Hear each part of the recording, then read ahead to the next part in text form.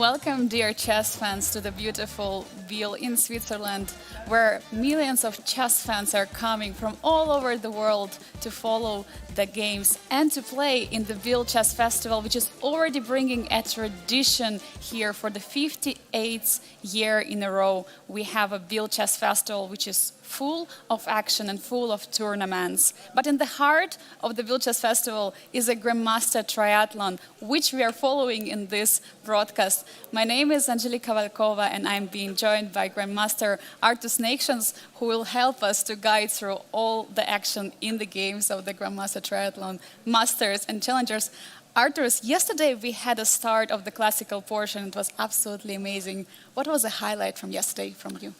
Yeah, Angelique, of course. I mean, every single day brings a lot of action, and if I would have to look back at what was the one thing that stuck in my memory, that was the longest game of the day, where Jacobian was playing against Machun, this crazy endgame, rook and two knights versus rook and the knight, which was a very interesting position. To be honest, I had never seen it before, so I think that today we're definitely getting... Check. He's right now on the third place, starting from the last after the rapid tournament. He's just a few points behind of Aram Jacobian, who is on the second place in the Challengers with 11 points. 1 point behind the current leader, Nicolas Theodorou, Grandmaster from Greece. Arturs, and what do we see in the Masters? Yeah, in the Masters, there's a very, very close race. At the moment, Fedoseev and Aravin, they share the lead with 8.5 points, but Wojtaszek is only 1 point behind, and also Merzin is within the striking distance. Not to forget, in the classical tournament, every single victory is awarded 4 points. So it might seem it's a big lead, but actually it's not so much. What a tight positions we see in the Masters. And today is the second round, so let's see the pairings for today. In the Masters, we're going to have exciting matchup of Frederick Svane, one of the greatest German players, against Aravind Chidambaram, reigning champion from reigning superstar from India. Volodar Murzing, the rapid world champion, playing against Vladimir Fedoseev, one of the matchups to follow for sure. And Radoslav Wojtaszek, the defending champion from 2020 in the Biel Chess Festival, is coming back and challenging Saleh Salem, top Emirati Grandmaster. Right, that is already we mentioned in the Challengers. The main story possibly is going to be the comeback of David Navarra against the tournament leader Nicolas Theodorou. Definitely something we don't want to miss. Machun is going to take on Rinat Jumabayev. Both of them lost yesterday, so this is an opportunity for them. One of them at least bounced back, and also Daniel Darda is once again starting with the white color, and he's going to try to take them around Jacobian, who is in great shape here in Biel. Yeah, and we see actually him right now at the board. He's getting ready. He is adjusting his pieces. I mean, Arturs, what are these minutes before the game actually mean for the chess player? As you are also still an active player yourself, what are you trying to remind your preparation for yourself, or you are looking forward to see your opponent? That's a ritual, I think, because whenever you're sitting at the board, you want to say hello to every single piece, because you have to work together, and you're the master, and the pieces are your army, so to speak, right? So you're greeting all of your pieces, positioning them on ideal squares, and I'm very curious to talk with some other players. What is the positioning of the knights typically, right? So typically, I know there's some players who like to position the knights straight towards the opponent because to intimidate the opponent. Somebody likes to position them staring one against another. Okay, it doesn't really matter, but as long as it helps you to concentrate, it's all good. What is it personally to you? Because I like to put my knights forward, that they're looking at my opponent. And to you, Arturs? I think I'm usually, the knights are facing each other. So it's like a team effort.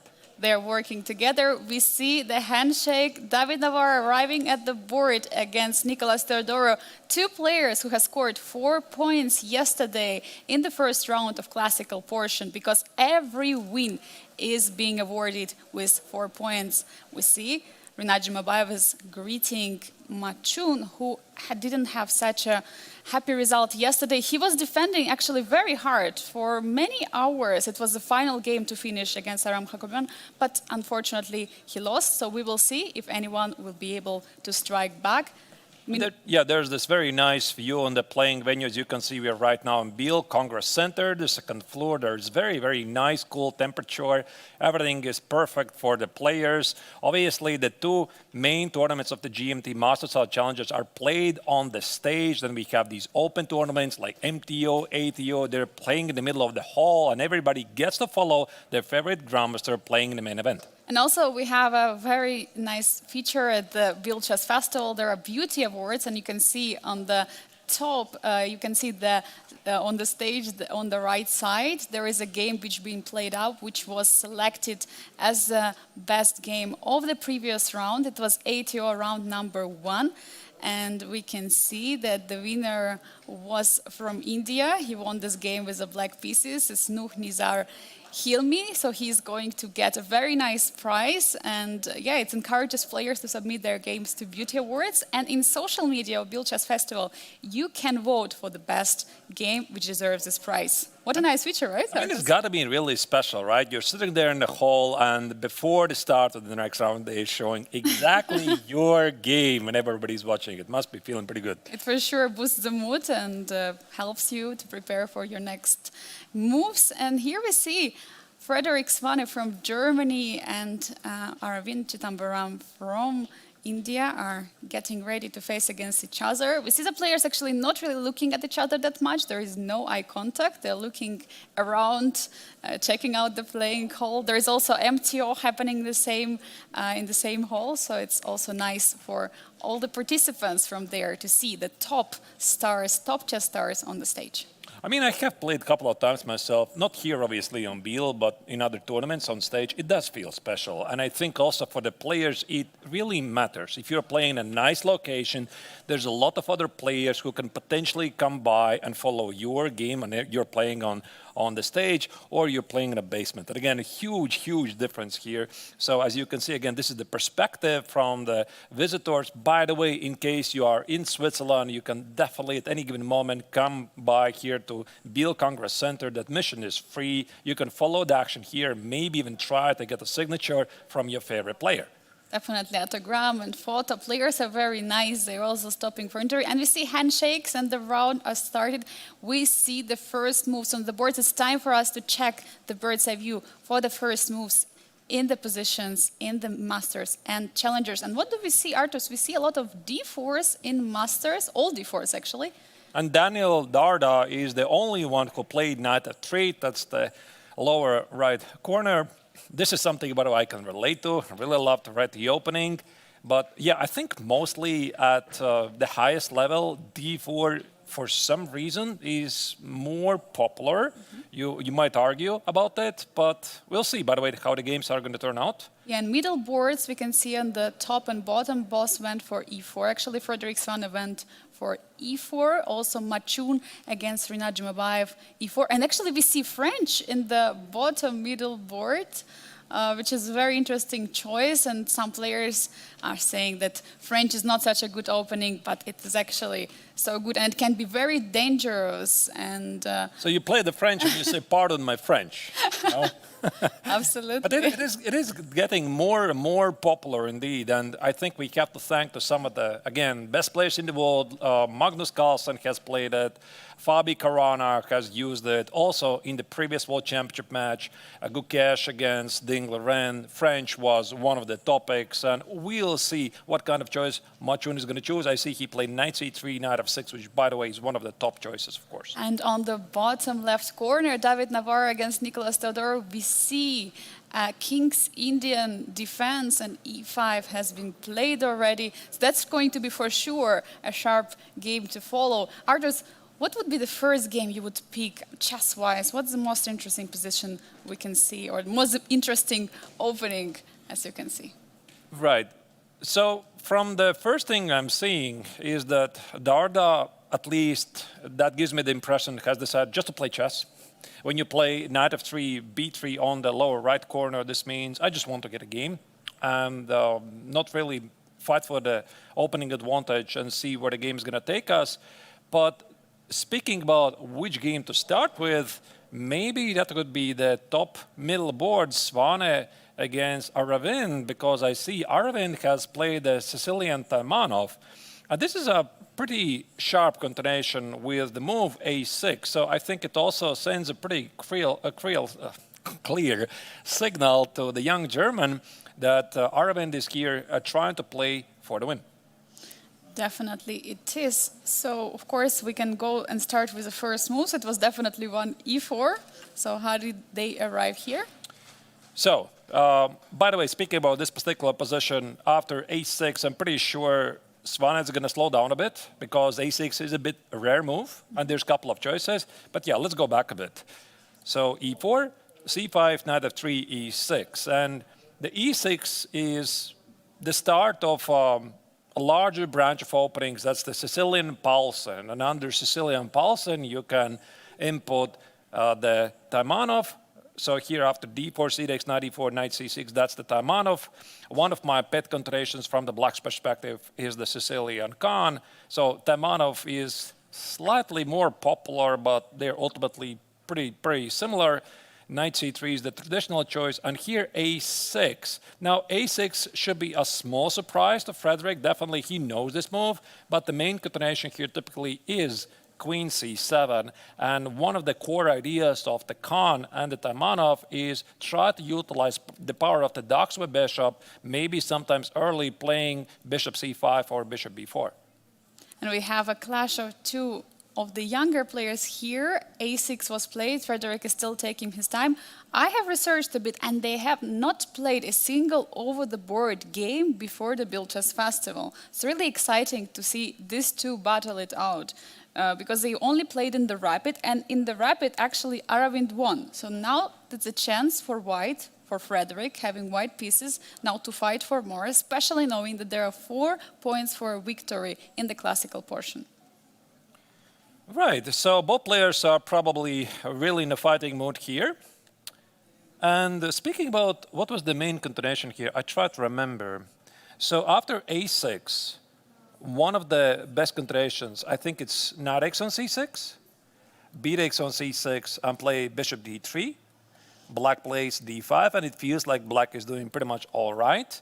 But then white plays short castle, knight f6, and I don't really remember the theory here. I think it was something like rook e1, bishop e7, e5, knight e7, queen g4, and then it's either g6 and king of fate.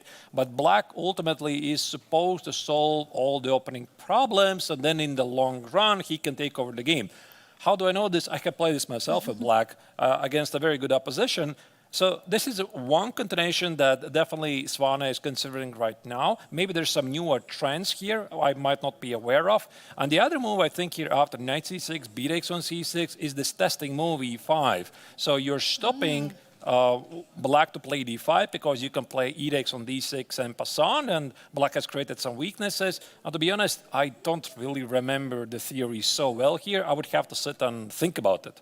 And definitely Frederick is also sitting and thinking, do you think Arturs, this choice from the opening of Aravind says that he's ambitious in this game, he's trying to get the game?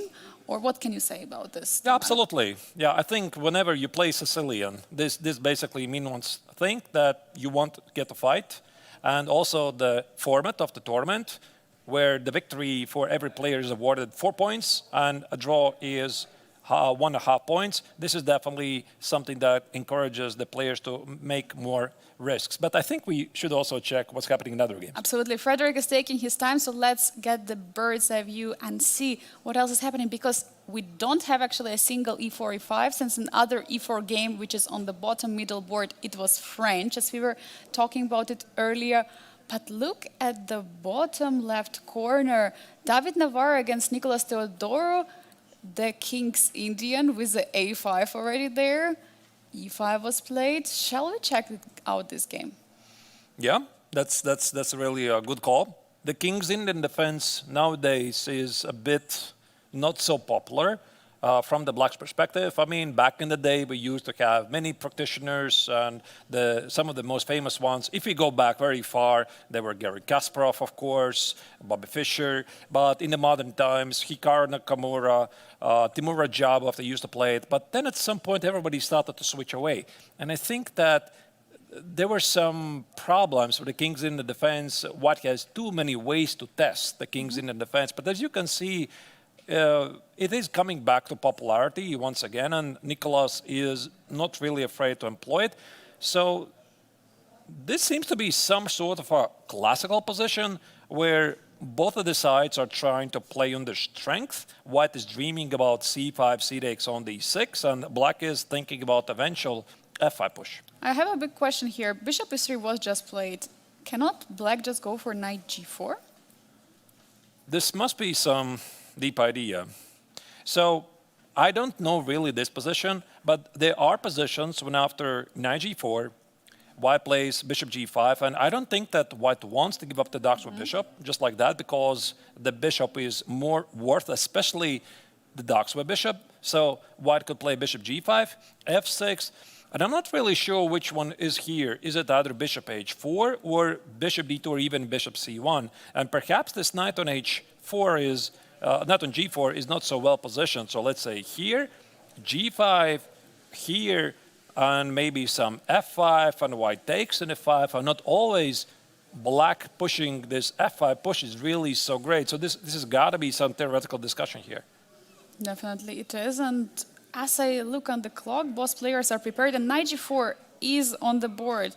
But you know, Arturs, talking about King's Indian generally, what I realized that Engine seems to like the position of White in King's Indian in many positions, but if there is a moment that Black can strike with dynamic play, then actually it all can turn around. Like the tables can turn around in just a few moves. And I've seen so many attacking games, especially on the king side, which were won with Black pieces. So it's very, very dangerous for White as well.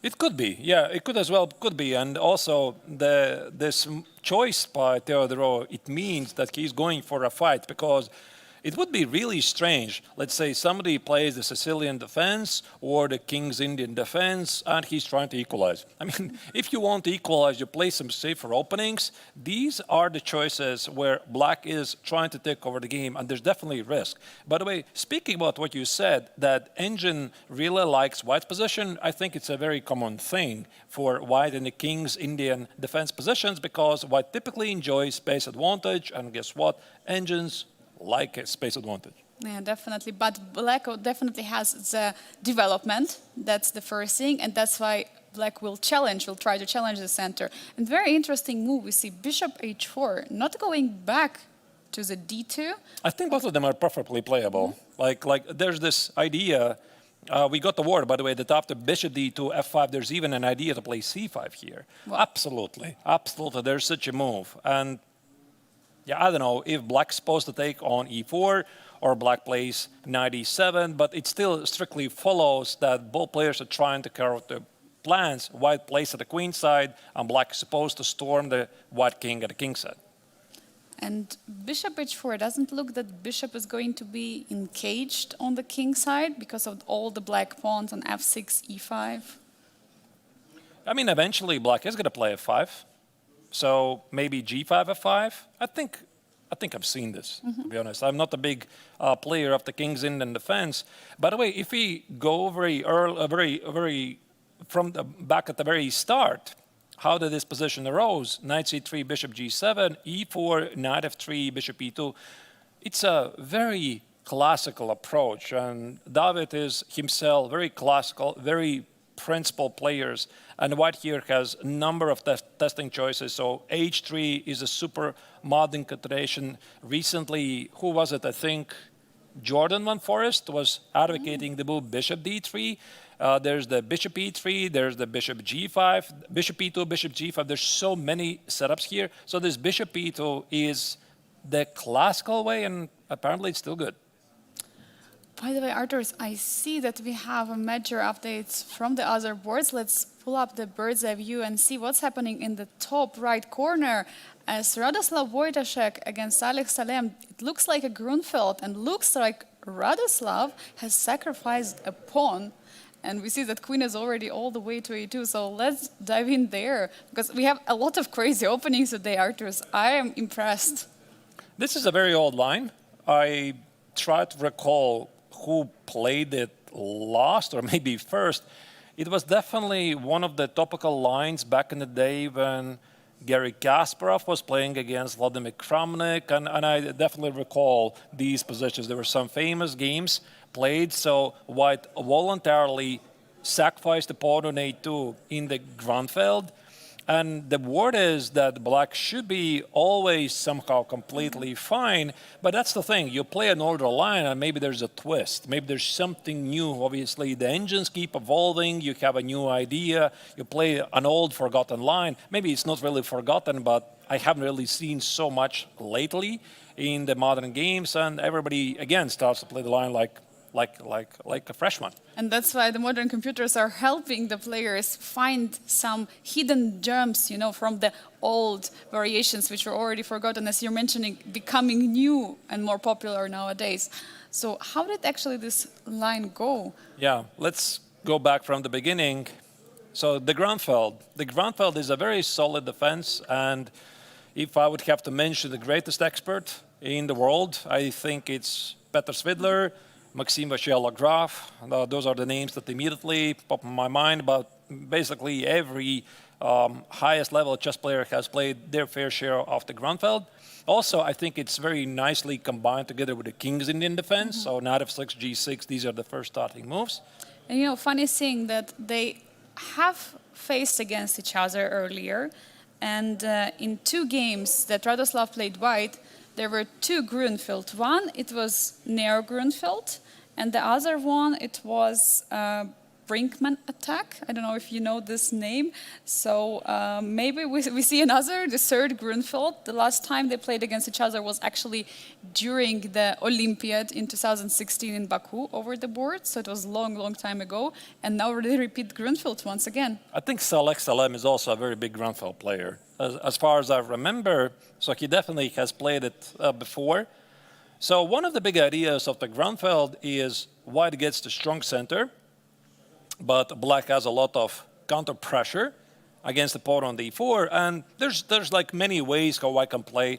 Bishop c4 and knight e2 is a very popular way to play it because this would stop any bishop g4 pins. So here, Wojciech just goes for the most principal approach. Rook b1, bishop e2 here. Black played c takes, queen a5, attacking the king on e1, attacking the pawn on a2. So Wojciech just follows the opening prep here.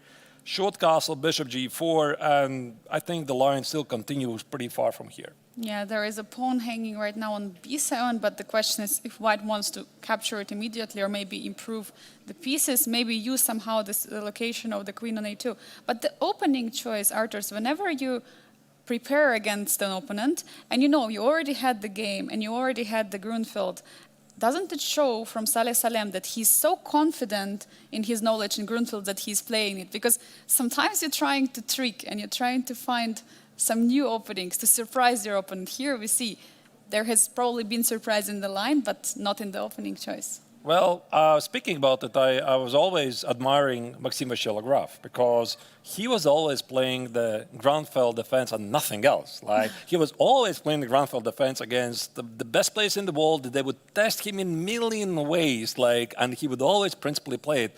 So it could be that Saleh is having the same principles. He just believes in the opening, but that's the thing. Like if you're playing the same opening over and over again, for the opponent, it's quite easy to prepare, and they can just play like a rare testing line, possibly not the top choice of the engine, and hope that you don't know it. And we see that actually Saleh currently is not at the board, so he's still in the preparation. We probably let Radoslav think in this position because there are definitely many options, and diving into the other games. Is there anything, Arturs, you can see what is happening so far in the games? Because we have so many crazy openings. So 2 of the games are quieter. That's Volodar Murzin against Vladimir Fedoseev. That's the top left corner. We have our London. London is a very popular choice. Also, Daniel Dardas, Reti, in the lower right corner against Aram Jacobian. Oh, this is something I could talk about for a long time. I've played this setup many times. Those are the quiet games. Then we have something sharper in Machun's game against Rinat Jumabayev. That's the French with already double pawns, an unbalanced structure. That's the lower middle board. And also, we have the Sicilian Taimanov. Now it looks like Sicilian Scheveningen at the Transposed. top middle board. Frederick Svane against Aravind. Yeah, definitely the game on the bottom middle is catching my eye, so that the game we mentioned in the French defense with the double pawns. I suggest we jump in there and see how the opening evolved, because this is very important match for both of the players. Maciun and Rinat, they lost yesterday, and if they manage to strike back today, they will climb up in the standings. Yeah, they are hoping to bounce back, indeed, and both players are taking the risks. So if you look at the current position, we can see that both players have something to work with. White already has castled the long side, and while Black King is in the center, this means that White could be a bit faster to generate an attack, open up the position. I think this is what Maciun wants, open up the position and avoid a queen trade if possible. At the same time, Jumabayev is taking some risks. He has what we call the minimal advantage, the bishop pair, and even if he doesn't really feel a lot, in the long run, especially the absence of White's Daxwa bishop might be felt. So Jumabayev would love to play at some point c5, trade off the queens, put the bishop on f6 on the long diagonal, and somehow try to capitalize on the power of the bishop. That's essentially clash of two styles, so we'll see how it's going to turn out. And we have also bishop on c8, which is doesn't look right now like a typical French bishop, because positioned opened up, so there could be a potential for it, probably on b7 square, playing something like b6 or b5 and developing bishop on b7 and getting on this long diagonal. But I'm just interested how it all got here. We have seen there was a very interesting and thematic line with knight f6 played. Yeah, let's indeed go back. So the French defense. Knight c3, the most principal continuation here. Knight f6. After knight f6, I think the other move is bishop b4. Also a super popular line, but okay, knight f6 is a choice. And the more played continuation, if I'm not terribly mistaken, I think bishop g5, what was played in the game, is just good. But I think e5 is somehow more popular. e5, knight e7, f4, c5, knight f3, knight c6. Very, very big discussion here, and White often goes for some kingside attack, and Black slides for bishop on c8, perhaps is not feeling really so great. Okay, doesn't really matter. Bishop g5 was played, and here Jumabayev immediately released the tension in the center by taking on e4. Do you get, Arturs, yourself such positions against French, or you play another line? You don't Oh, no. play knight c3? No, I'm playing kings in and attack myself. Ah, oh. Yeah, that's why when I was looking at Darda's position, I was like, oh, great, kings in and attack properties we have on the board, so we could talk about that, like typical ideas. Amazing. Forever? Yeah. So bishop e7 was played. Bishop takes, I think you need to deal with it somehow, and g takes on f6 is a very fighting move. Like, I think bishop takes on f6 should be playable here, but White is somehow slightly better. So g takes on f6. Jumabayev willingly ruins his pawn structure. He wants to play f5 and keep the bishop on e7 alive. And there is a bishop pair right now for Black. So this is going to be something what Rinat will try to prove later on. He has a worse pawn structure, but the bishop pair and a6 have been played. Do you think he's preparing something on the queen side already, or he's stopping bishop b5? Yeah, I mean, probably stopping bishop b5. It does feel quite risky, to be honest, because Black is underdeveloped, and now he's wasting one more tempi, but this has got to be theory here. So long castle f5, and knight g3. An interesting choice here by Maciun, because the knight on g3 sort of doesn't really seem to have a lot of prospects. Is it going to... Maybe it goes to h5 and tries to harass the Black king, but perhaps there was just no other better square to go, because on c3 it doesn't really do anything, and on c5 Black can just push it back. So yeah, I suppose knight g3 is just normal. Yeah, and there I see there is a very nice move, bishop g5 trying to pin the queen, but unfortunately doesn't work, yeah, because of the f4 push. Just to highlight for our viewers, definitely the players are not blundering anything. How would you react if there would be a queen blunder at move number 10? I mean, I would be completely shocked. But actually, talking about the game is finishing fast. In the Biel Chess Festival, Arturs, do you know that famous game which finished I don't know, I believe in 5 or 6 moves in one of the strongest grandmasters in the world. It was played much earlier. No, I'm afraid I don't. It was Anand who played, and he lost in 6 moves, if I'm not mistaken. So just Really? yes, I'll try to pull up that game, but it's In Biel. in Biel. Unbelievable. I have to check it. Okay. Yeah, absolutely. So for that reason, it's possible, and definitely I would not be so much surprised. But of course, it's a huge shock when one of the top grandmaster is sacrificing a queen or losing a queen and pretty early on. But it is definitely possible. Yeah, all weird things sometimes happen. Okay, so here Renat is thinking about his choices. He has to tread very carefully. I mean, again, he's thinking about the c5 push, but if you play c5, you have to evaluate consequences if white plays d5 or if white plays knight f3. If you risk too much, you open up the position too early, the king on e8 could be a bit exposed. So we're going to now use this opportunity again to check the other games and assess how sharp they are and where the action is leading us.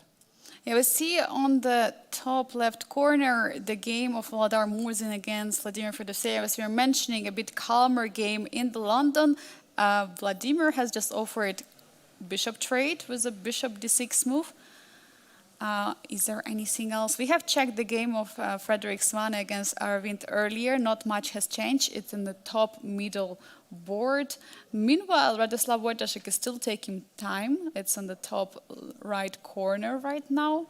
But other games are getting wilder and wilder. I'm just looking in the bottom left corner. David Navarre against Nicolas Theodore is for sure one of the games we should follow closer. But I would say we go to the game of Vladimir Murzin against Vladimir Fedoseev to see how the opening went. Because these are 2 players. We have Vladimir Fedoseev, who is a top seed, and we have Vladimir Murzin, who is a reigning World Rapid champion, who has also performed pretty well so far. And he's not one of the leaders, but he's at the top of the tournament. I mean, yesterday Volodar was quite unfortunate because he played a really nice game.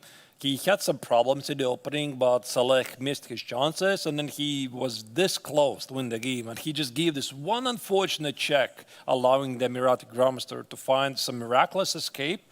But in the meantime, Fedoseev, with the white collar yesterday, was slightly pressing against Arvind. He had to be very careful in the end to make a draw, so they did.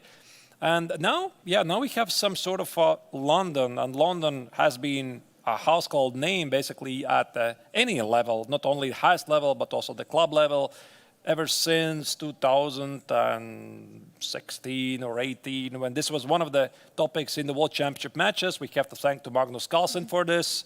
So he started to play this a lot, and ever since, everybody plays it. Yeah, we see Ruko's already on b1 defending the pawn. There has been bishop d6 played right now, and pawn takes on c5, intermezzo. So basically, this is a very common idea. Yeah. So bishop takes on d6. I think this is what's going to happen on c4. That's the common idea, and we might get again some Catalan vibes. Black has possibly some small problems with the last of a bishop on c8. White would love to put the bishop on g2 in the long run, but ultimately it's very, very hard to have any real advantage here. If we could go back a few moves just to see how the opening evolved, because it started all, with the d4 obviously, the London and e6. So first, not really showing the cards. Also, knight f3 is not showing the cards. Like, both the players are really smart here, and I really like this move, knight f3. And by the way, when it comes to the grandmaster chess, you're probably wondering, but wait, this is not how you're supposed to play the opening. Yeah, you should be playing d4, c4, and then figure it out. But every single move has its pros and cons. And with knight f3, white is a bit more flexible to some setups. For example, here, Murzin played e6, and apparently he was expecting that, not Murzin, but Fedoseev, my apologies. So Fedoseev played e6, and he was possibly expecting that the game's going to transpose to some c4, and we don't know what here Fedoseev had prepared. Is it d5? Is it the Queen's Indian? But this moment to play bishop f4, I think it really is very reasonable idea because black has committed to e6 and he doesn't have some of the most aggressive choices against London. Yeah, for sure. And here after bishop f4, it's already a different story. Now black can react with a c5, immediately strike in the center. And now we kind of transposed to the very usual position for London, now with queen coming to b6. And now there is a big problem to defend, so rook b1 had to be played. And this bishop d6 is also, I think, pretty necessary move because if you at some point play c takes on d4, e takes on d4, and play bishop d6, now it can transpose. I don't really know if this belongs to the exchange Caracan, but it looks very similar to the exchange Caracan positions like this.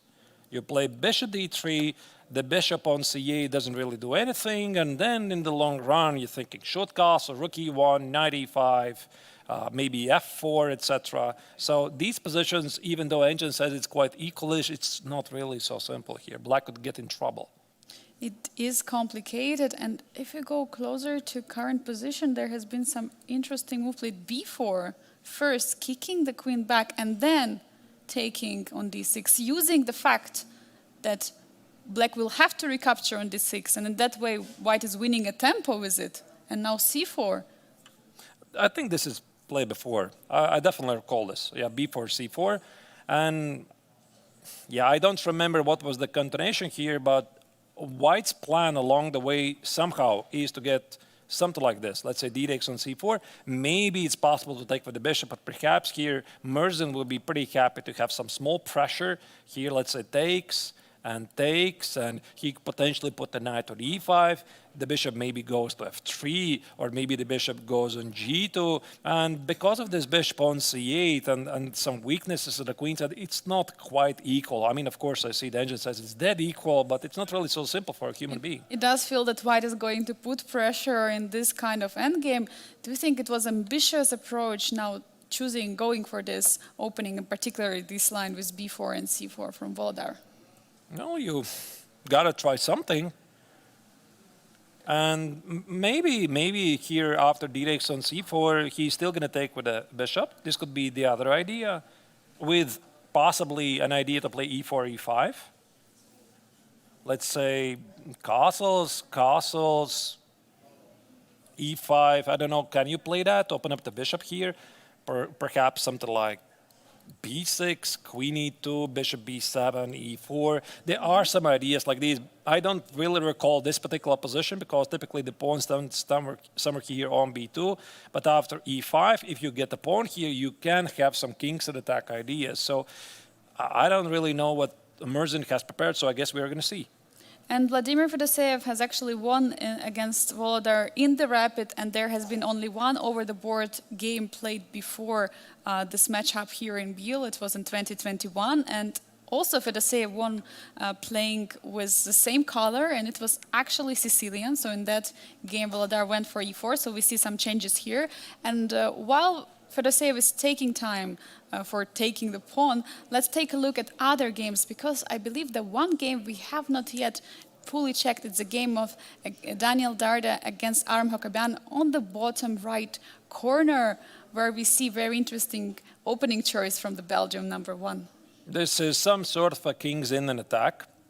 So we're definitely going to step back for a moment. And the other games, they are slowly proceeding forward. By the way, the top middle board I see, Aravind played a thematic idea e5. Oh, wow. Against Frederick. We could also go back to that game, but yeah, for sure. Yeah, let's start with Darda and then see where the action takes us. Okay. I think it's your favorite game from so far from the opening wise from this round. Well, personally. No, I mean I love the king's in an attack. Absolutely, one of my favorite discussions and topics in the opening theory, and also of course I was influenced a lot by the top Egyptian grandmaster Bassem Amin. Amin Bassem, yeah, absolutely. So I wrote a course on it. He knows that I wrote it, and yeah, so we communicated about it. I included some of his model games.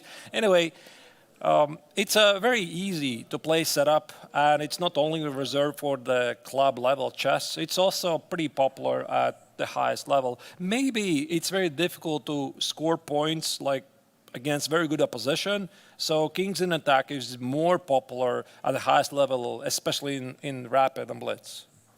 For sure it is. And we see the moves incoming actually quite quickly. Looking also at the time situation, looks like both of the players are still in the preparation, or still at least they know what they are doing here. But the first move, no, actually the second move of white, it was b3. And I would suggest go back in the first moves and see how it went, because it's not something you meet every day, right? Whenever I'm meeting one b3 or a second move b3, I'm immediately confused. I have to try to understand how should I put my pieces. I mean, at least mentally, it's so difficult to face this opening, the Larsen. So, speaking about this particular setup, now look at this. Darda is playing the moves. Like he plays b3, he plays bishop b2, he plays g3. Do you think it's random? It's not random, but he chose specific move order to try to black to show what they Why? want. I think Because he likes fianchettos. No, I have a theory. I have a theory. Maybe this is wrong. But the point is, after knight f3, d5, instead of b3, the classical reti or the start of the kings in attack, actually, you know, we could talk about where starts and ends the reti, where is the kings in an attack. It's not really relevant. It's just a name. But anyway, the big idea is that white wants to play bishop g2, castle, d3, knight e2, e4. So this is your typical kings in an attack. But there's one problem. A very popular choice for black is g6.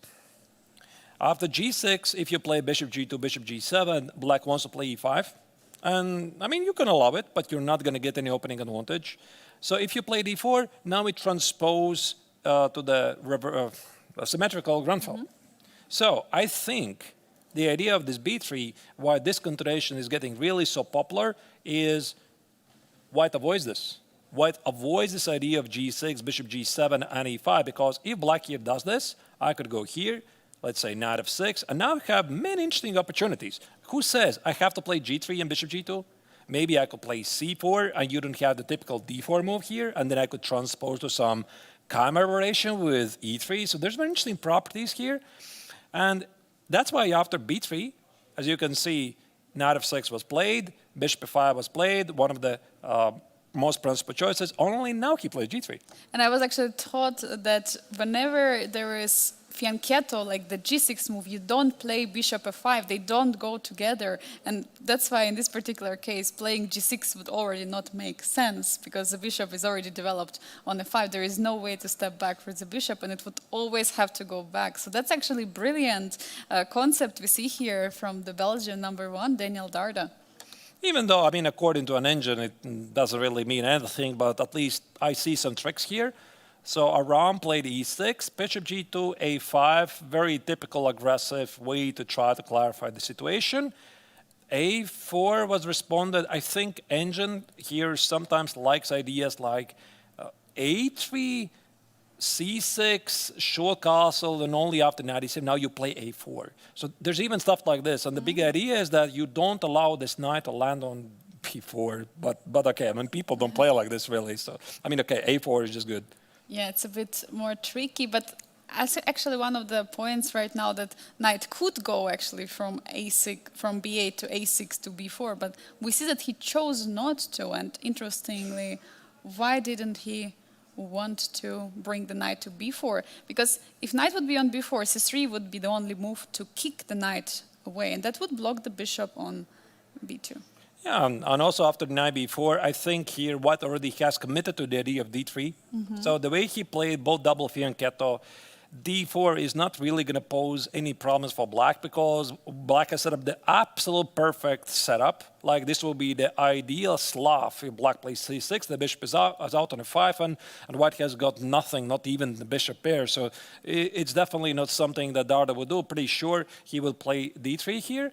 But okay, he decided not to play knight a6 and knight e7 instead. Castles, d3, short castle, and the one move, Angelica, I'm really surprised, is the knight c3.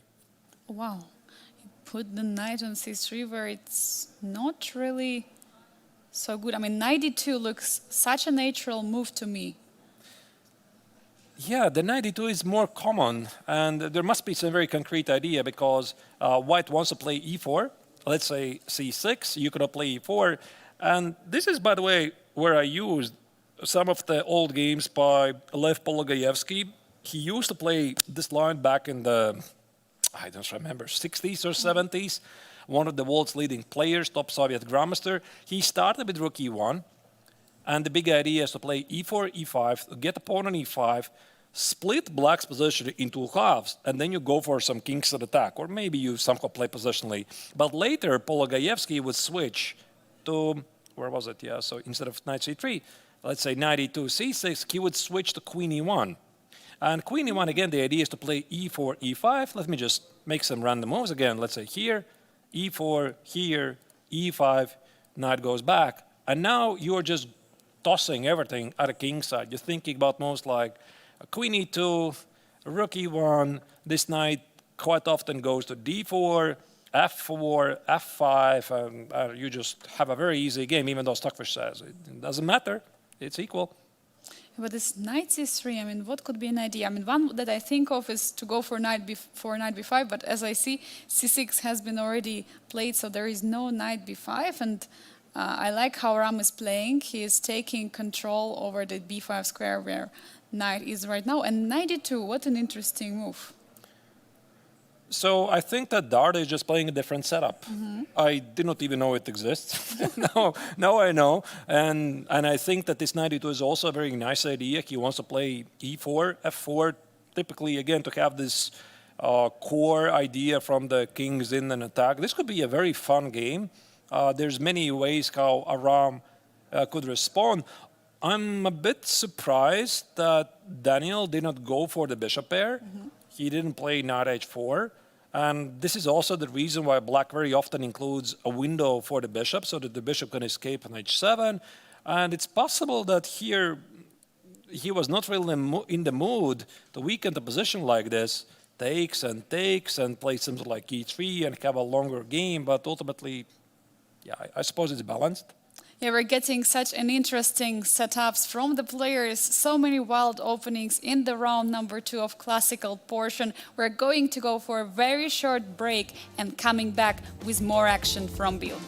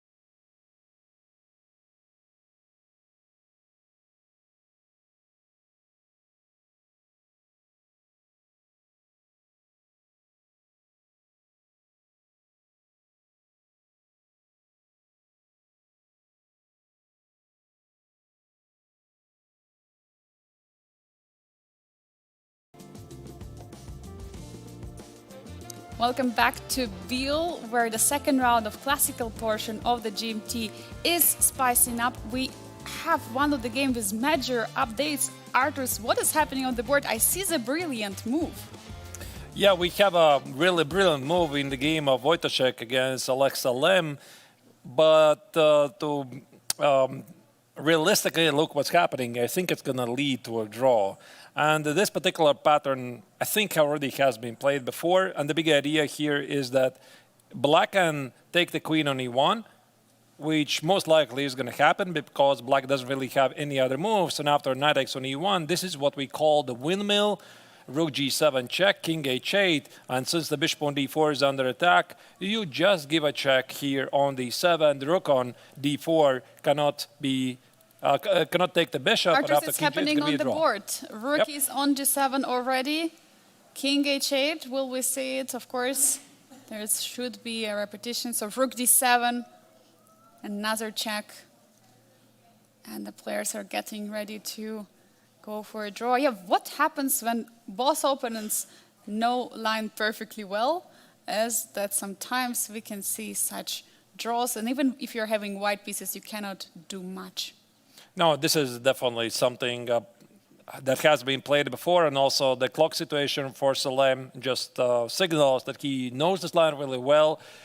Wojciech tried something. Maybe he wanted to test some continuation, but apparently the Emirati Grandmaster knew everything. And here you can see the players do not agree to a draw. They're supposed to call the arbiter, claim a trefoil repetition, because according to the tournament rules, you could not agree to a draw before move 40 unless the position repeats 3 times. So now you can see the chief arbiter, Laurent Freud. He comes, checks, and probably is going to end with a shaking hands. And we see a draw has been agreed by a threefold repetition. The first result of the round 2 of the classical portion of Grandmaster Triathlon has come as a first result. Radoslav Wojciech, who yesterday played a draw, Saleh Salem saved yesterday against Volodar Murzin, now having more free time to prepare for the next round. And let's take a look what is happening on the rest of the boards, because we still have 5 more games ongoing. And in the top middle board, I see that something is going on. It's a game of Frederick Svane against Aravind. We were discussing, it was the Sicilian Taimanov, and e5 was played at some moment by Aravind. We see both players are being ambitious. Shall we jump in that game, or do we see anything spicy? Yeah, we definitely are going to investigate this a bit closer. Also, just to give you an update, what's happening in the other games. Murzin against Fedoshev, top left corner. That's the quiet London. By the way, the trade on c4 hasn't yet happened. There's not so many moves to be played. Also, the lower left corner, we have the game in the King's Indian defense. That's the game of David Navarra with the white collar against Niklas Theodorov.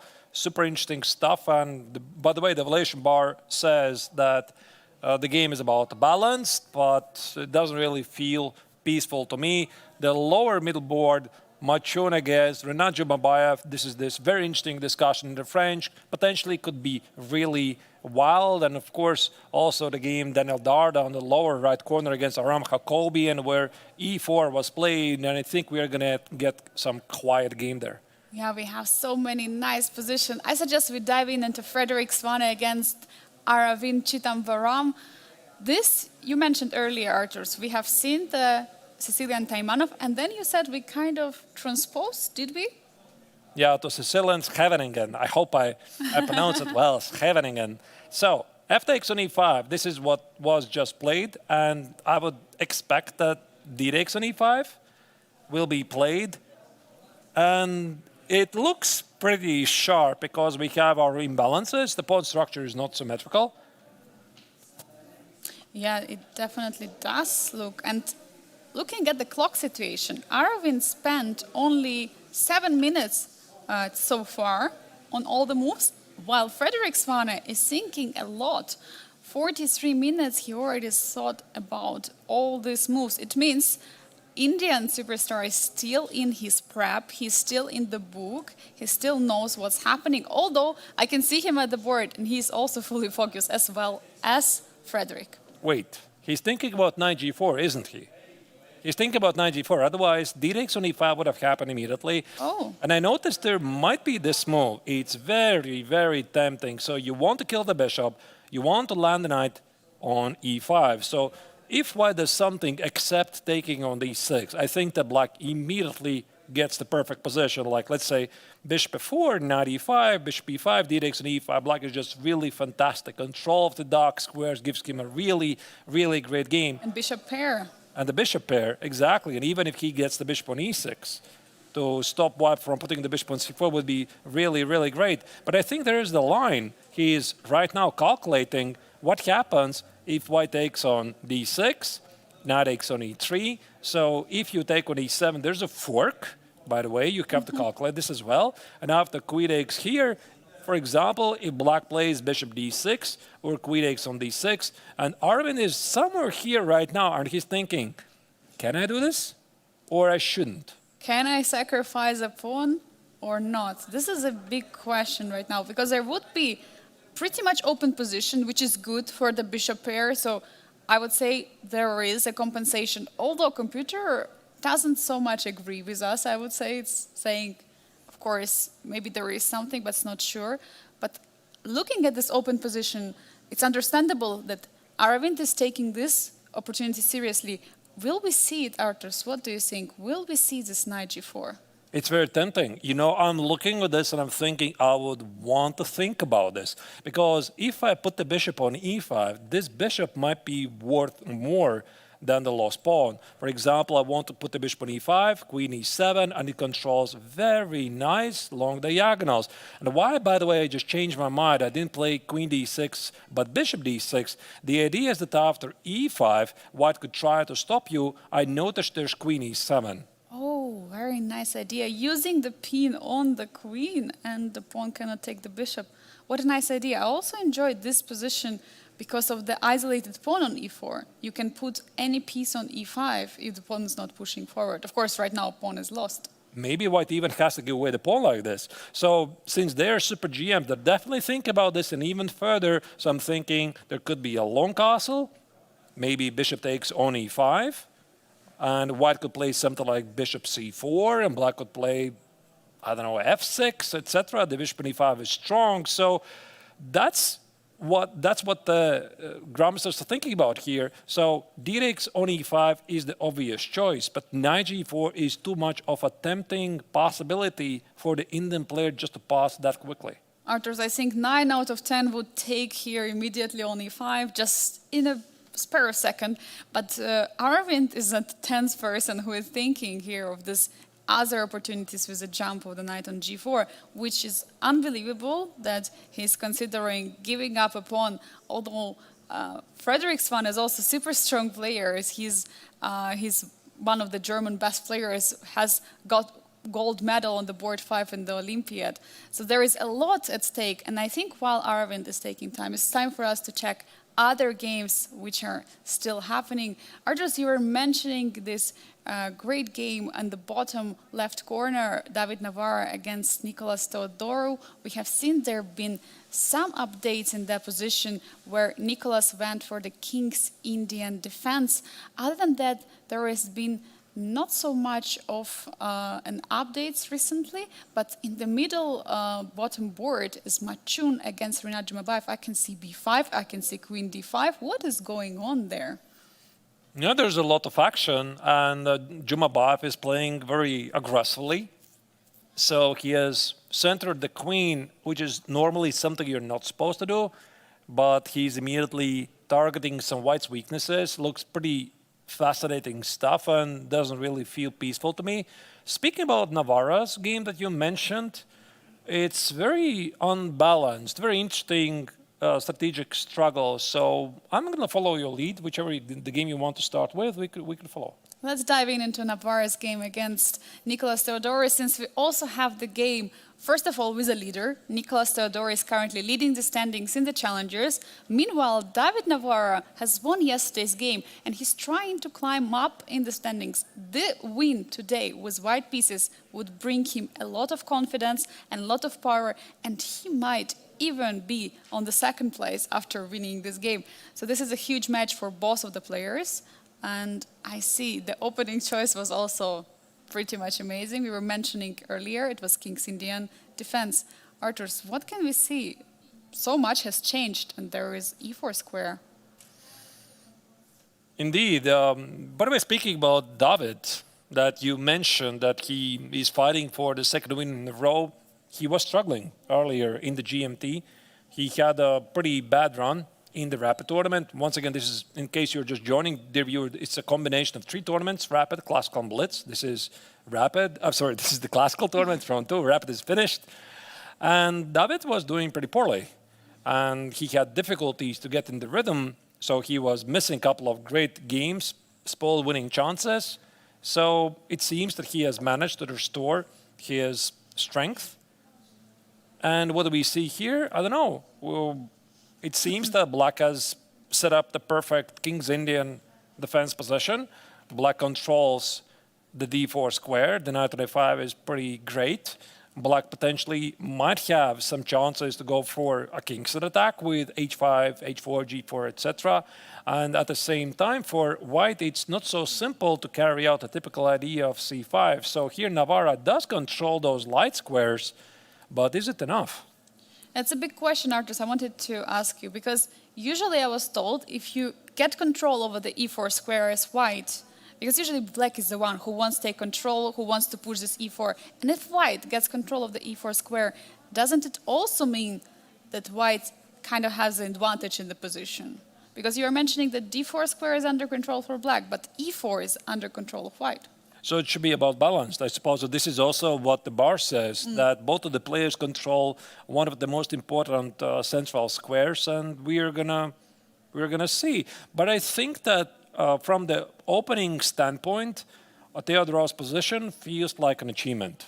So he was risking with things, and he has managed to get a fighting position where White doesn't have the typical huge space advantage in the King's Indian defense. So I would say he should be feeling pretty optimistic right now. By the way, h6 was just played. But isn't the bishop on d7 as a bad piece right now? Because I see all the pawns are currently on the dark squares. You see a5, b6, c7, d6, e5, g5, h6.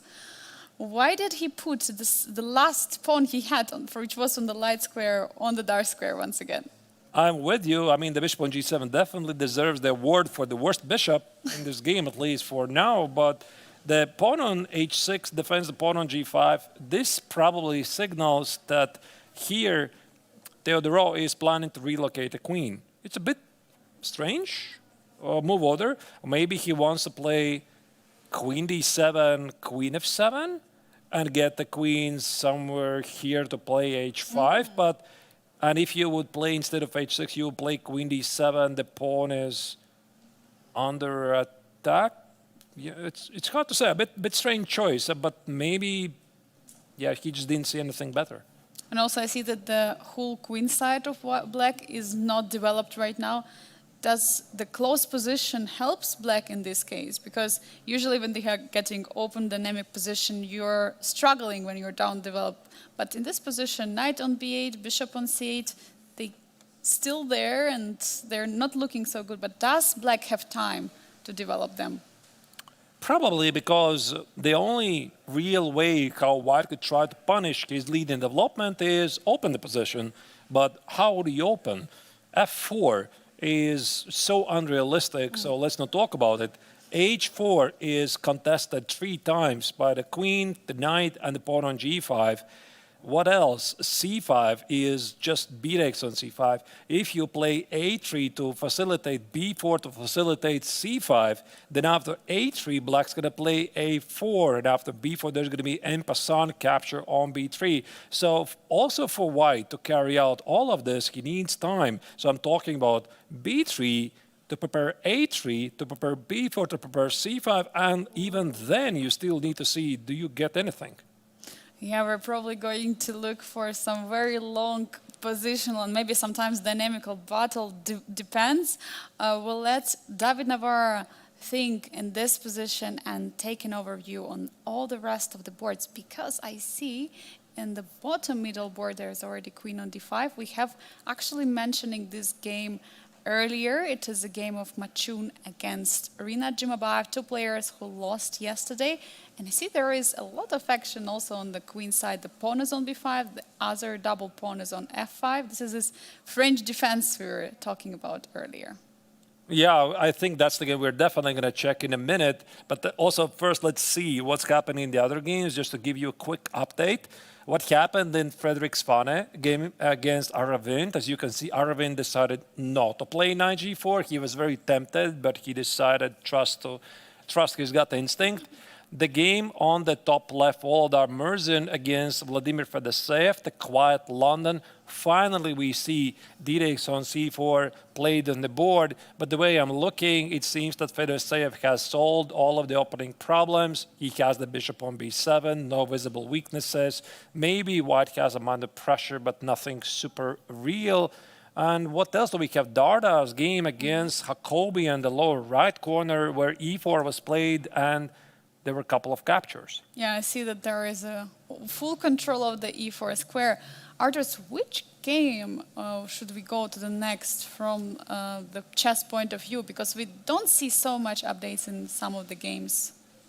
Yeah, I mean, the pace definitely has slowed down a bit. So let's go to the game of Machun against Rinat Jumabayev, which has a chance to explode. This was the game where the players that played the French defense with knight c3 and the bishop takes on f6, and Jumabayev decided to be a bit more ambitious. He kept the dogs with bishop alive. He played f5.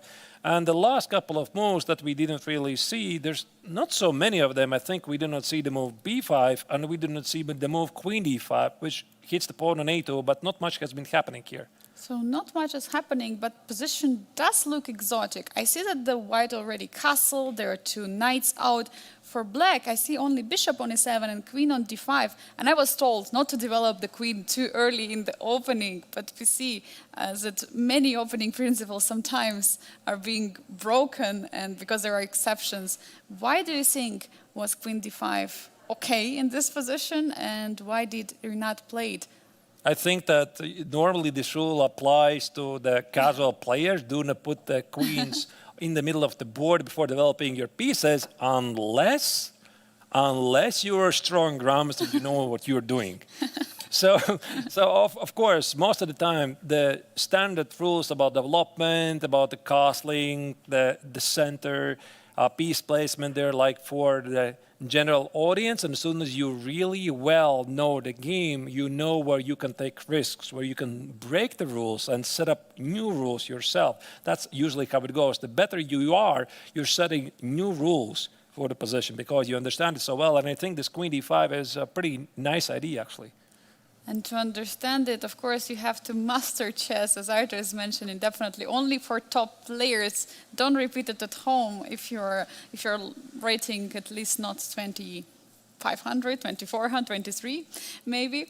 But queen d5 is the idea to stop d5 move, because I was thinking maybe if black would develop any piece, let's say knight c6, is there d5 move in the position? Maybe. Yeah, like after knight c6, possibly d5 could be a move. Mm-hmm. But this would trigger some trades like takes and, okay, I see the bar really doesn't like, oh, queen c3. Okay, ooh, pardon okay. me. I didn't even see that, by the way. So I just noticed the bar. So after d5, maybe there's something else like, but queen d5 is again going to be queen c3, this time a slightly different attack. So the queen is under attack. The rook at h8 is under attack. And it's entirely possible that here, after d5, black could play something sharper like knight b4. I don't know. I mean, it's a move. But Jumabayev decided not to take any risks, so he hit a pawn on a2. And if I'm here sitting with white, I'm thinking, so the obvious choice is definitely king b1. It protects the pawn on a2, and then you are planning to do something. But I'm looking at this position, I'm wondering, can I play c4 here? Actually, a big question. What happens after b takes c4? So after b takes on c4, I can sacrifice the pawn, but my idea was to recapture it, probably something like queen c3 to contain the queen, play bishop takes on c4, play d5, and also hit the rook on h8. Using the fact that there is not so much developed pieces for black which can defend the pawn on c4, because right now not a single piece can defend the pawn, and it's just a weak pawn which will be away in one move after bishop c4. What an interesting idea. Yeah, but it gets really tricky here, because if we go back here, when we speak about the concept of this position, where do you think both sides are supposed to play? I think that white should be trying to open up either the center or go for a kingside attack, because this is possibly where the black king is going to go. Because with the pawn on b5, do you think black's going to go for a long castle? No, for sure not. Probably no. So most likely it's going to be a long castle, so a short castle. So you need to open up the king side. But if you now play c4, b takes on c4, and queen c3, are you not actually helping black to open up the queen side? Because let's say here black would play short castle followed by bishop takes on c4, maybe queen d6, and perhaps this knight c6, rook b8 gives black some initiative. Of course I see the bar, I'm aware, but you have to take all of this into account when you're thinking. Definitely, this idea is something what Renat is thinking of, that it can happen, and currently it's Maciun's move, and for that reason this c4 is something what he's, I believe, thinking and calculating. But once again, I mean, you have to make sure, does it make you good or bad? Or maybe you're just opening the B file for potential attack on the king. What other candidate moves are there in the position I think he's just going to play c4. He's just don't after know? that. I think so. Like he's going to play c4, b takes, maybe knight e5 is a move. Knight e5 with bishop takes on c4. So it's entirely possible that Maciun already has selected c4 as the move and he expects b takes on c4. It's what happens after that. And knight e5 is also a very logical move. So you centralize the knight, you enable bishop takes on c4, and you are going for this attack. And it could be that he's right now undecided. Is it queen c3 with bishop c4, or is it knight e5 with bishop c4? Because now we have different kind of properties here. Maybe black can even afford to play either knight c6 or even c5. And again, this is something you have to address very carefully. But I absolutely love the choice from both players, how they're playing this game, because it seems like yesterday they both lost. They had a bad game, terrible result. But they're still coming here. They're choosing the fighting lines. We see many imbalances. We see black is going for the bishop pair, doubling their pawns, ruining the pawn structure, going forward with the pawns. And Maciun, who is currently considering sacrificing the pawn, who was more greedy yesterday because he was the one who was taking the pawns. Do you think this psychology from yesterday, that their games didn't go so well, will play a reversed role? So they will try to play differently than they did yesterday? Well, I think the previous results definitely reflect on your play in some way, but does it really force you to play more aggressive rather than you would play it? Not really sure. They're professionals. They know that they're going to keep playing their best game, and if they're going to do it, the results should show. But sometimes, yeah, if you have lost a previous round game, perhaps not in the style that you wanted, then yeah, maybe it can affect some of your decisions, but most of the time I think they're just professionals. For sure, and also the format of the event, getting 4 points for a win, make players and motivates them to play better chess, to try to play more riskier openings to get those 4 points, because that's what they want to get. Meanwhile, let's take a look on the overview of the rest of the games. We see a lot of changes in the board of Volodar Murzin against Vladimir Fedosеев, which is in the top left corner, and as well as Frederick Swan against Aravind. We see that Aravind went for a safer approach, but Rook is on b8, it is in the top middle board. Other than that, do we see anything interesting? I see the queen on h5 in the bottom left corner, by the way, Arturs. What is going on there? It's David Navarre against Nicolas Theodorou. Oh, the queen on h5. That's interesting. Ooh. The attack is ongoing. Yeah, so David is trying to block things. So I suppose that he was not really interested. That's why he wanted to play h6, to play queen e8 and h5 or something. This is why he did. Now I finally understand it. Okay, so that was a very interesting concept. We are going to go back at that game at some point. We have also Daniel Darda with a knight on c4. It's the bottom right corner. We see that the pieces are located and controlling all the central squares. Bishop from b2 is targeting the pawn on e5 together with the knight. We have many interesting positions, Arturs, in this round. I'm really impressed by the choices of the players. But which game do you think we should dive into more? Yeah, the Darda game is against Jacobi, and it's still pretty quiet. I think that we have to once again revisit the game of Merzen against Fedoseev, because that's the game we checked already quite a while ago. That was the quiet London system played. And it seems that there was a trade on c4. I think we saw it already from the bird's eye view some minutes ago. And now that's what we have here. It seems that black is perfectly fine. No visible weaknesses. Perhaps the weakness on d6 is a bit vulnerable, but it's not a lot. But maybe it's something. But Arturs, I see that there is no queen straight, because earlier we were mentioning it's a possibility to go into the endgame. What happened that they didn't trade the queens? I'm just wondering, how did we get here from that position? Yeah, I suppose we could scroll back a bit and see how the pace of the game changed. When was the last moment when we were looking at it? I think we left it here after b4 and c4. Yeah, bishop takes on d6, of course, and c4. So what happened is that white developed the pieces very carefully, brought out the queen, and Fedoseev did exactly the same. Rook fc1, so white has very, very tiny pressure, but nothing really serious. And apparently there was no choice even for the queen trade at any given moment. And, I'm looking at this position, and I don't think it's really that equal, that obvious. Like, for the engine, of course, everything is, like, super obvious. But I'm seeing ideas for white. Like, I'm seeing one idea could be knight e4, potentially b5, and knight c6, which very often is used in the Catalan. That's one idea. And the second idea could be some sort of a a4, a5, try to advance to the queen side, because you have the rook's position perfectly here.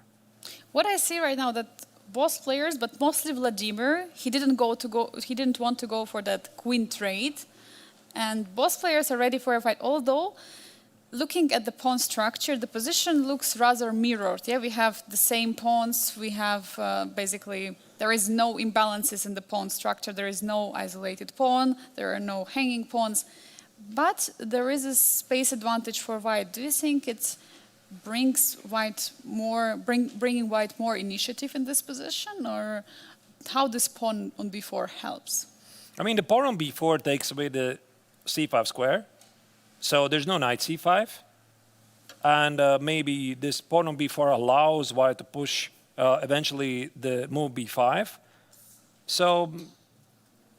Yeah, I mean, it's equalish, but Fedoseev is a tenacious defender. But maybe Merzen is happy with the position, because the one thing I think most players are quite unhappy about, especially the professionals, they play at the opening and they don't really get to pose any problems. Like, the opponent shows the perfect prep, and you're like, okay, there's nothing I could have done. But I think this position is full with life. So the players have traded only the darks for bishops and a couple of pawns in the center. And even though we have a symmetrical position, even though black's perfectly safe, I would not really go as far as say that it's a draw. I think it's very far from it. It's very far indeed. But what could be a way for black to get ambitious? I see there is a space advantage for white. There are pieces located like knight on f3, knight on c4, targeting the d5 square. But if you're playing black, how can you get ambitious here? There is a bishop on b7, which is taking this. I'm bothered by a fly here. Please don't fly away with that. It just keeps attacking me all the time. Yeah. So you were saying Yes. the black's active ideas. Yeah, how they can get this initiative, because Fedoseev is definitely has to try himself to be. And last move was rook f to c8, and I want to highlight that rook f to c8, not rook a to c8. So maybe this means that Fedoseev believes that the rook better stands at the queen side. Maybe he's not really ruling out some future a5 ideas. Also notice the bishop on b7. It could go to e4, target the rook on b1, and then after the bishop is gone, there might be a5. So let me just make some random move just to showcase Fedoseev's potential idea. Let's say white plays h3, bishop e4, hits the rook, I go here, and maybe I play a5. So the idea is that I want to move the pawn from b4 so that I get to activate the knight on c5, and after a3, look at this, after takes, the rook on e8 stands exactly where it had to. Exactly where it belongs, and suddenly the A file is getting opened, and yeah, the game is happening. That's what Vladimir probably wants to do. Yeah, this idea is very nice to have, and as for white, you have to make a decision. Either you control the e4 square by playing something like knight f to d2, or you occupy the e5 square like knight f to e5. I mean, it's one of both. But you cannot do both of this. I mean, knight e5 is also a move, and it's a very common maneuver of the Catalan. So bishop f3 could be after that, weaken the c6 square, and very often white is like pretty happy with very minimal pressure. Like if white trades the light square bishops, plays b5, and anchors the knight on c6, it's already something. Like it's not super dry, drawn position. It's something. So that's why black is thinking about things. And on the other active ideas before that, Angelika, I was thinking about some e5 idea, but I think with the rook fc8, e5 already seems not to be a real choice.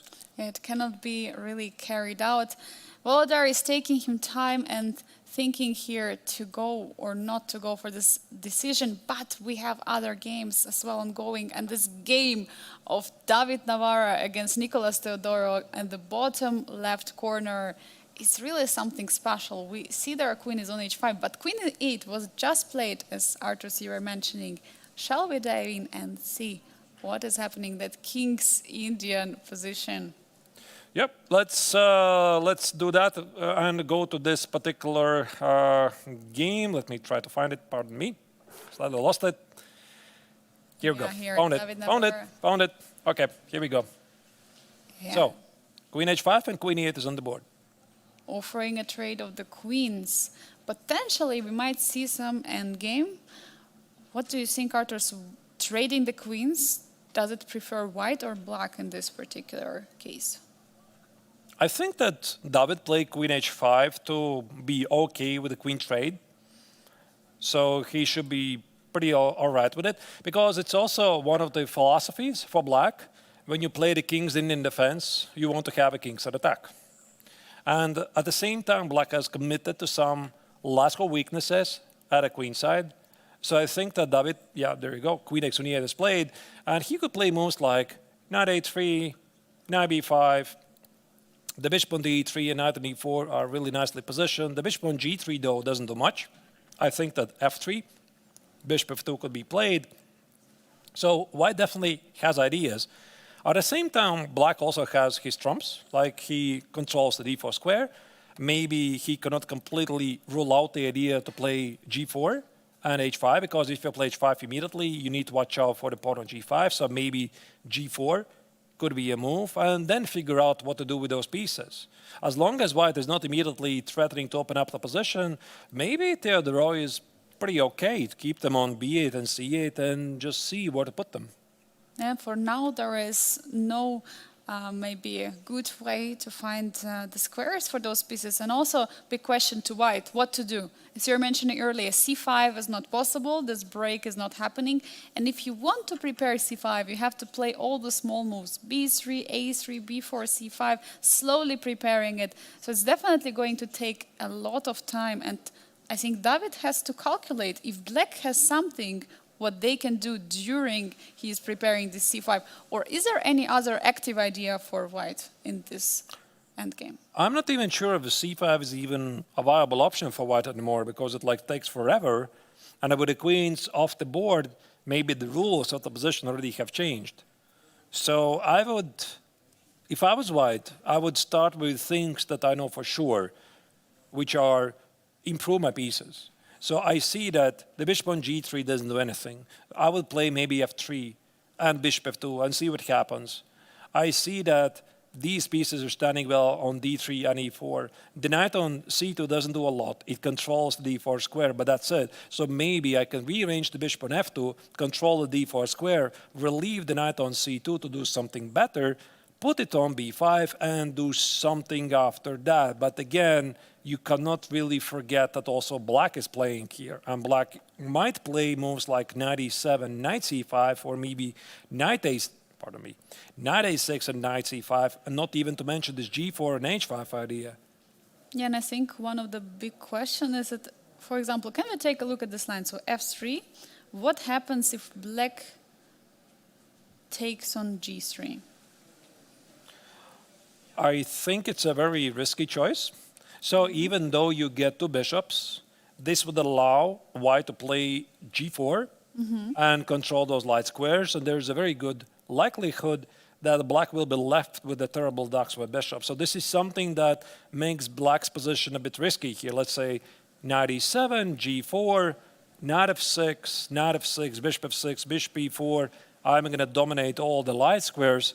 On this bishop on f6, well, let's just put it this way, I've seen better bishops. So basically we might say that having bishop pair in this close position, there will be no advantage for black and obviously also for white. So it's only problems. It's only problems. So the knight on f5 works much more. Yeah, it's actually very interesting, you know, especially for most chess fans who are watching this, and we did talk about the bishop pair. I mean, thinking, yeah, how do you understand when the bishop pair is good and when the knight is good? But mostly, I do believe that bishops best operate in open positions. So you see some elements change things very quickly. With the pawn on e5, I don't think that black wants to take on g3. Why? The bishop on g7 becomes really bad. But imagine this, if the pawn on e5, if it was standing on e6, things will be completely different. Let's assume the pawn on b2 would be defended. Then I could take on g3 and open up the position for my two bishops. So small elements of the position change the approach completely. Yeah, that's very important for players to realize those nuances and definitely play according. And also looking at the black's rook on e8, it's supporting the pawn on e5, but it's not doing that much. Maybe at some moment rook could also go back again for the second time or for the third time on f8. But meanwhile, we have knight e3, a different approach from Czech grandmaster David Navarra, not going for f3, but challenging the knight on f5, offering a trade. Do you think he wants to put the pawn on e4, or what is his idea with the knight e3 move? Listen, Angelica, maybe he has a different idea. He wants to go for h4. Oh, he wants to challenge the knight on f5 because it's controlling h4. Maybe this is what he wants. Like he's thinking about h4, or is it f3 and then h4, because this could be a target. Maybe if you play h4 immediately, black can play g4. And yeah, what do you do? And now maybe you still have f3 in this position. Maybe you do. Like f3 takes, and you could go for some inspired kingset attack, like king h2, rook f2, rook g1 at the right moment to play f4. Definitely an option. I see that computer doesn't agree, but... No, I was thinking that you can improve it. Like you play f3, then you play h4. This could be Navarro's idea.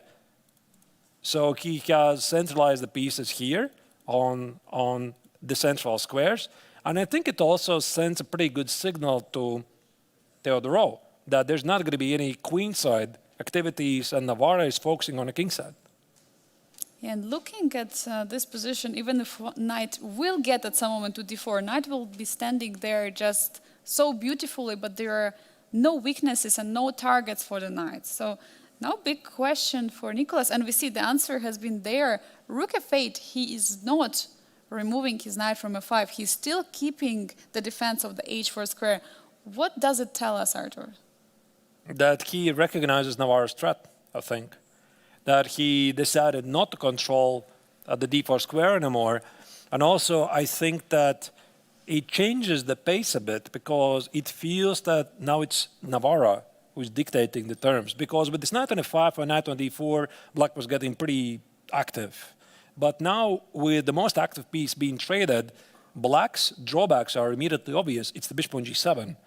And he's underdeveloped pieces at the queen side. So I think here their draw is just trying to, stay put, control things, and look for chances later. But I think that this game is definitely continue for a while, but I think it's also time for us to see what else is happening in the remaining games.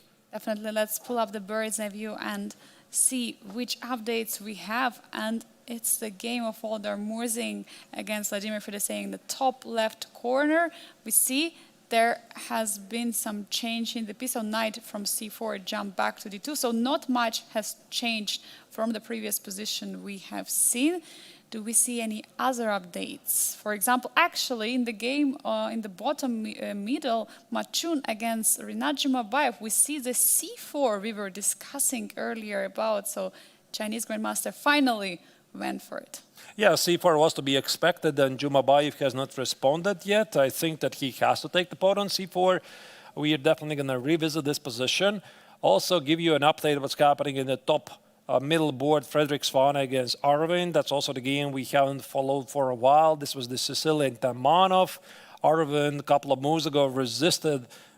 He is urged to sacrifice a pawn for a strong Daxva bishop. Looks quite unbalanced. And then we have the quiet Darda game against Aram Hakobin in the lower right corner, which started as the Reti kings in an attack, and now it's something else really. So either we go to the Svane against Aravind or Darda against Hakobian. Let's follow the Svane against Aravind, because this feels like one of the central games in the Master Tournament. We already had the first result. It was a draw, Radoslav Wojtaszek against Sarek Salem. We have two other games ongoing, and I believe this game of Frederick Svane against Aravind is the one which potentially can be resultive, because both players are young, both players are very ambitious. They both want to get 4 points. Yeah, and both players already played draws in the first round. I think all the games yesterday finished in the Masters section with a draw. Mm-hmm. So that's once again shows how difficult it is to win in classical tournament against well-prepared opponents. So what do we have here? We have some sort of unbalanced Sicilian. White has a beautiful bishop on c4. White has good bishop here, strong bishop on c4. The knight on c3 potentially could be improved. At the same time, black has seemingly worse pawn structure. That's a potential weakness on a6. Maybe the pawn on c6 not so much, because it controls the critical d5 square. And also black has no problems with the piece activity. But the thing here, I think, that makes Frederick to spend more time than he wanted is that he cannot easily cast the long side, because with this setup, White would ideally want to have the king towards a position towards the queen side so that he can start the king's attack. Here, I don't think it's going to happen. And it's not really legal at this moment, but he played b3 move, so that would be maybe it would be ideal for him castle immediately, defending the pawn on b2, but he had to play b3. But for Aravind, looking that he's also not castling, although for him, I believe there is only one legal way to castle short, and looks like it should be like this. With his bishop on c4 and queen on f3, do you think he's a bit afraid that there might be some attack on the king side, or is everything under control for black? It's probably okay. I think that black's position, even from the visually, it just looks all right. And also, black has not yet decided to castle short, and I think this is something we can expect in the coming moves. Also, I would expect that pretty soon Frederick is going to play a move h3, because h3 controls the critical g4 square. I mean, there might be knight g4 ideas, there might be bishop g4 ideas. Obviously, after black castling short, not to blunder anything happening on f7. No checkmates. Yeah, so I think that White's going to go short castle, Black's going to go short castle, there's going to be h3, and then Frederick most likely is going to try to somehow capitalize on Black's weaknesses at the queen side. That's the most realistic scenario. In the meantime, Aravind is going to try to somehow use his piece activity, which, to be honest, I don't immediately see how to do. I'm just wondering about Frederick's ideas. Is there some knight a4 to go for the c5 and b6 square? Maybe putting the knight all the way to c5, because the pawn is on a6. There is never going to be b6 move. So Eventually, yeah, I think so. Knight a4 is going to be an idea. Like, I think that here we could see a short castle. Let's say black could make some developing move, queen c7, h3. There could be rook d8, and now maybe now could be a moment when you do play knight a4, knight c5, try to control these weaknesses, and if black resists you, you can go back and remind black that there's another weakness potentially you have to cover on d5. what an interesting updates from this game we have, Arturs. But the other game, which is bringing also a lot of attention, let's get the overview of all the games. On the bottom middle board, it's Machun against Rinat Jumabayev. We were talking about this game earlier.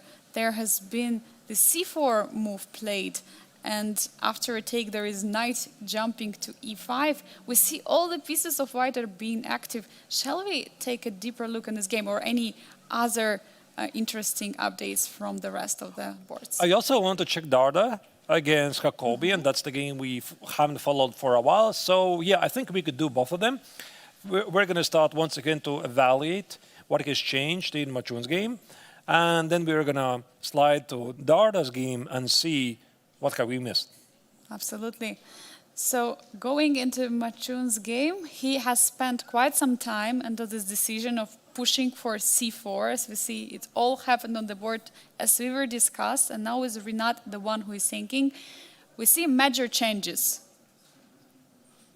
How can the game continue from now on? Because I'm really worried for Black's king. I don't think it's going to be safe on the king side so much, but it's also not going to be found the safety on the queen side as well. What to do about it? Jumabayev has to be very careful here. Like, indeed, the king is very exposed, and that's the kind of position where the cost and the mistake is very high. I think here white is a bit more flexible with the position, and white cannot easily mess up, but black can. And here white's idea is pretty straightforward. Play bishop takes on c4, target the queen on d5. By the way, just as we were talking about it, knight e7 already marks this is the only move in this position. So that's already basically confirms that here this position already was so tricky for black that he had to be very careful not to get in trouble. I think we are going to see bishop takes on c4 here. And is Jumabayev going to accept the pawn on g2? There are only two moves with the queen, or three. No, three. Queen d6, queen b7, and queen b2. Queen g2, sorry. I think I don't want to take on g2. No, you don't want to open the g file.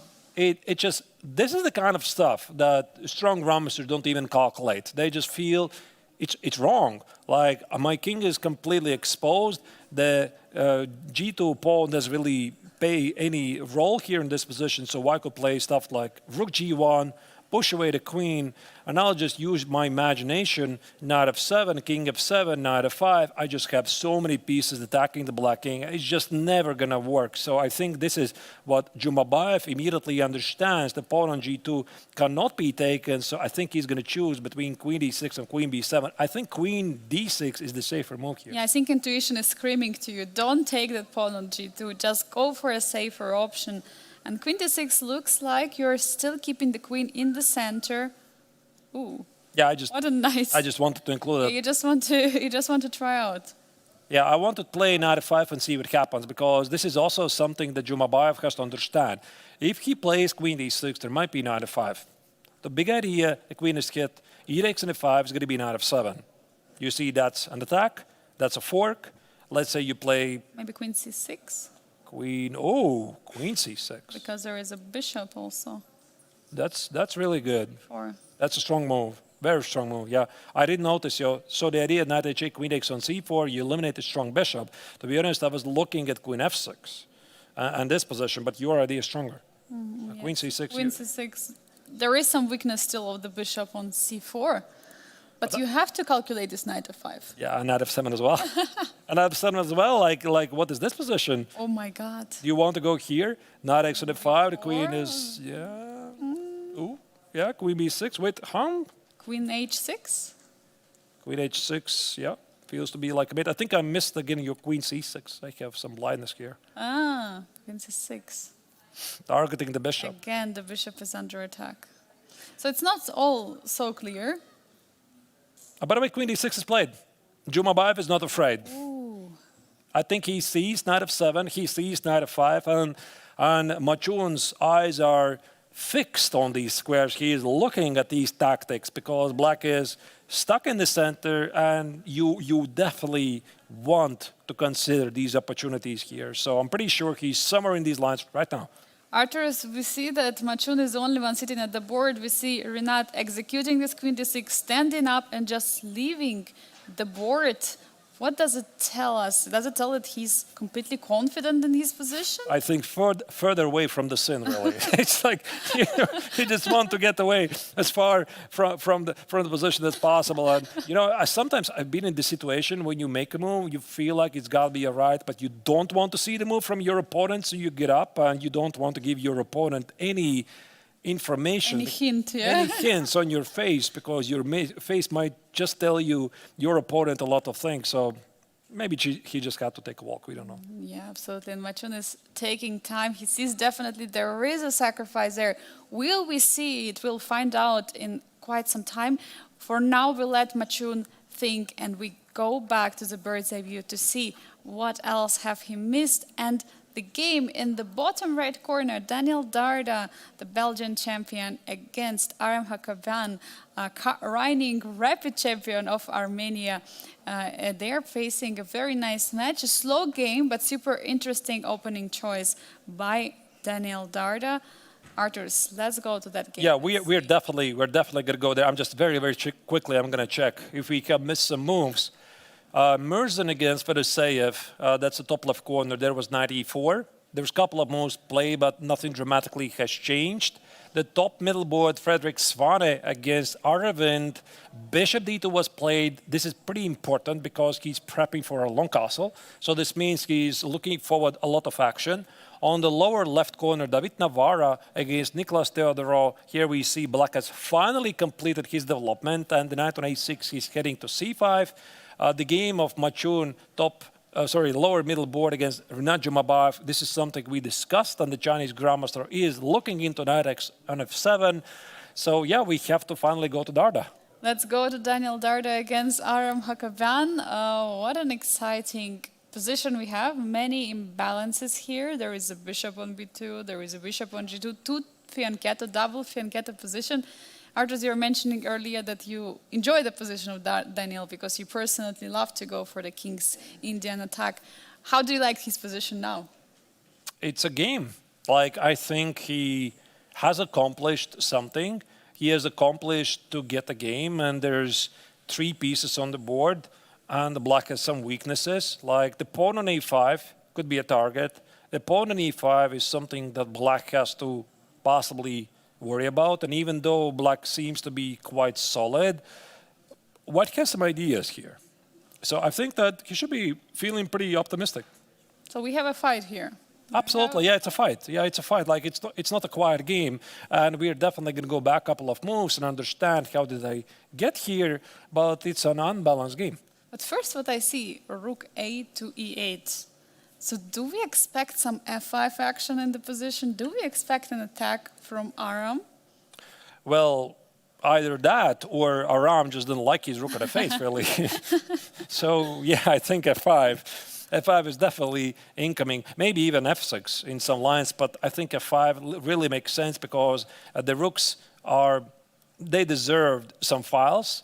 And the rook on f8 doesn't do anything. And maybe there was a reason why Jacobian decided not to play f5 first and then play rook e8. And usually there's some nuances why he chose this over that. You're also recalling yesterday's game of Aram Hakaban where he won against Machun in a very nice attacking fashion. I think he's one of the players who is very dynamic, who loves such positions. And as he was also mentioning in the interview, that the format motivates the players to play on, to fight till the end, to get these 4 points. Because for a draw, player gets only 1.5 points.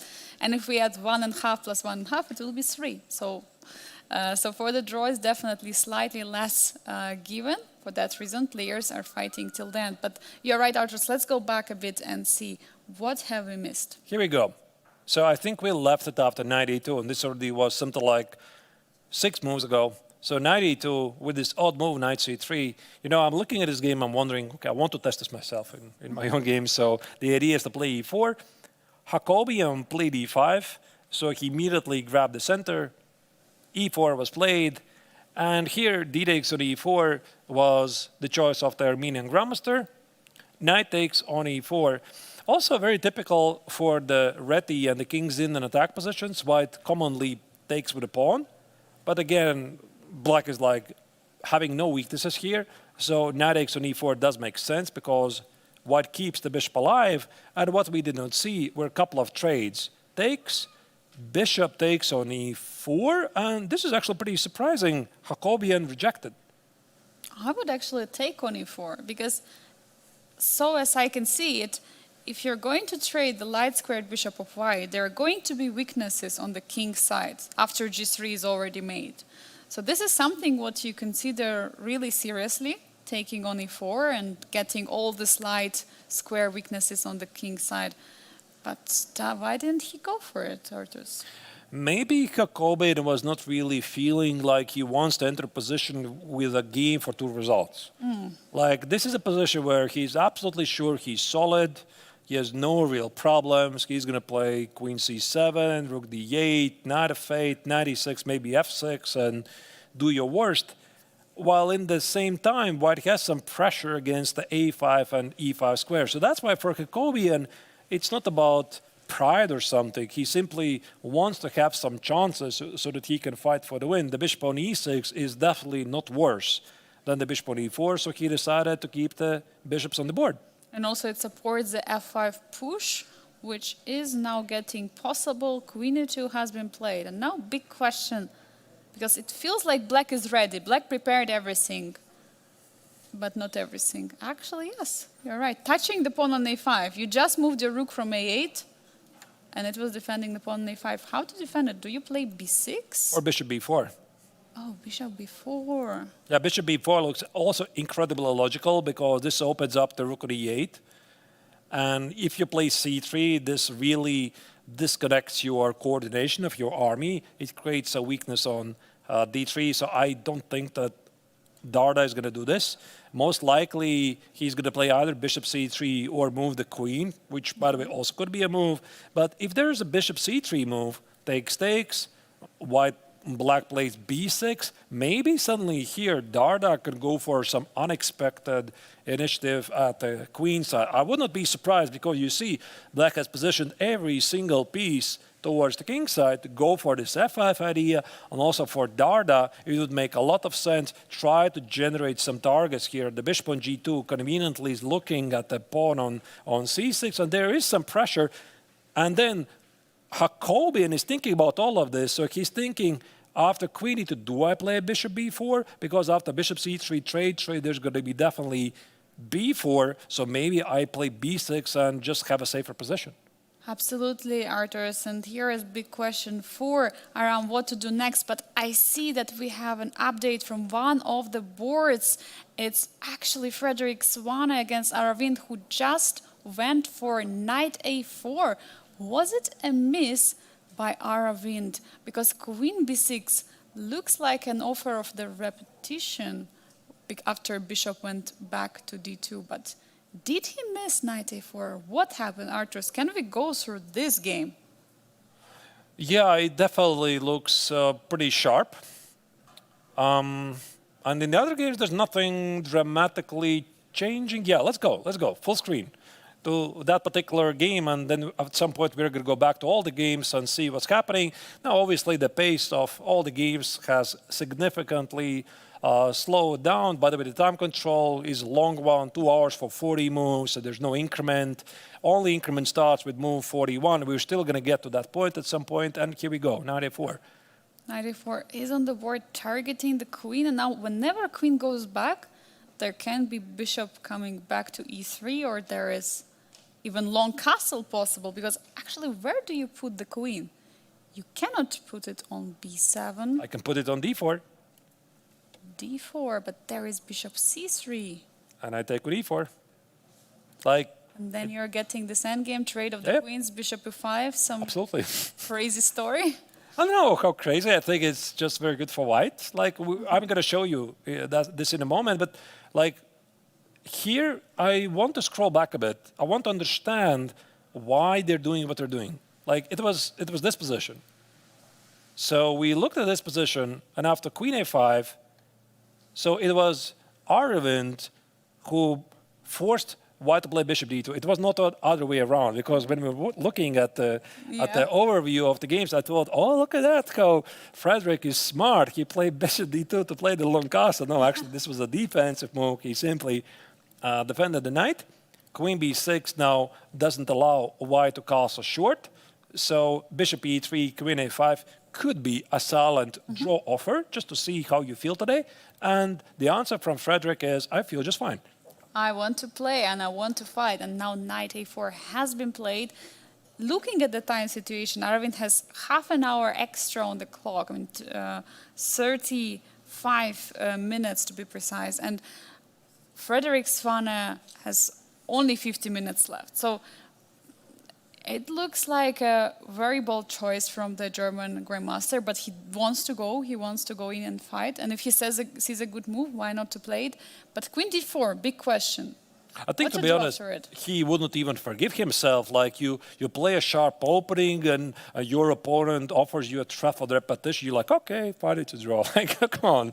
Like, why we're doing this? Of course, he's looking for the win. And if you agree to a draw after the opening and they're still full of life, then yeah, well, why do you do this? But I think this queen d4 is pretty risky choice. We already found the continuation. Bishop c3, queen e4 takes, bishop takes to d5, and if somebody can be better here, it's only white. I think it's very, very clear.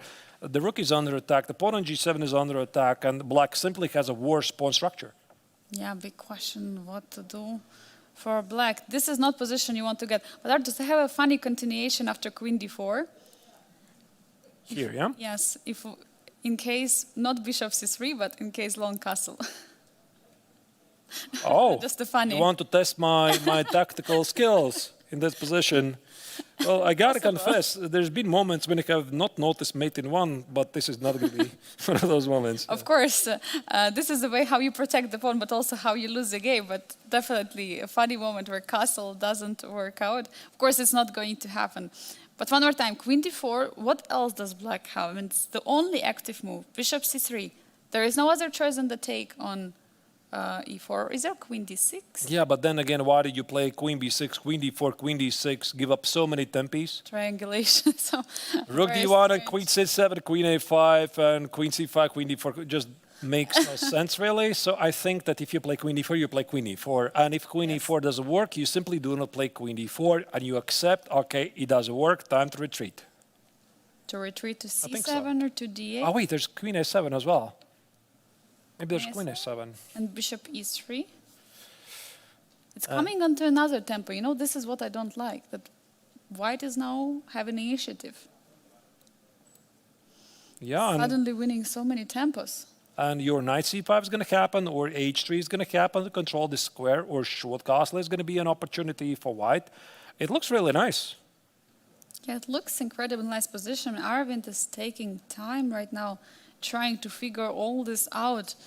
What would you feel if you were playing black here? Do you think you messed up something? You undercalculated? Or what actually happened? I have a theory.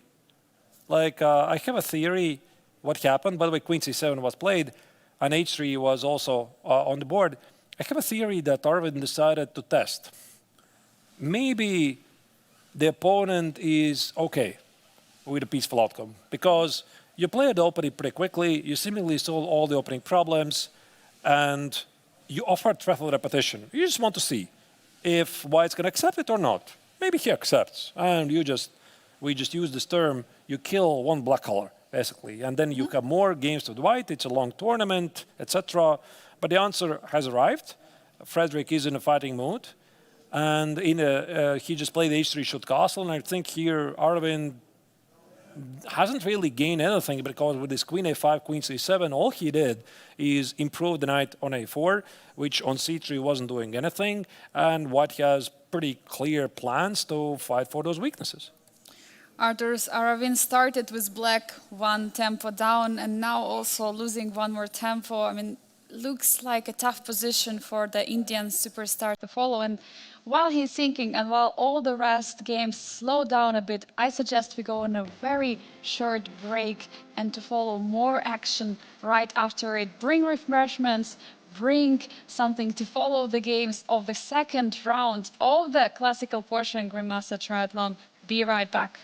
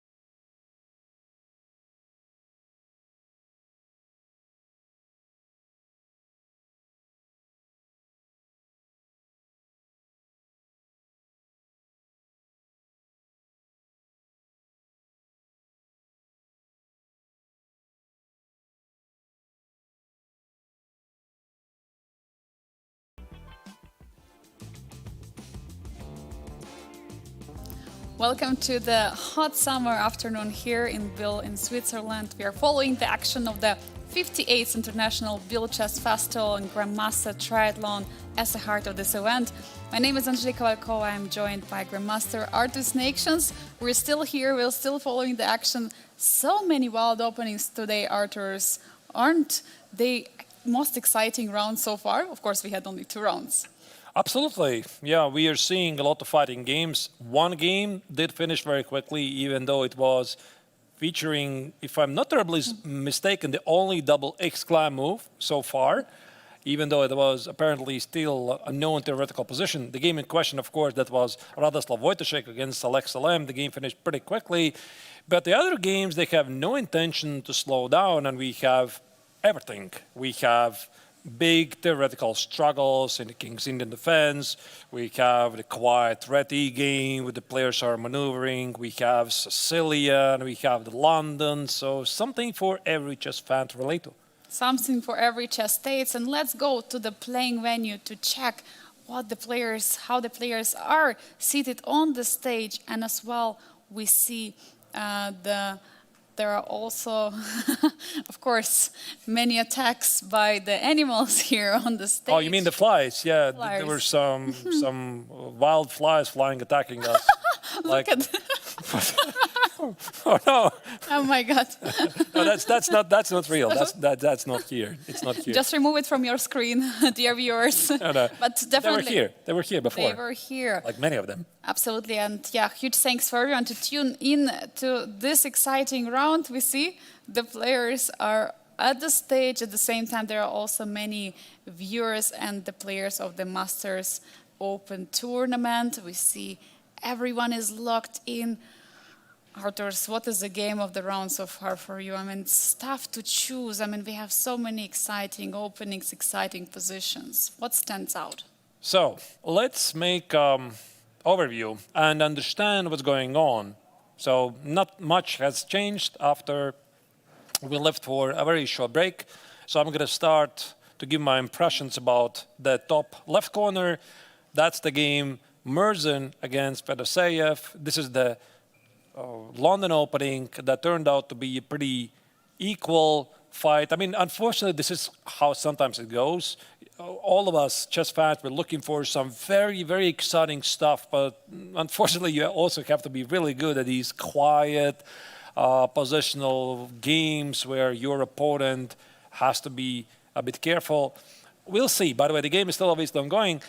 There's also the game of Frederick Svane against Aravind. That's the top middle board. This was the Sicilian Taimanov, where it was pretty strange to see from the Indian Grandmaster to play Queen A5, Queen C7 a couple of moves ago, allowing Svane simply to collect some free tempi. This is, by the way, the position we're seeing right now. And a couple of moves later, Aravind played Bishop B7, which is a pretty interesting move. It's interesting that he's neglecting the control over the c5 and b6 square and allowing all kinds of bishop b6, knight b6, knight c5 in the position. I mean, I'm just wondering here, how are you not collapsing on those dark squares? Because this looks like a huge... We were discussing it earlier. Yeah, we wanted to try to make knight a4 work. But Aravind helped Frederick work it even for free, losing a tempo. Do you think he's already in trouble? I think I understand what he wants. I definitely can see the drawbacks of Black's position, but I think he wants to play c5 and sacrifice the exchange on d4, if I'm not terribly mistaken. So let's say I am making... Oh, by the way, it's Black to move. Black to move. So let's say I'm playing c5, stopping any bishop b6 or knight b6 or knight c5 ideas. The pawn on e4 is hit. So you would think White wants to play knight c3. White wants to control this square on d5. Like in an ideal world, I want to play rook d1, knight e5, bishop d5, rook d5, and control this d5 square. But what I'm really interested about is what happens if Black plays rook d8, controls this d5 square, and let's say here White plays either rook ft1 or rook ad1. I don't know which is the better move. And here we have a classic Tigran Petrosian exchange sacrifice on d4. How about this? Wow, what an idea. Sacrifice a rook to get the strong pawns in the center. I mean, this looks something really inspiring, and definitely I've been thinking of something about this. So bishop takes, pawn takes on d4, and now suddenly there is a strong center for black, and there is a huge compensation for an exchange. Yeah. It could be like bishop d5. Like, you have to watch out here very carefully. Bishop d5 drops the pawn on c2, drops the pawn on a3. I could even take it and here, and I could maybe eventually play f5, e4. So there's a lot of room for creativity here. So that's what I said. I immediately see the drawbacks of black's position. But now after bishop b7, I think that this idea is getting pretty clear, that he is thinking about the c5, rook d8, and rook d4, and also Swane. He must be expecting this. He for sure is trying to calculate this as well. I see in his body language he's trying to be focused, he's holding his head. But by the way, if we go through this line one more time, so c5, knight, pawn is hit, so knight has to return, and now after rook b to d8. Probably rook b to d8, yeah, not rook f to d8. I don't really know, to be honest. Like, yeah, what's the difference? Just to defend the pawn on f7, but. And here, can white go for knight d5? Not allow this nice sacrifice. You can do that, yeah. Knight d5. But the big question is going to be helpful for you to have that pawn on d5 or not? Because at the end of the line, I think black is just fine. That's maybe that's even a weakness. Yeah, that's yeah, and black can play 5e4. No, I think the thing that white wants to accomplish here, white doesn't want the pawn on d5, white wants the d5 square. And the d5 square you can get either by playing rook d1, or the second move maybe is bishop g5. By the way, this bishop g5 move is also something you would want to check, because now I could take on f6. I know that this dark square bishop is so important, but maybe the d5 square is even more important than the dark square bishops. And let's say black plays h6, which of course is never going to happen, takes, and maybe knight e5, bishop d5, and bishop d5. This would be the dream position for white, because even though we have opposite color bishops on the board, this bishop on d5 is so much stronger than the bishop on f6. Absolutely. And Arturs, we have a new result in the game of Volodar Murzin against Vladimir Fedoseev. It has finished in a draw. We see the players are signing score sheets right now. Already the draw has been agreed. I'm wondering, was there a threefold repetition? What happened? But the position was quite even. We were mentioning this game earlier. Let's check it very quickly, Let's maybe. check what happened there. And once again, yesterday we have all the games in Master finish in a draw, and today we see already 2 games in the Master finishing in a draw. The third game, the only one, Frederick Swane against Aravind, which is left in action with the big chances for the German Grandmaster. And we see there has been a repetition, bishop on e4, bishop b7, and they agreed on a draw. I mean, of course, Murzin tried. He tried something, but your attempts go as far as your opponent allows them to be carried out. And I think that everything started with this very accurate defense by Fedoseev, rook fc8. I really love this move. So he kept the rook at a8. He was implying for the bishop e4 and a5 idea. That's why Murzin played knight e2, and as soon as the c file was open, h6, knight e4, more trades were incoming. Every single piece started to disappear. None of the sides has either weaknesses, so they just found a way to repeat the position, because they could have dragged it until move 40, but both players already perfectly understood it's going to be a peaceful outcome. They understood it, and now they're going to have probably more energy preparing for the next round, the third round of the classical portion. Let's take a look at the games we still have. We still have 4 very nice games which are happening, fighting ones. I mean, the other draws which were finished, they were also very much fighting, and players were testing each other.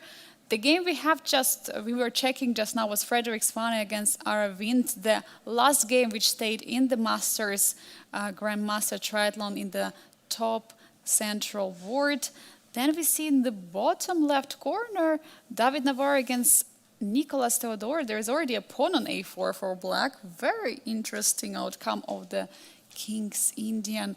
Arturs, what else can we see in the other boards? So Machon's game, a lower middle board, we see this rook HE1, but clearly White is thinking about some sacrifice ideas on f7. And I'm a bit surprised to see that the game Daniel Darda against Aram Jacobian, Darda has lost the knight, like it's been traded. I don't see how it happened, and here, to be honest, I don't even see any active ideas for White, even though the bar somehow prefers White's position. I think that black is just completely safe. So we can choose whichever game. I think we have to address all of these games anyway, but maybe we could start with the game of David Navarra against Nicolas Theodore, because that's also the game we haven't checked for a while, and it feels to be one of the most fighting games of them all. Absolutely. It was this King's Indian defense which was played. Such a nice choice from Nicolas Theodore. At the same time, a risky choice, but also something which can be rewarding. Scrolling back to the moment where we have left, actually, what has changed? Because the king is suddenly already on h7, pawn is on a4. I mean, the position looked like it changed dramatically.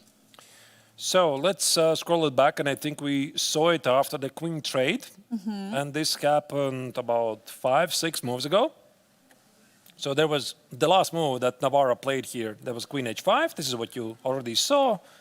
There was queen e8, a trade, and knight e3. And here we left it, I believe, after rook f8. We were estimating that probably White is slightly pressing. So what we did not see, Navarra played f3, which I thought it makes sense because it might initiate some h4 ideas. Knight a6, rook c1 is quite a bit strange move. a4.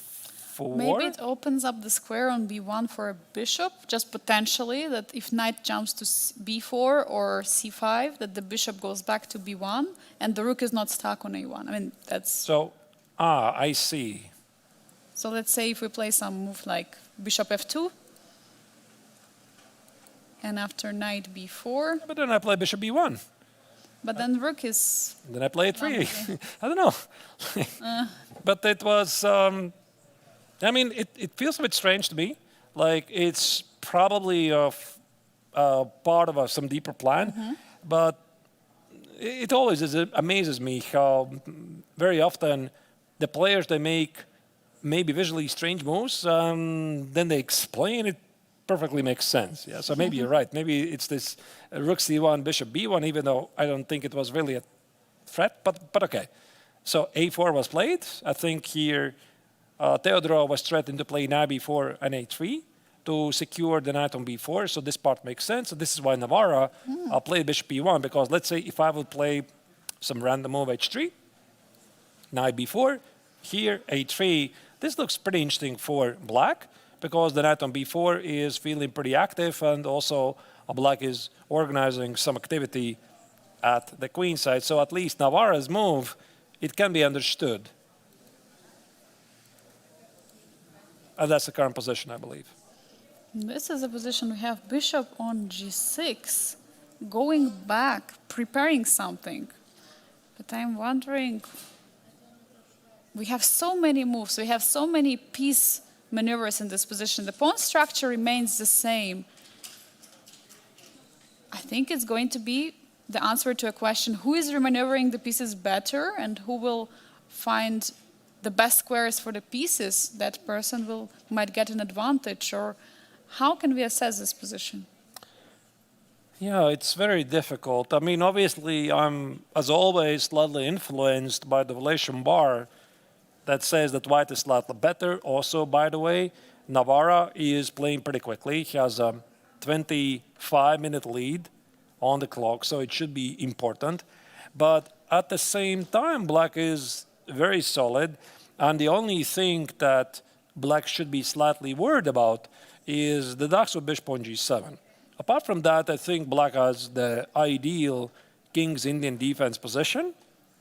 And the question here is how Navarra intends to continue. So is he going to play b4? I think it doesn't work anymore, especially since he has given up the a file.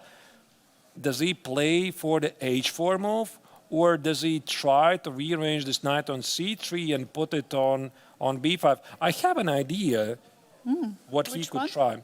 He could try to play bishop e3, take on c5, trade off the light square bishops, and play the good knight against the bad bishop. Oh, that's actually a very nice idea, right? In the endgame, that bishop will be pretty bad.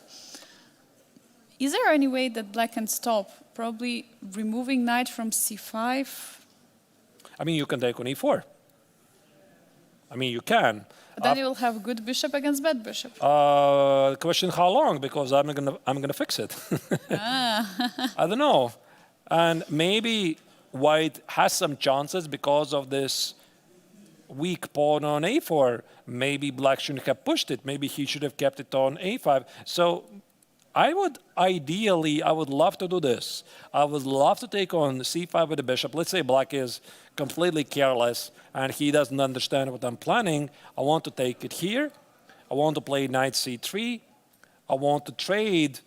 And the engine says black is doing great, to be honest. Maybe e4 and rook b8. Yeah, maybe e4. Maybe this is what changes everything. Yeah, this e4 activate the bishop. So even if you get to this position where I was hoping that I will get knight e4, the good knight for the bad bishop, even here you have to understand that black would sacrifice the pawn and go for some super activity.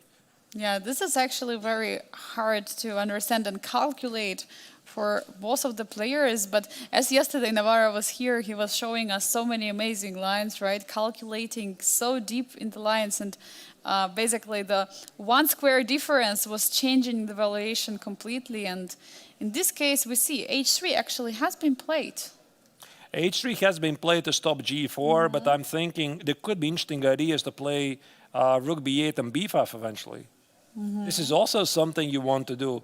And if you would get the b5 push, you could open up the b file, you could organize some counterplay here.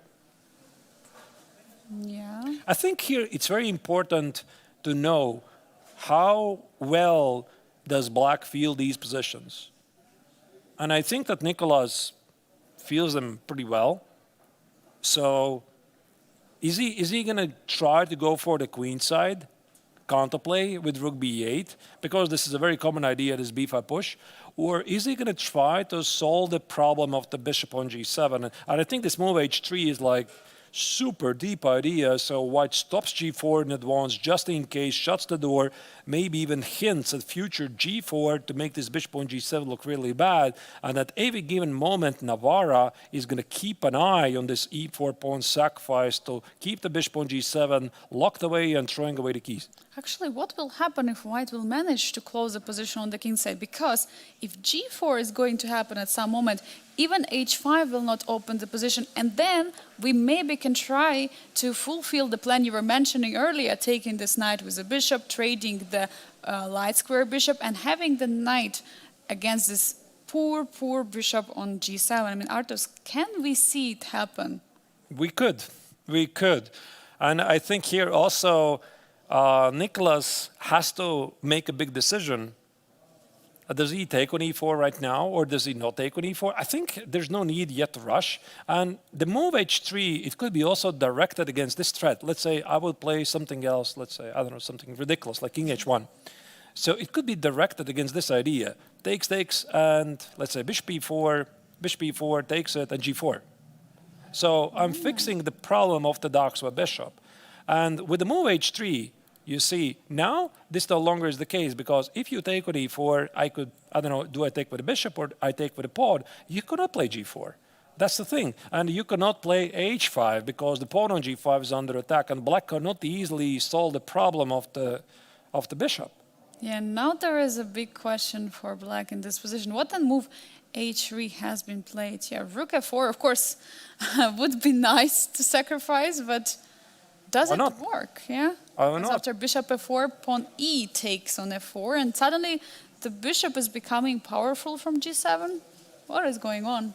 Yeah, it's of course very easy to suggest this because I've seen too many games of Tigran Petrosian, and he made his career basically the formidable champion by exchange sacrifices. But I mean, who says that White has to accept this? Yeah, for example, White could play G3, and then okay, whatever happens. There's Bishop E4, there's Rook E4, there's things to calculate.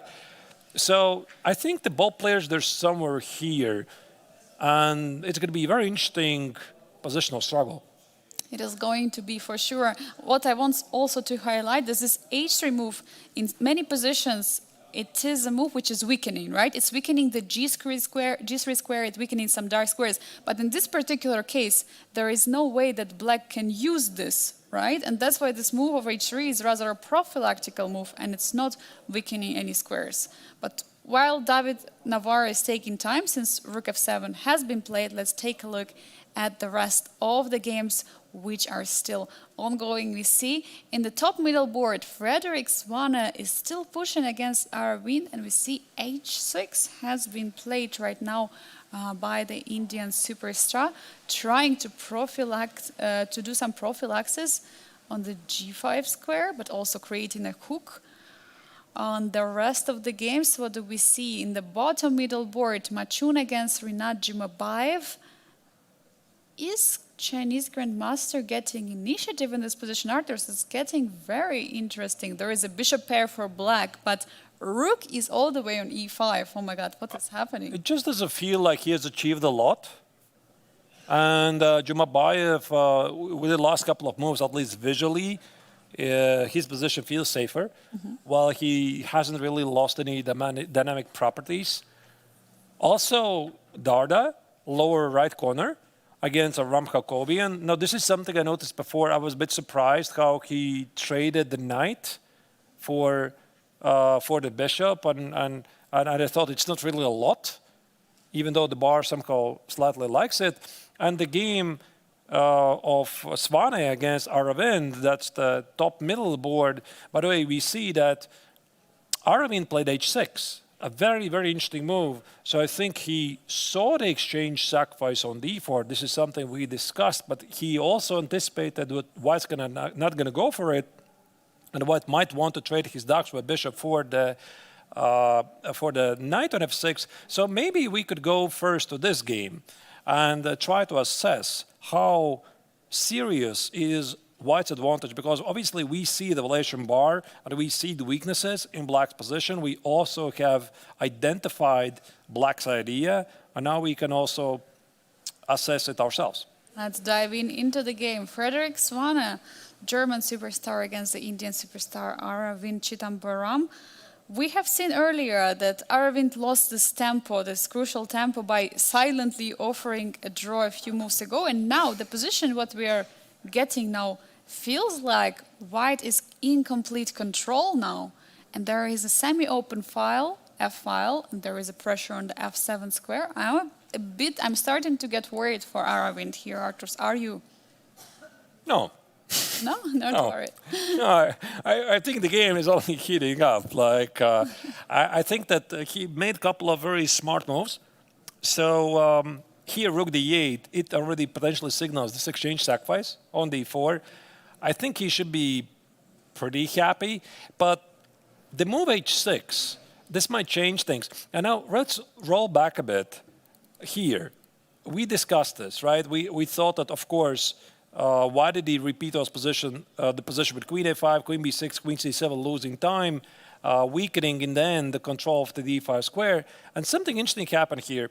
H6 was on the board, not Rook D8. And I think here Aravind expected that Swane knows that he wants to sacrifice the exchange on D4, and he identified the bishop G5 to be a far more unpleasant threat, to eliminate the knight, to control the D5 square. Hence, he played H6. But this is where it gets really tricky. Maybe because of H6, White might have extra opportunities with Queen G3 and Bishop H6. I also look at the moves G4, G5, because H6 created a hook. Potentially, White can use it by pushing G pawn forward. Of course, you have to be careful because you also open your own king. But this is something what I think both of the players are thinking about in this position. Which options White has here, and I see there are many ideas. Meanwhile, for black, the queen is standing on c7, is not really participating into defense on the king's side. But what is an active plan for black? Is it only this rook d4 sacrifice, or is there something else? I see nothing else. Like, if I don't play rook d4, what I'm doing, the knight on f6 cannot move, then the d5 square is forfeited. The bishop on e7, I don't see any need for the bishop to move. Can I play bishop d6? But for what? The queen on c7 stands pretty well. The rook on d8 has no other legal moves. I could double the rooks at the d file, but then what? I think it's got to be a rook d4. You play rook d4 and you immediately apply some pressure here. And I think that Svane's rook f2 is like a very smart move because he anticipates rook d4, but in some lines the rook on f2 is defending the c2 square. So I would not be surprised to see rook d4, bishop takes on d4, something like c takes on d4, knight e5, couple of trades, and then black has sacrificed an exchange, but possibly with a compensation. By the way, you see the bar confirms it. Yeah, the computer also says, yes, you know what, there is a material advantage for white, but there is a big compensation, and that's what players are also feeling in this position. So here after trade, pawn takes bishop a3, the pawn was hanging on a3 as well, and now d5. Is it a weakness or is it a strength? Because it looks separated from other pawns. Yeah, I don't know. Tough to say, definitely. Tough to say. Like, actually, you know, I go back to this position and I start to wonder, maybe white doesn't take the exchange at all. I mean, who said you have to take this? Very luckily for us, and that's what separates us from checkers, is we don't have to take. We have the liberty to not to take. We can choose to ignore. And rook d4, of course, is a very famous motive, but maybe white can play something else. White could play perhaps queen g3, targeting the knight on f6, targeting the pawn on h6. That's why, again, I said this pawn on h6 might change things.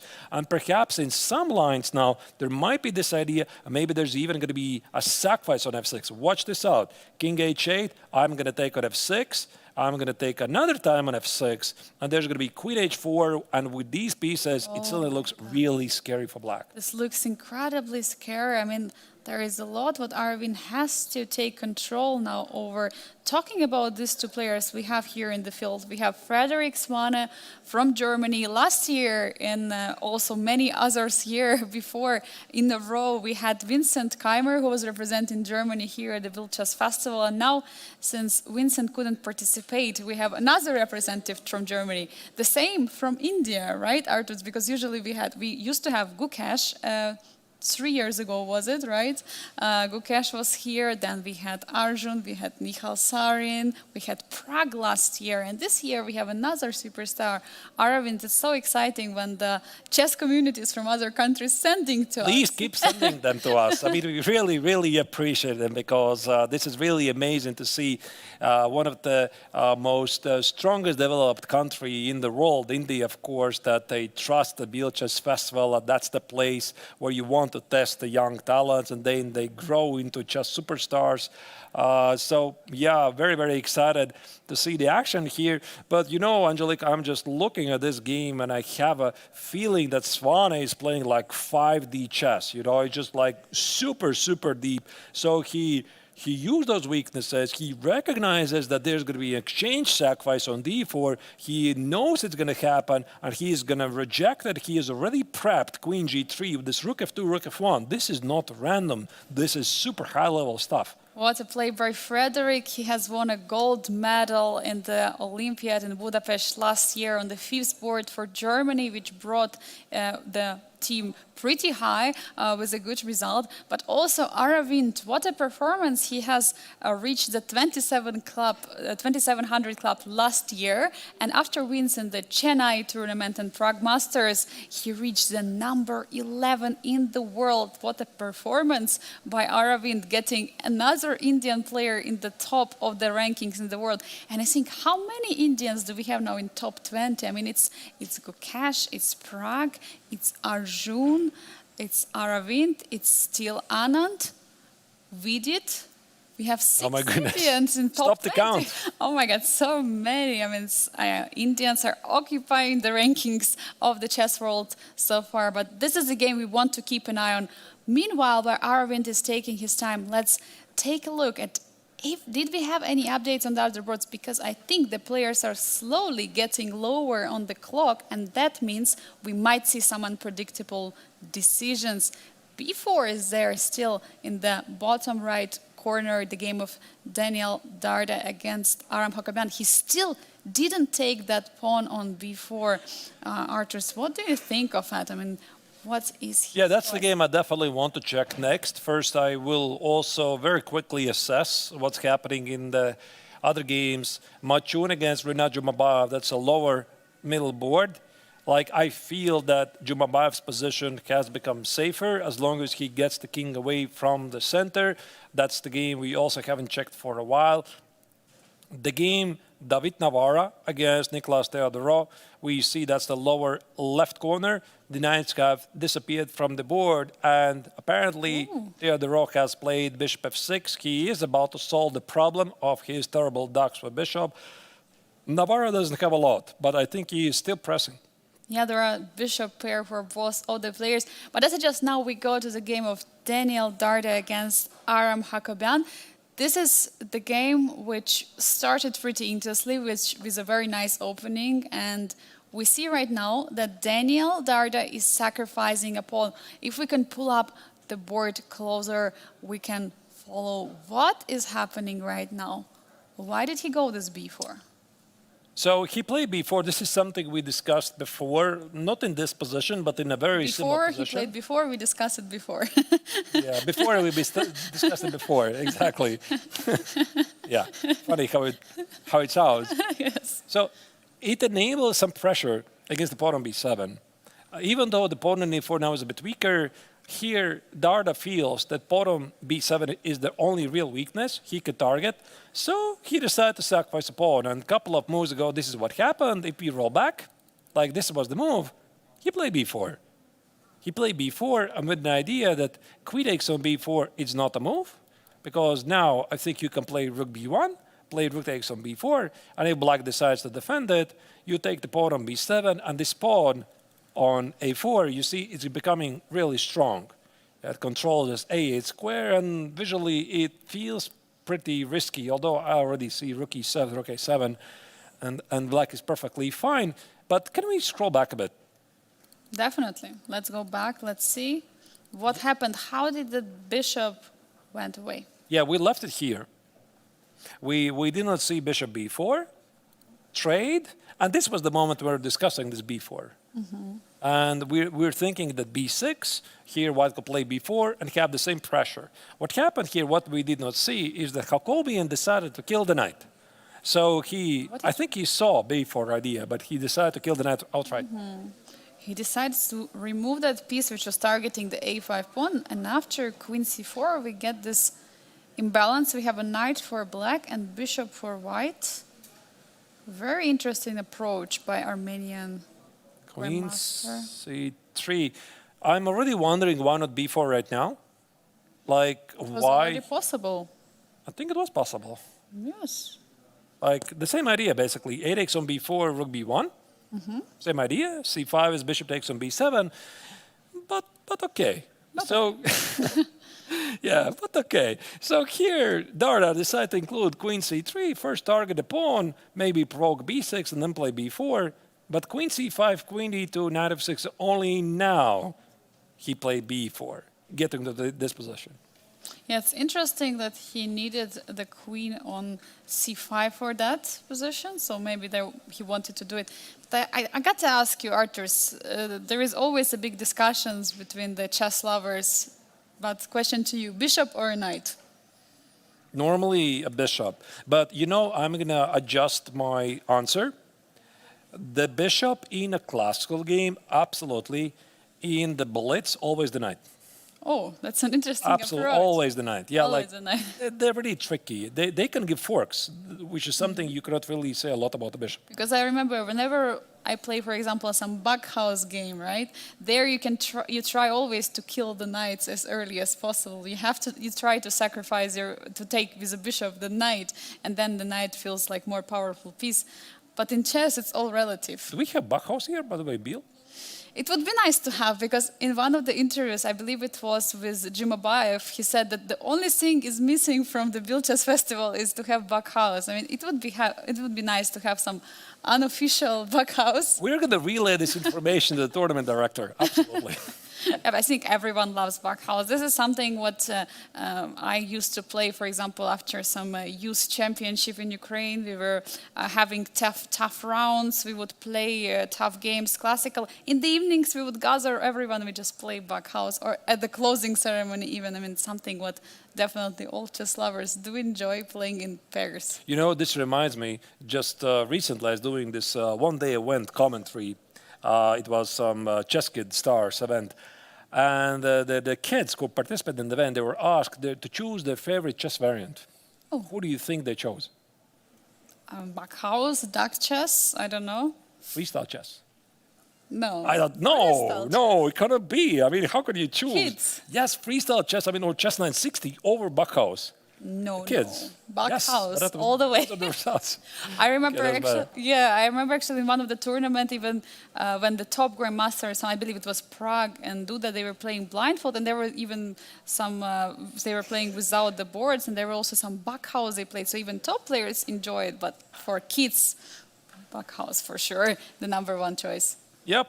Indeed, I hope that we could see some Backhouse also here. But anyway, let's now focus on the action at hand here, what do we have, and try to figure out how serious is Darda's pressure here, because he does have the bishop, and this is not a blitz game, and of course the knight is very tricky in time scrambles, and the bishop on g2 in the long run could try to have some problems for black because the pawn on b7 needs to be protected, and if it moves, the pawn on c6 becomes vulnerable. So if I'm black, I'm sitting here, how do I liquidate this position? Is it e4, or do I play something solid with rook e7? To be honest, I'm looking at this and I want to play e4 because it's one pawn less to worry about, but the engine respectfully disagrees.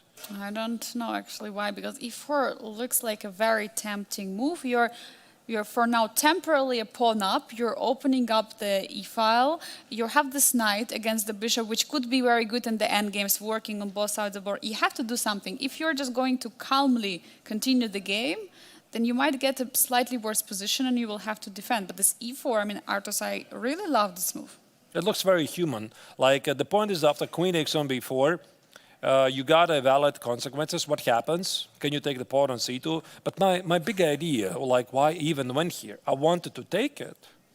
I wanted to take on d3 and find a way to protect these pawns, like maybe bring one rook here, you play rook b1, and now I just need a smart move, like I don't know where it is, to be honest. Like rook b8, there's already noticed there's bishop c6, but the position feels so balanced that there's got to be a way somehow for black to keep this position together. Maybe, I don't know, maybe b5? No, but it's probably a lot, too much.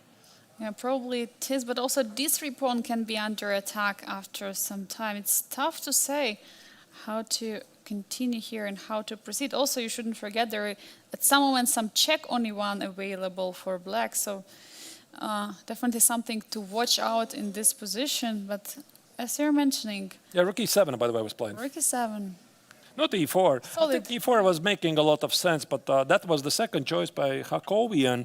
The point here is now queen takes on b4. Perhaps the pawn on c2 can be taken.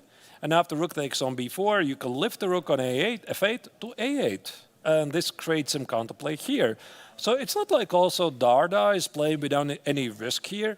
He has what we call in chess language more pawn islands. So what do I mean with pawn islands? So this is one pawn island, it's deserted completely, and there's a c2, d3, that's the second island, this is the third island. So we have 3 pawn islands. At the same time, black has one island is here, and there's the mainland at the king side. So the less you have, in theory, it should be better for the one who has less of them. Arturs, and we have a big action on the board of Frederick Svane against Aravind Chittambaram in the top middle board. The rook d4 has been played, so let's just dive in instantly to that game. So what Aravind is doing, he's sacrificing the rook. And we'll see, will he take it? Will Frederick take the rook? So, rook d4. We discussed this earlier, and the big idea is it's pretty clear that Aravind has received top-notch coaching. I believe his coach is Ramesh, if I'm not terribly mistaken, who is responsible for bringing some of the best talents from India to stardom. And we discussed briefly that bishop takes on d4, c takes on d4 is looking really great for black. He gave up the exchange to activate the Daksha bishop. The bishop on e7 hits the pawn on a3, and we briefly looked at these lines like knight e5, bishop d5, yum, yum, yum, take on d5, bishop takes on a3, and somehow this is unclear, so maybe this could happen. But I think that the other move, queen g3, looks so much more tempting here, Angelika. Oh my God, there is a big pressure on the g file, pinning the pawn on g7. Now h6 suddenly under attack, knight on f6. And how do you defend it all at once? I mean, it seems like you have to move the king away, but does it even help to move the king to h8 or h7? I mean, first I would like to check the forcing moves. Captures checks threats. This is usually how my mindset works, and I'm seeing that there's a pawn on e4 under attack, and this is why I played rook d4 in the first place. So I would want to check it. So probably knight e4 can be discarded very quickly because white can take on e4. Let's say rook takes on e4, bishop takes on h6. Oh, there's even bishop takes on f7. Yeah. Looks dangerous. So what about rook takes on e4? Rook takes on e4 would be coming with an idea, if you take it, I take with the knight, I give you a fork, I'm probably happy. But this looks dangerous. Like, okay, the bar disagrees, but it looks incredibly scary if I'm black. What about bishop h6? Is there still that's another bishop idea. h6? Because it's a checkmate threat, right? I saw a knight h5 intermezzo move, but I already see at least I have queen g6. Wow, what a beautiful move using the pin. Yeah, and the lines still continue. You take on c4, eliminate the bishop. You take on f7 maybe? Yeah, and somehow there's a mate. I hope so, I don't know. Line. I mean, definitely a dangerous position. If you're looking at it as black, I mean, I would be scared. I would be scared so much in this position. So queen g3 is one of the candidate moves in this position. So the capture doesn't work. Okay, so... And you gotta address the rook takes on f6. You gotta address the bishop takes on h6. So we don't have checks. We don't have reasonable captures. Gotta be king h7. And no threats. It has to be. Well, this could be really perfect moment. So black plays rook d4. He's willing to sacrifice the exchange. What do you think Svane can do? Just sacrifice, continue. But it just looks very tempting. Like pretty clean. The threat is to get the queen on h4 and target the pawn on h6. So I think we already looked at this. Like take at f6, double exchange, sacrifice, take, queen h4. There is not a single piece to defend the h6 pawn. Like this is fantastic initiative, and Aravind has gotta see this. And also definitely Svane is here thinking, okay, what I'm missing here after queen g3, I mean, how do you stop this? There's got to be a move. So king h7 is going to be rook takes on f6, knight e4, rook e4 doesn't work, but what does work? Is there knight h5? But probably there's going to be once again queen g6. We should check it. And what about now rook c4? Rook f7? Yeah, it's very easy to suggest, but not so clear to understand if this works or not. Like if I take it, where's the mate? I wanted to take on h6, but... And I'm going to play rook g3? Oh my God, and then suddenly there is no checkmate, and then white is the one who is losing. Okay, I have to be really careful here. Not so fast. Yeah, like this position, we have a major spoiler. Is there rook g7, knight g7, bishop h6, or it doesn't work? No, it doesn't work. I'm not sure. It should not work because now I can just use the bishop Yeah. at e7 to defend like bishop d6 something. Doesn't work. The queen defends the g7 square. Not so clear. Not so clear. And maybe Arvin just trusts his calculation. He sees that there's supposedly nothing after knight h5. I mean, it's very easy for us to throw queen g6 on the board. The other more human move I was looking at was queen g4, which I think is more safe than queen g6. And absolutely, it just feels so risky here. A more solid approach, definitely. I think right now both players are trying to figure it out. Frederick has 30 minutes right now in this position, while Arvind has 46 minutes. And it's move number 20. Which one? I cannot see. 20 something, 21. 21. So 19 more moves to be played. And it's quite a lot, actually, for 32 minutes. I think one more time, we shall remind our viewers that time control is without the increment per each move. So it's 2 hours for 40 moves, and only then the players get additional time. And from move 41, they start getting this increment with 30 seconds per each move. So for that reason, players not right now trying to understand and trying to figure out this position and knowing that there is no more increment. And 19 move, it's actually a lot to make.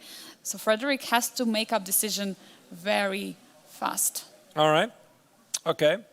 So first, I think we're going to see queen g3. So queen g3, I don't think it has been played.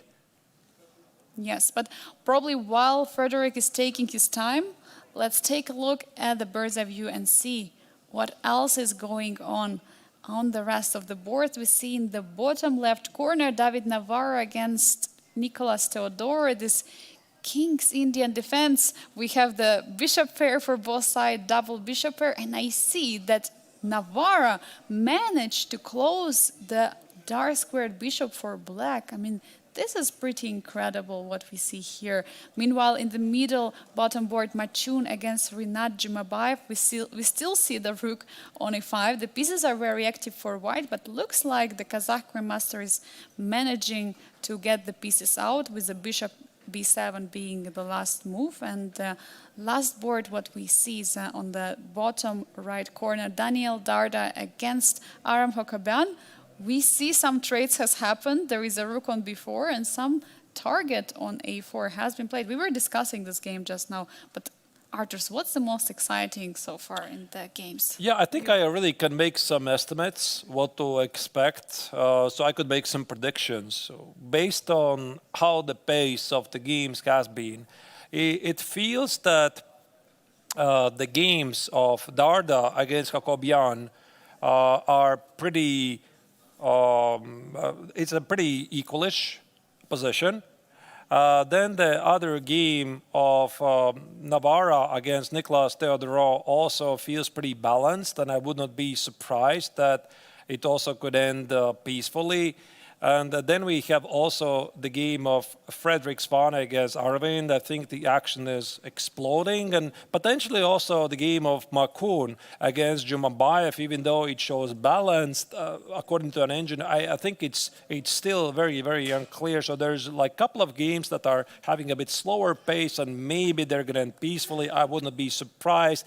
But definitely we are onto the pace that we might see some decisive results today. So much action, and the games are heating up here at the 58th International Biel Chess Festival. The Grandmaster Triathlon players are locked in and focused before they are reaching the time trouble. We're going for the very short break, after which we'll see what was the decision of Frederick Serrano. Will he take the rook, or will he proceed with the attack?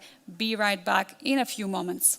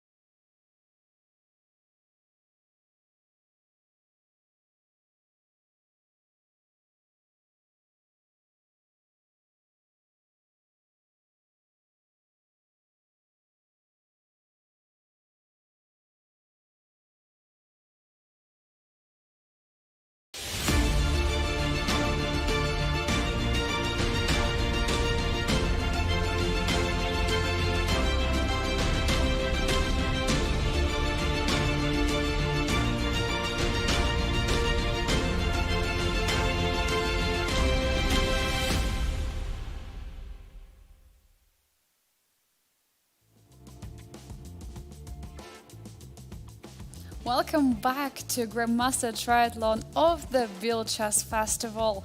The weather outside is very summerish and very hot, while the games are also heating up, and we have a lot of new updates. Arturs, what can you say from this round, second round of the classical portion of the Grandmaster Triathlon so far? Angelica, yeah, I mean, there's a lot of action. From the 6 running games, 2 of them have already finished in a draw. The games are in question Merzen against Fedosseev. That was the quiet London. Merzen did try some things, but quite didn't work for him, and they found a way to trade out all the pieces pretty quickly. Then the game of Radoslav Wojtaszek against Alexa Lem. This was a pretty theoretical line in the Grunfeld. I think the Polish Grandmaster wanted to test some line, but it quite didn't work, and he had to settle for a draw. But other games are still ongoing, and we have some spicier games. That's the game of Fredrik Svane playing against Arvind, and then we also have a game that can potentially become very interesting. Machun against Rinat Jumabayev. Things look very unbalanced. The other 2 games, David Navara against Niklas Theodorov, at the moment, which you can see on the screen, also Daniel Darda against Aram Jacobi, they're quite balanced. Yeah, we have very interesting matchups in the round number 2. As you were mentioning this game of Machun against Rinat Jumabayev, we have not followed so far recently. I suggest we dive into this game and see what has changed, because we see there is a rook on e5, but there has been some development from black, and still the bishop pair for Rinat in this position, but the king is still in the center. And Machun has been thinking about this position for a very, very long time. So we left it a couple of moves ago where we're suggesting that there might be some sacrifices or either on f5 or f7. So this is the current position, and I would like to show you a couple of ideas that possibly Machun is thinking about. But everything started a couple of moves ago. I think we left it around here. After knight e5, knight e7, we saw there might be knight takes on f7 move with knight takes on f5. Since the bishop on c4 is pinning the f7 square, there might be even the knight takes on f5 idea. We somehow managed it not to work because of your notice queen c6. But here what happened in the game was rook e1, knight takes on e5, and of course Machun is not interested to trade the queens. He decided to play rook takes on e5 because the black king is stuck in the center, and after bishop b7, here the player from China has been thinking for a pretty long time, and I guess he's looking for some sacrifices against the black king. I'm sorry, Arturs, but which move is it? Isn't it move number 15 right now? So there are still 25 moves to be played, and he has 25 minutes. It means he has only 1 minute per each move to be made in this position. Not a lot of time, but he also feels that this is a very critical position. So I would like to show you a couple of things that maybe he's thinking about. So choice number 1, I'm thinking, if I'm playing with white, why I'm not even playing knight e5 immediately? Like, it feels so easy. Knight takes on f5, e takes on f5, I'm seeing rook e1. Like, the bishop on e7 is under attack. It's a double attack. I can join also with a queen. But there might be some problems. First thing is, black could play bishop e4, disconnect my 2 rooks. And if I now attack the bishop on e4, I play f3, I have to calculate all kinds of conditions when black, for example, castles away. And after f takes on e4, black plays something aggressive like queen takes on e5. I think it's just queen e5. Queen e5, d takes, rook d2, king d2, and bishop b4, winning an exchange. So I'm seeing this line like very approximately. I haven't really spent a lot of time here, but this already is something that Machun was calculating. So knight takes on e5 is something he wants to play. And again, after e takes on e5, for example, maybe not rook e1, maybe he plays queen e3 instead. And again, you have to calculate these lines like bishop e4, f3, a long castle. What happens if you take on e4? Is it enough? The king on c8 is exposed. There's so many things to calculate. The other thing is maybe you make another quiet move first. Maybe you play rook d to e1. You improve on the idea of knight f5. And again, you calculate a long castle castle, knight takes on f5, e takes on f5, rook takes on e7, let's say queen takes on d4. So there's a lot of work for white to do. There is definitely a huge amount of work to do, but also not so much time left. And Machun is already under 22 minutes right now. It's not a joke. He has 25 moves to make. And meanwhile, Rinat is comfortable. He has 41 minutes. And when we learned from the previous game, that was actually one of the problems of Machun. He didn't have enough time. Yesterday, he lost in this very long match, which went to the endgame rook and 2 knights against rook and 1 knight against Aram Hakobian. And the time was an issue there because maybe he would be able to save the endgame if he would have more time. But again, he's getting into the same trap. He's getting lower in the clock. Although in this position, he's the one who is having initiative. So I don't know. Can he simply not decide right now? I mean, what do you think goes through his head? Because definitely he has some candidates move.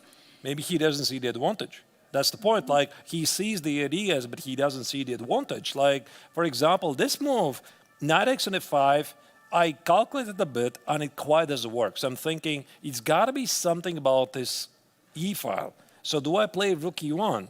Or do I play queen e3? And I'm pretty sure that in every single line, he just doesn't see anything like clear, that he doesn't see the advantage. And that's why he's spending this time and he feels this is the critical moment. I mean, I got to make a very big decision here. So, of course, clockwise, it's not great. So he has only 21 minutes left on the remaining 25 moves.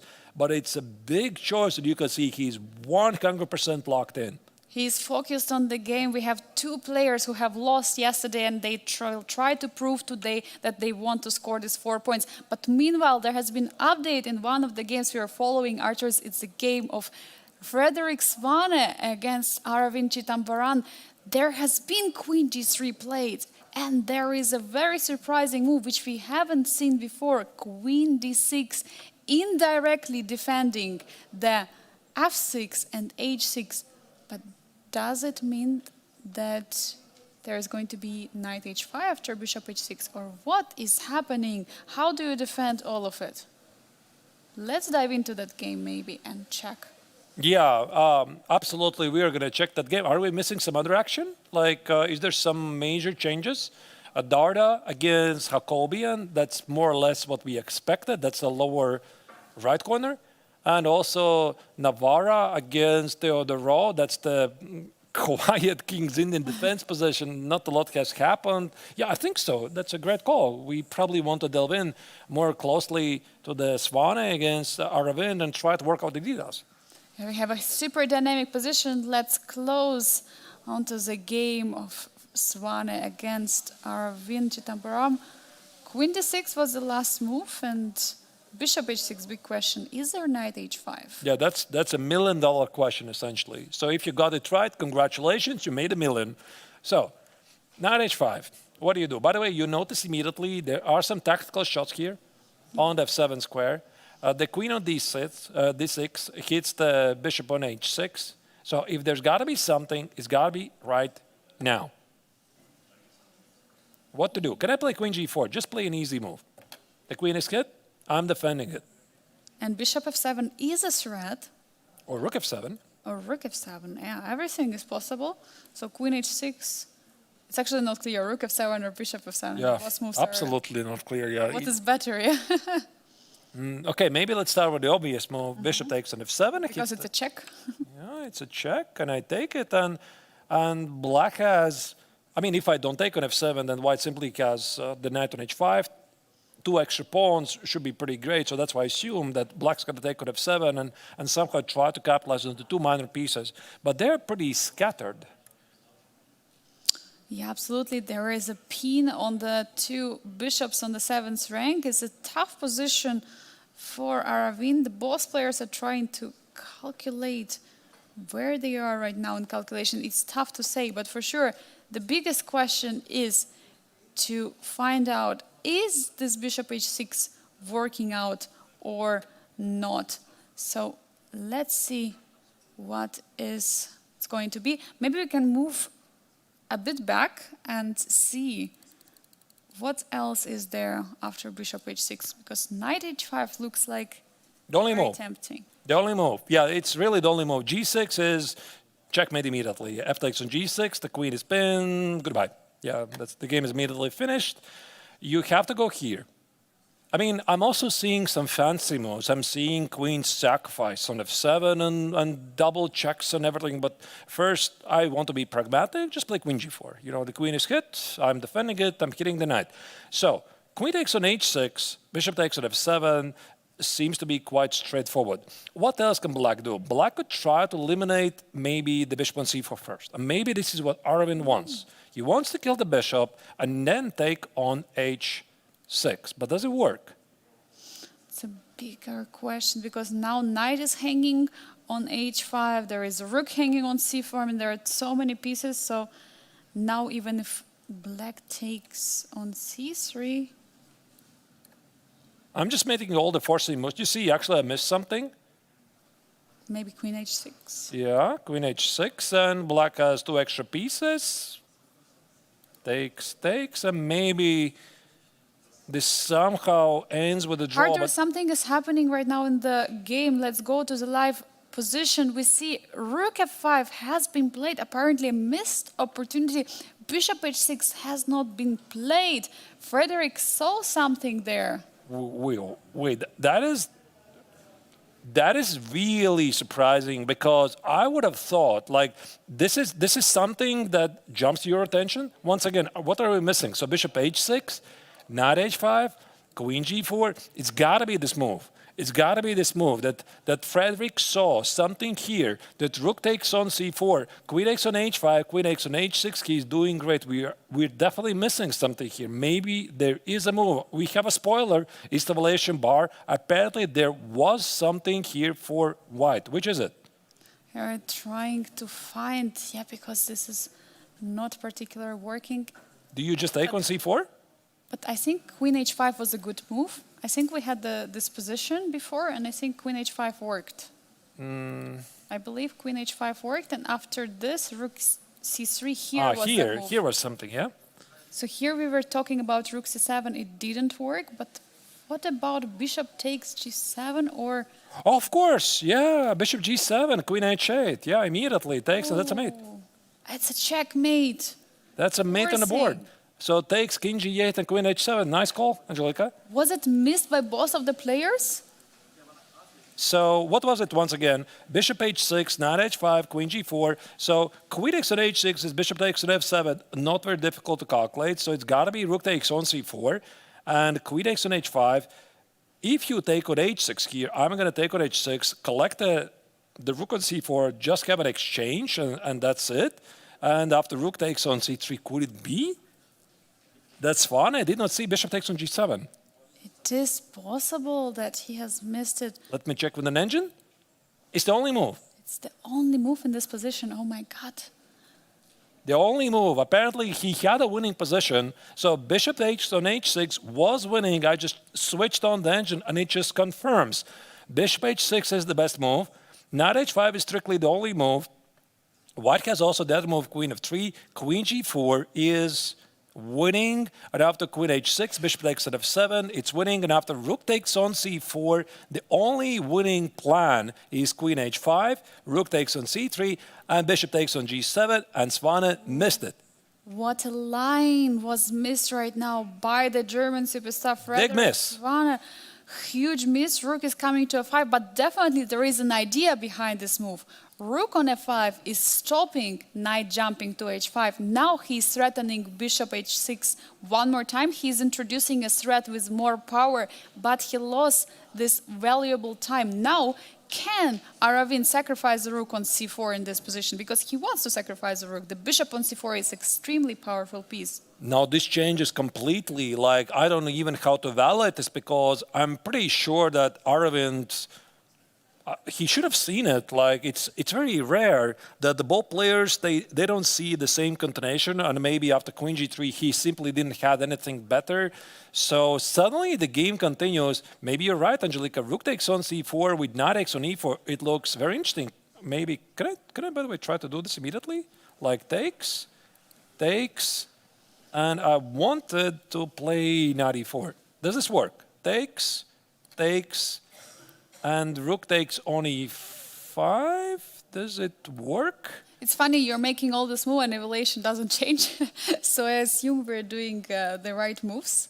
I hope I'm playing good moves. Yeah, because evaluation doesn't change, so it's remaining the same, around equal. And now the big problem, of course, the rook is seemingly attacking the bishop, but the queen on g3 is hanging, so you cannot actually take that bishop on e4. What to do? Yeah, could be some bishop g6 here, and the pin remains because bishop f6 doesn't work because of rook takes on f6. That's a pin here, and queen takes on f6 is rook e4, and white just wins. Definitely, that's something what he's not going to miss. But now, big time, big question for Aravind. Will he make it? We see him right now on the screen. He's fully locked in. Look at his body language. He's focused. He's holding his head. He's trying to deliver this important He's got to move. realize he just dodged a bullet. I mean, he's got to realize that maybe in this previous position he felt he had nothing better. He was like maybe bluffing or trying to complicate White's life as much as he could, and suddenly he's gifted again a chance to fight back and maybe more than just an equal position here. So is it this rook takes on c4? To be honest, Angelica, I'm not sure. It feels like in this position there could be many moves of And rook he takes on goes c4 for is played. it. He sacrificed an exchange, taking the bishop, the only move in the position which Aravind had, and he is going for it. Will Frederick realize right now what he has missed in the previous move? Arturs, what do you think is going through the head of the German superstar? I just hope he doesn't know that he missed. Maybe he doesn't know, but maybe he is not aware that. I mean, how could he be aware? Like, he didn't play bishop h6. There was something he didn't like, and now, if he knows this, if he would have known that there was something like a winning position a couple of moves ago, this is very difficult to overcome. Now, rook takes on c4 here. He's got to take, unless he's planning to do something else. There might be also bishop takes on h6 here. He's getting focused. He's still trying to understand what is happening. Now, after bishop h6, there is no knight h5. So let's see what is happening along this line. So bishop takes on h6. Looks like a checkmate threat, but is knight e6 working here? Because there is no longer bishop on c4, which is targeting this f7 square. Just knight e7 defending from a checkmate. Sorry, knight e8, I mean knight e8. Knight e8, and I'm also looking at some fancier moves like knight g4. Maybe they even work, but maybe let's start with some human moves like knight e8. Yeah, knight e8 is good. It's just good. Like the bishop at h6 is hit, defend the pawn on g7, the rook is still hanging. Black at the moment has an extra piece, so it's not really great. And also knight on c3 is hit, right? It's double attack. The bishop and the knight is hit. Yeah, exactly. I try to make this more work. Yeah, like I saw knight g4. I have a fancy spot for a big spot for fancy moves, but no, it's too much. Yeah, of course, knight e8. A good idea, a great idea, definitely. No, no, it's not a great idea. It's a terrible idea. But okay, thank you for saving me. No, it's all good. And that's why Frederick is forced now to take on c4. We see he takes back the rook with a pawn. Now, knight e4, we are following the line, Arturs, we were mentioning.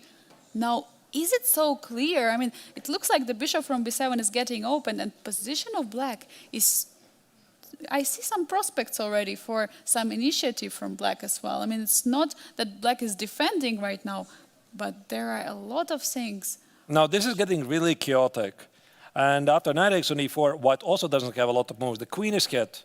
So, do you play queen e1? No, it just doesn't feel right. You got to take on e4. Like, I see the bar doesn't like it, but okay, it just feels normal. Bishop takes on e4. Now the rook is under attack. There's no bishop h6 due to queen takes on h6. I'm looking for some rook f6, bishop f6. There's no tricks. Maybe there's some other move. We have actually a suggestion. Instead of taking on e4, play queen f3 with the idea that bishop on b7 is undefended.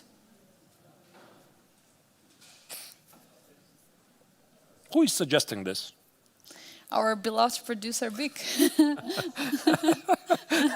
That's our producer, Bic, who is running the broadcast. Yeah, actually, yeah, queen f3 is looking pretty decent. And if I play knight c3, queen b7. Yeah, but it doesn't feel like white has any advantage here. So black has an exchange for a pawn. There might be a check on e2.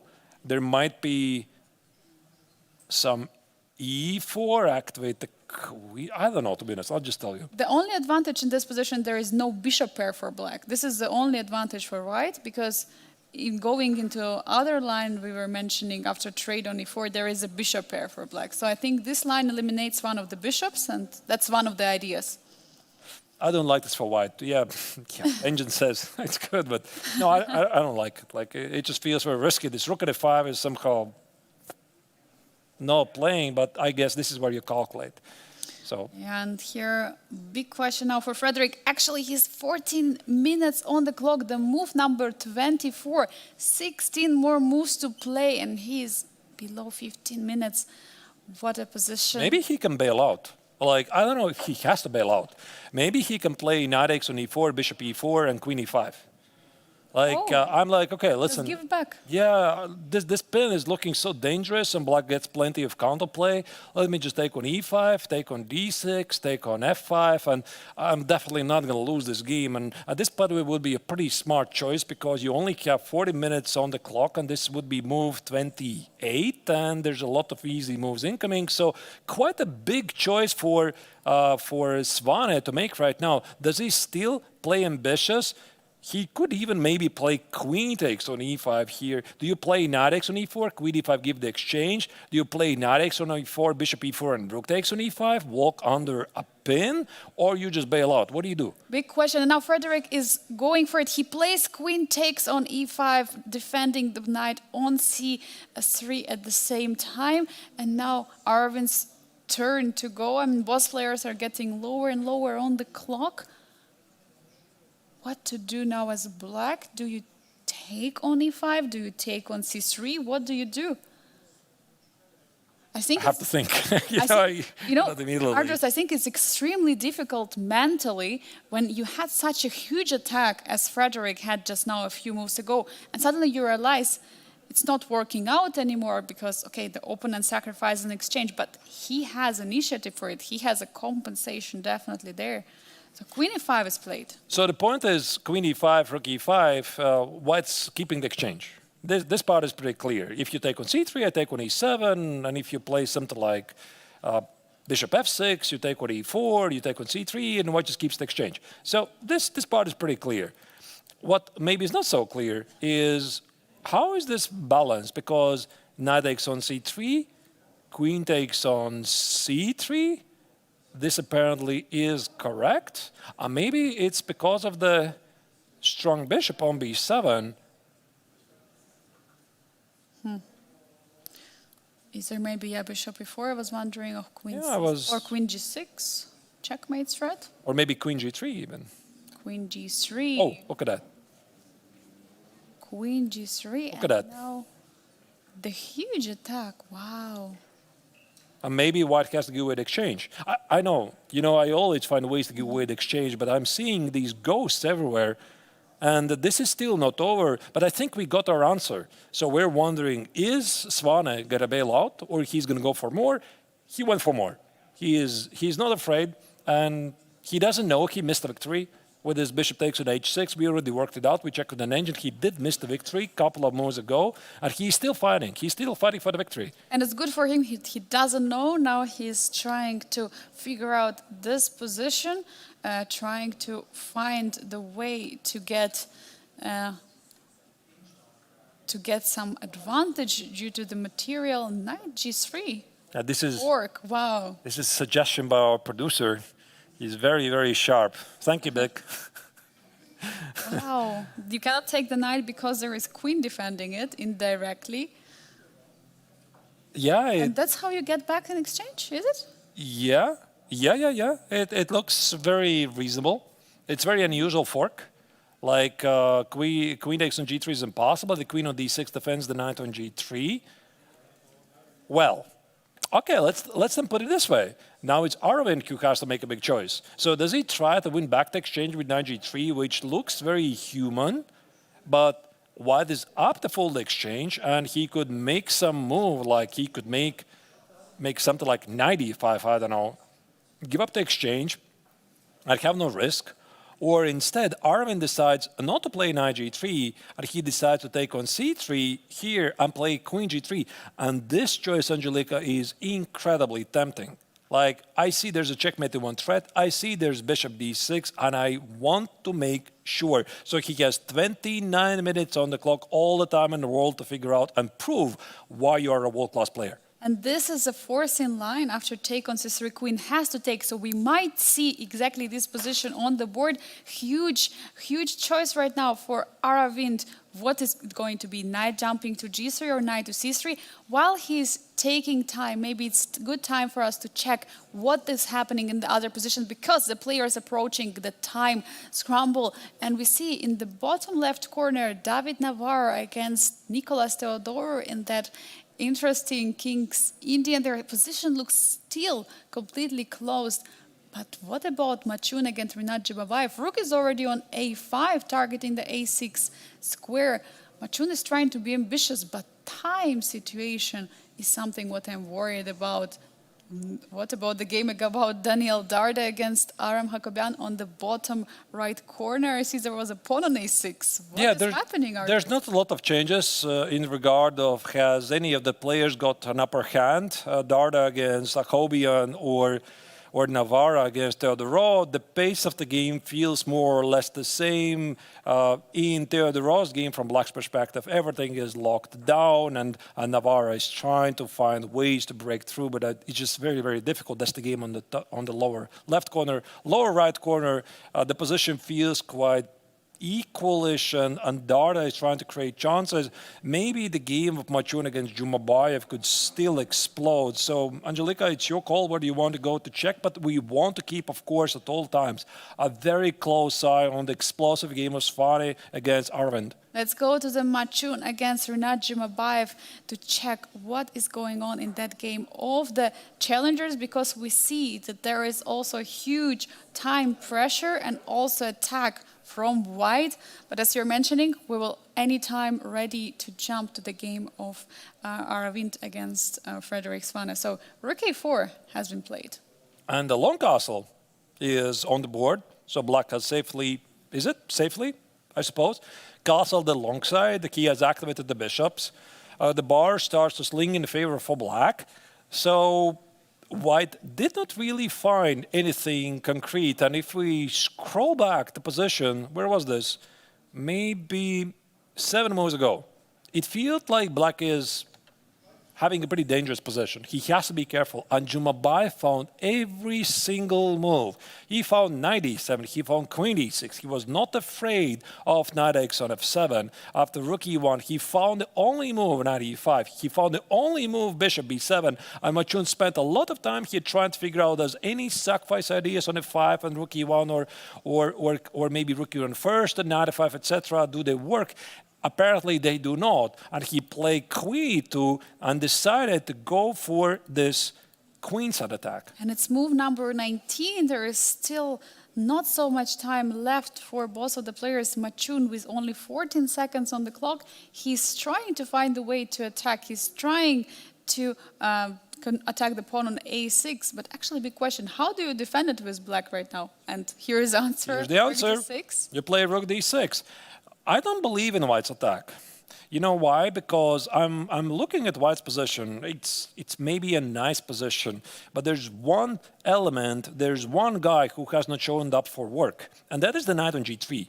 Like, it's not doing anything. It stands there. He played his move after the opening. He had some ideas to go for a future knight h5 in case Black would castle short, but now the knight on g3 is just standing there minding its own business, and White would somehow want to slide the knight towards the queen side, let's say to b3 and c5, but how do you do that? I mean, it's impossible. Also, do not forget the pawn on g2 in the long run is under attack. So here, I think that Jumabayev is taking over the game.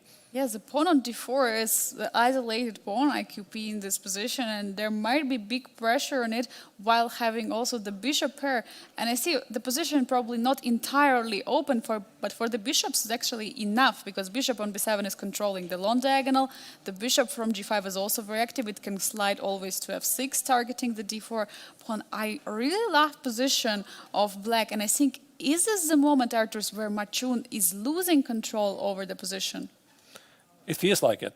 It feels like it, and also the clock situation, 12 minutes on the clock, moved 19. So this means he has to make 21 moves in 12 minutes in a rather unpleasant position where his direct attack has failed, and Black has managed to survive the storm and slowly taking over the game. This is a recipe for disaster. So here, Machun is going to have to show something to keep the balance, maybe go for inspired queenside attack, but it just looks very good for the Kazakhstani Grandmaster. Meanwhile, we have new moves incoming on the board of Frederick Svane against Aravind Chitambaram. He made up his mind and he made a decision. He went for the knight c3 and then queen g6, keeping the material imbalance in this position, still being down in exchange, but with two massive bishops. Now, there is a big threat in the position. It's a checkmate on g2. How do you defend? Frederick is only under 10 minutes. Arturs,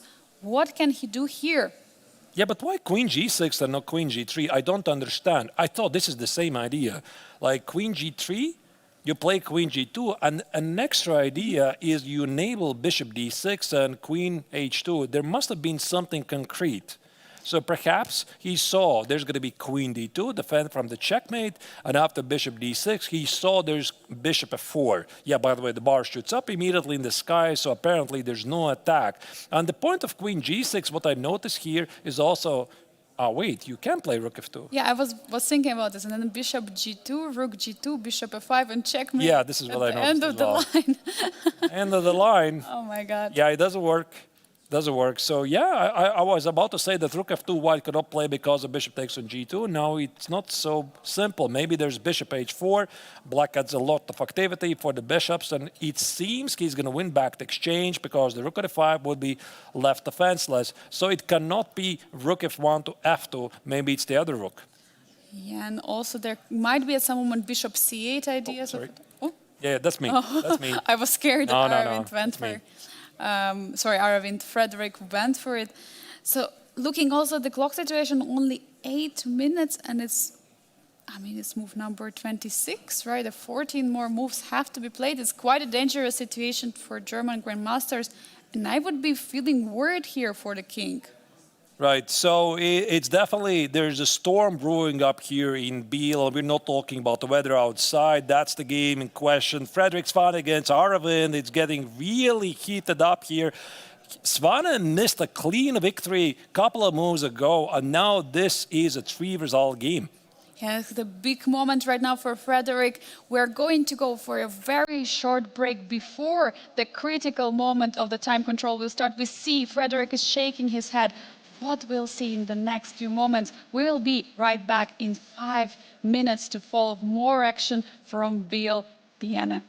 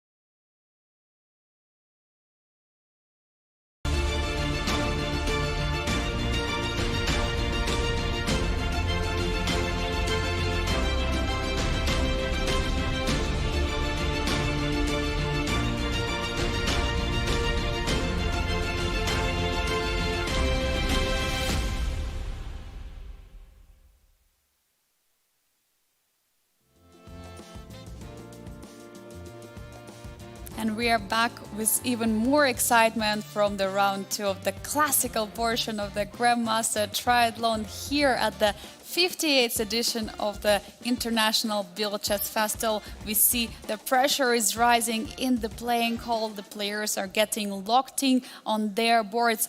A lot has happened and a lot is at stake right now. We see there has been already a huge updates in many games since everyone is approaching a time trouble. Arturs, what do we see in the bottom right corner? Daniel Darda against Aram Hokaban. It looks like a major change in the evaluation. Yeah, I see the valuation bar drop dramatically, as if like White just left the rook at e5 hanging. I find it very, very hard to believe maybe it's a glitch in the transmission. I hope so. Let's wait for a moment. First, assess what's happening here. I do not think that White decided to give up the rook on e5. Maybe we could see the camera from the board and see what's happening there. Does it look like Darda just gave up the rook on e5 for free? He's sitting too calm, right? Yeah, he's looking like it's all... If we can zoom in, actually, it would be great to see if the king is there on e2, but he did play? No. It's his move, so it's got to be. There's got to be some problem with the transmission. So the position remains. Still I was so level. scared for a second.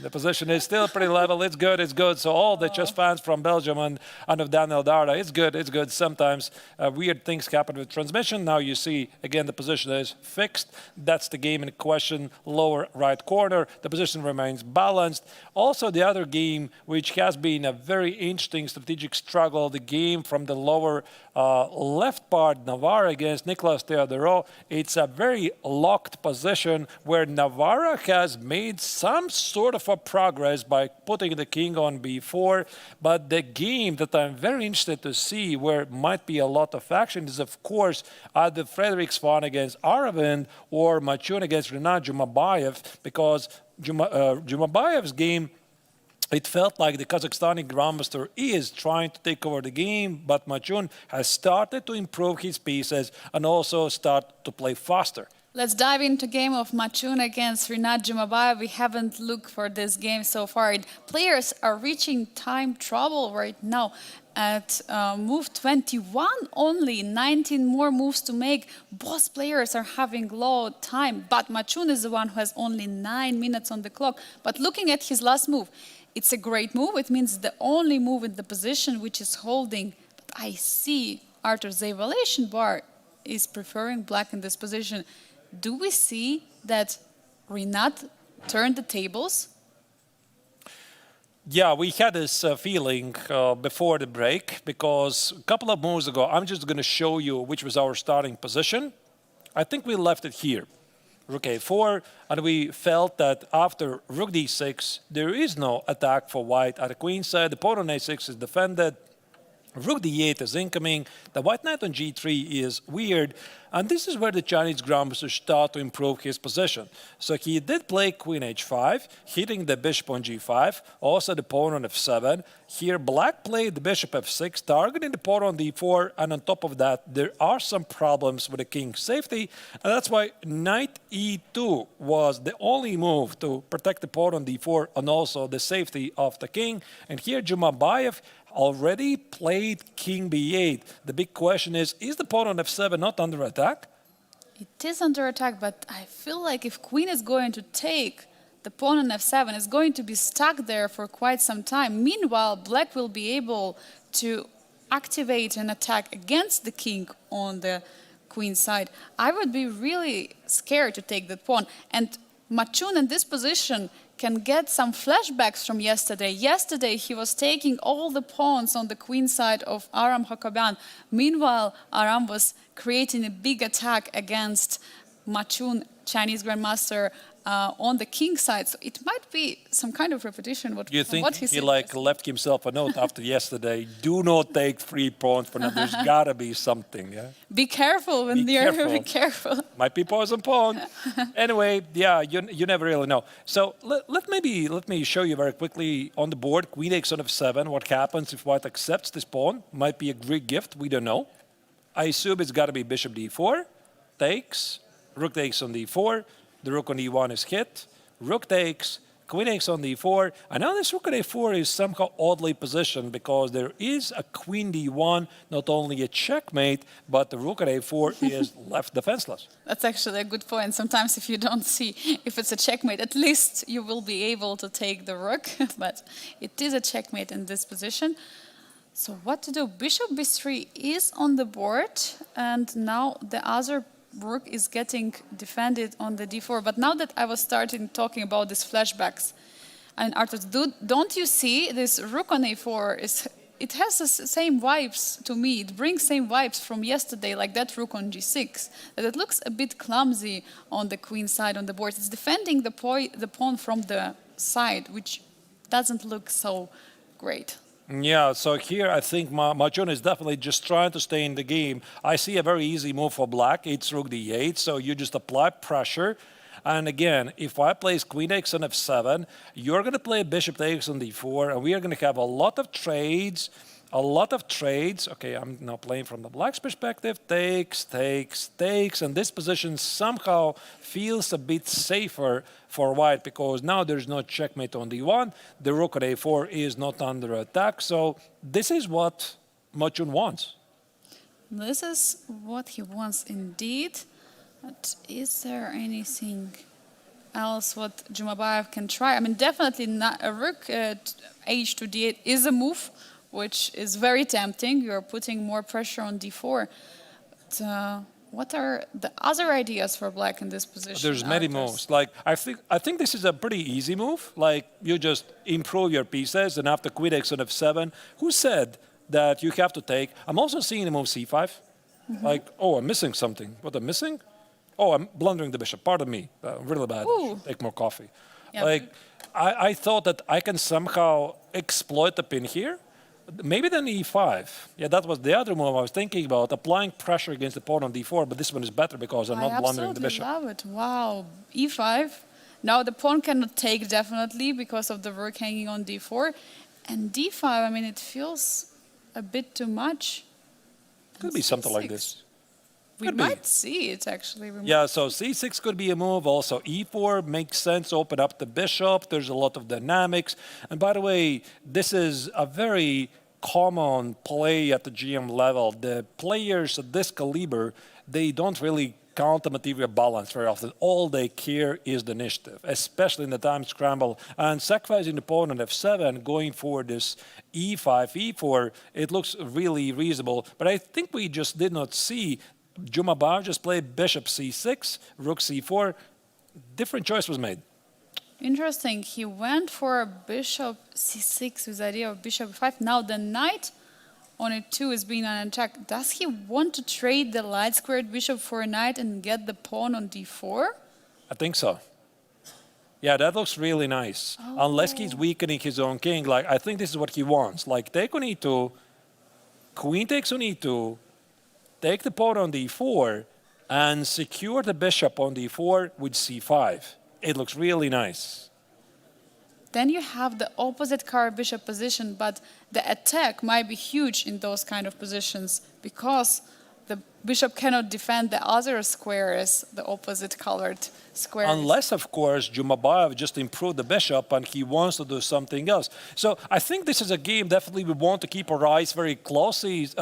So let's have a look at the other games and estimate their chances, how they might finish, because we also have this crazy action that now turned down a bit. Frederick Svan against Aravind, the top middle board, the only remaining game of the Masters section, and all the games of the challengers are still being played. Yeah, we see that bishop f6 has been played in the top middle board. Aravind is trying to prepare some attack, currently targeting the queen on c3.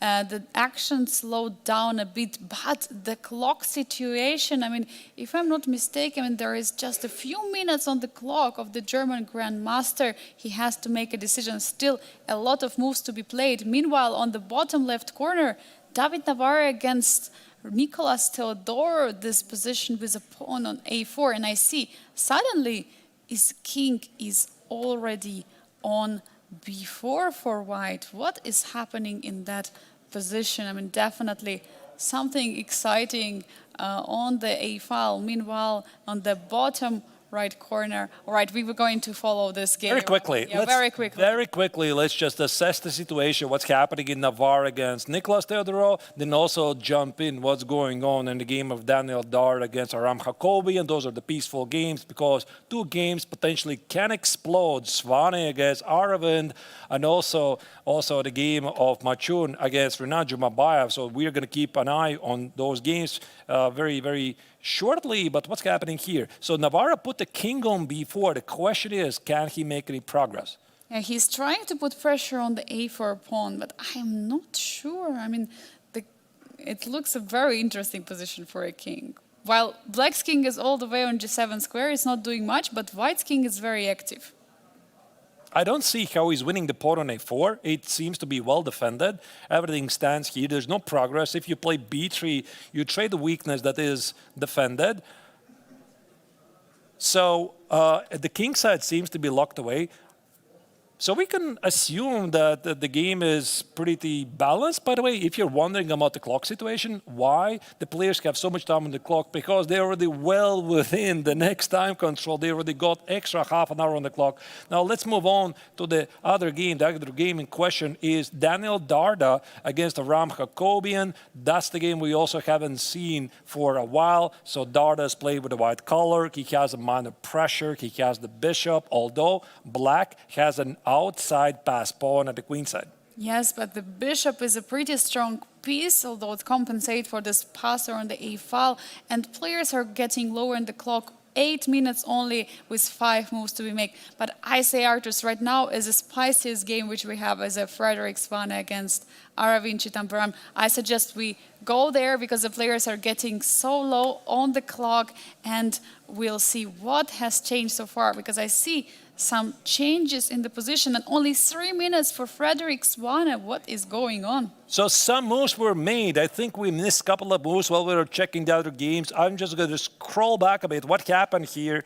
It was queen g6, rook f2, bishop f6, not bishop h4, by the way. Here, Svane played queen b3, targeting the bishop on b7. Bishop e4 was played, bishop takes on c5. The German grandmaster collected the pawn on c5, and after rook c8, bishop e3. This is the current position we have on the board. We have two bishops which are targeting the king side of Frederick, and it's tough position to be in. He has to play 9 more moves with the 3 minutes on the clock. I mean, that's a tough position to be in.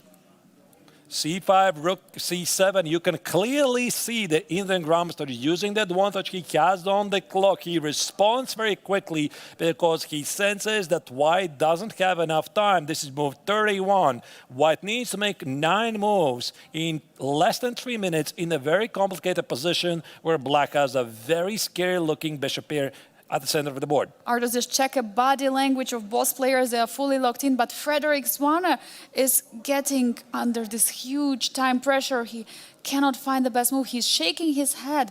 I mean, I'm not sure about him finding. He's in shock right now. He's just getting, from his body language, I see he's unsure completely what is going on. 2 minutes, 15 seconds for German superstar. What to do in this position? This is where your training kicks in. You got to protect the pawn on g2. You want to play bishop f4. Bishop f4 might be some bishop d4 problems. At the moment, bishop f4 is bishop f4. There's a checkmate on g2. You could do that. So you're thinking, I got to protect the pawn on g2, but the queen is on b3. How do I do that? Do I maybe play c4, queen a2, defend the pawn on g2? What about queen g3 idea? That's even a nastier threat. So not really easy to make move here. So rook e2 is by the way played. Rook e2 was played. He was reaching out a few times for a move. He was not sure.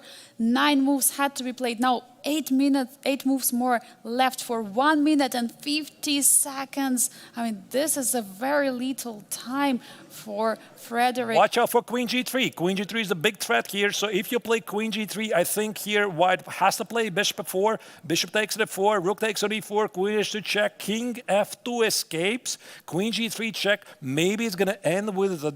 Is it going to end with a draw because the queen on b3 also protects the g3 square. Actually, I think this is a genius move. I mean, rook e2, queen g3, bishop e4. I just noticed that after the trade, you can take on g3 first and play rook takes on e4. So queen g3 does not work. Arturs, we have an update from another game, Machun against Rinat Jimabayev. There has been take on d4. Maybe very shortly we see that the black takes the pawn on d4. Suddenly we see evaluation bar is shifting more and more down, getting lower on the clock. Machun is getting into trouble. But probably let's keep our eye on the position of Frederick Svan against Aravind. The Kazakhstani Grunfeld definitely has a great position, but he has everything under control. This is the game where nothing is really clear. Frederick Svan has an extra exchange, he has an extra pawn, but he is under a serious pressure here because here Aravind is going all in. He's going for the full point, or actually 4 full points, because in this tournament every single victory is 4 points. Big threat, queen g3, which doesn't work immediately because of bishop f4. Somehow you want to improve the threat, but how do you do it? You want to be unpredictable. So far, all games in Masters finish in a draw. Yesterday in the round number 1, today in the round number 2. This is the only game ongoing. There comes the jacket. There comes the jacket. So Frederick Svan takes off the jacket like in a very famous game. Paul Keres once removed the jacket against Mikhail Tal when Mikhail Tal was sacrificed, gave her a single piece against him. He just removed the jacket, calculated things precisely, and then just won the game. Did we just witness this in the year 2025?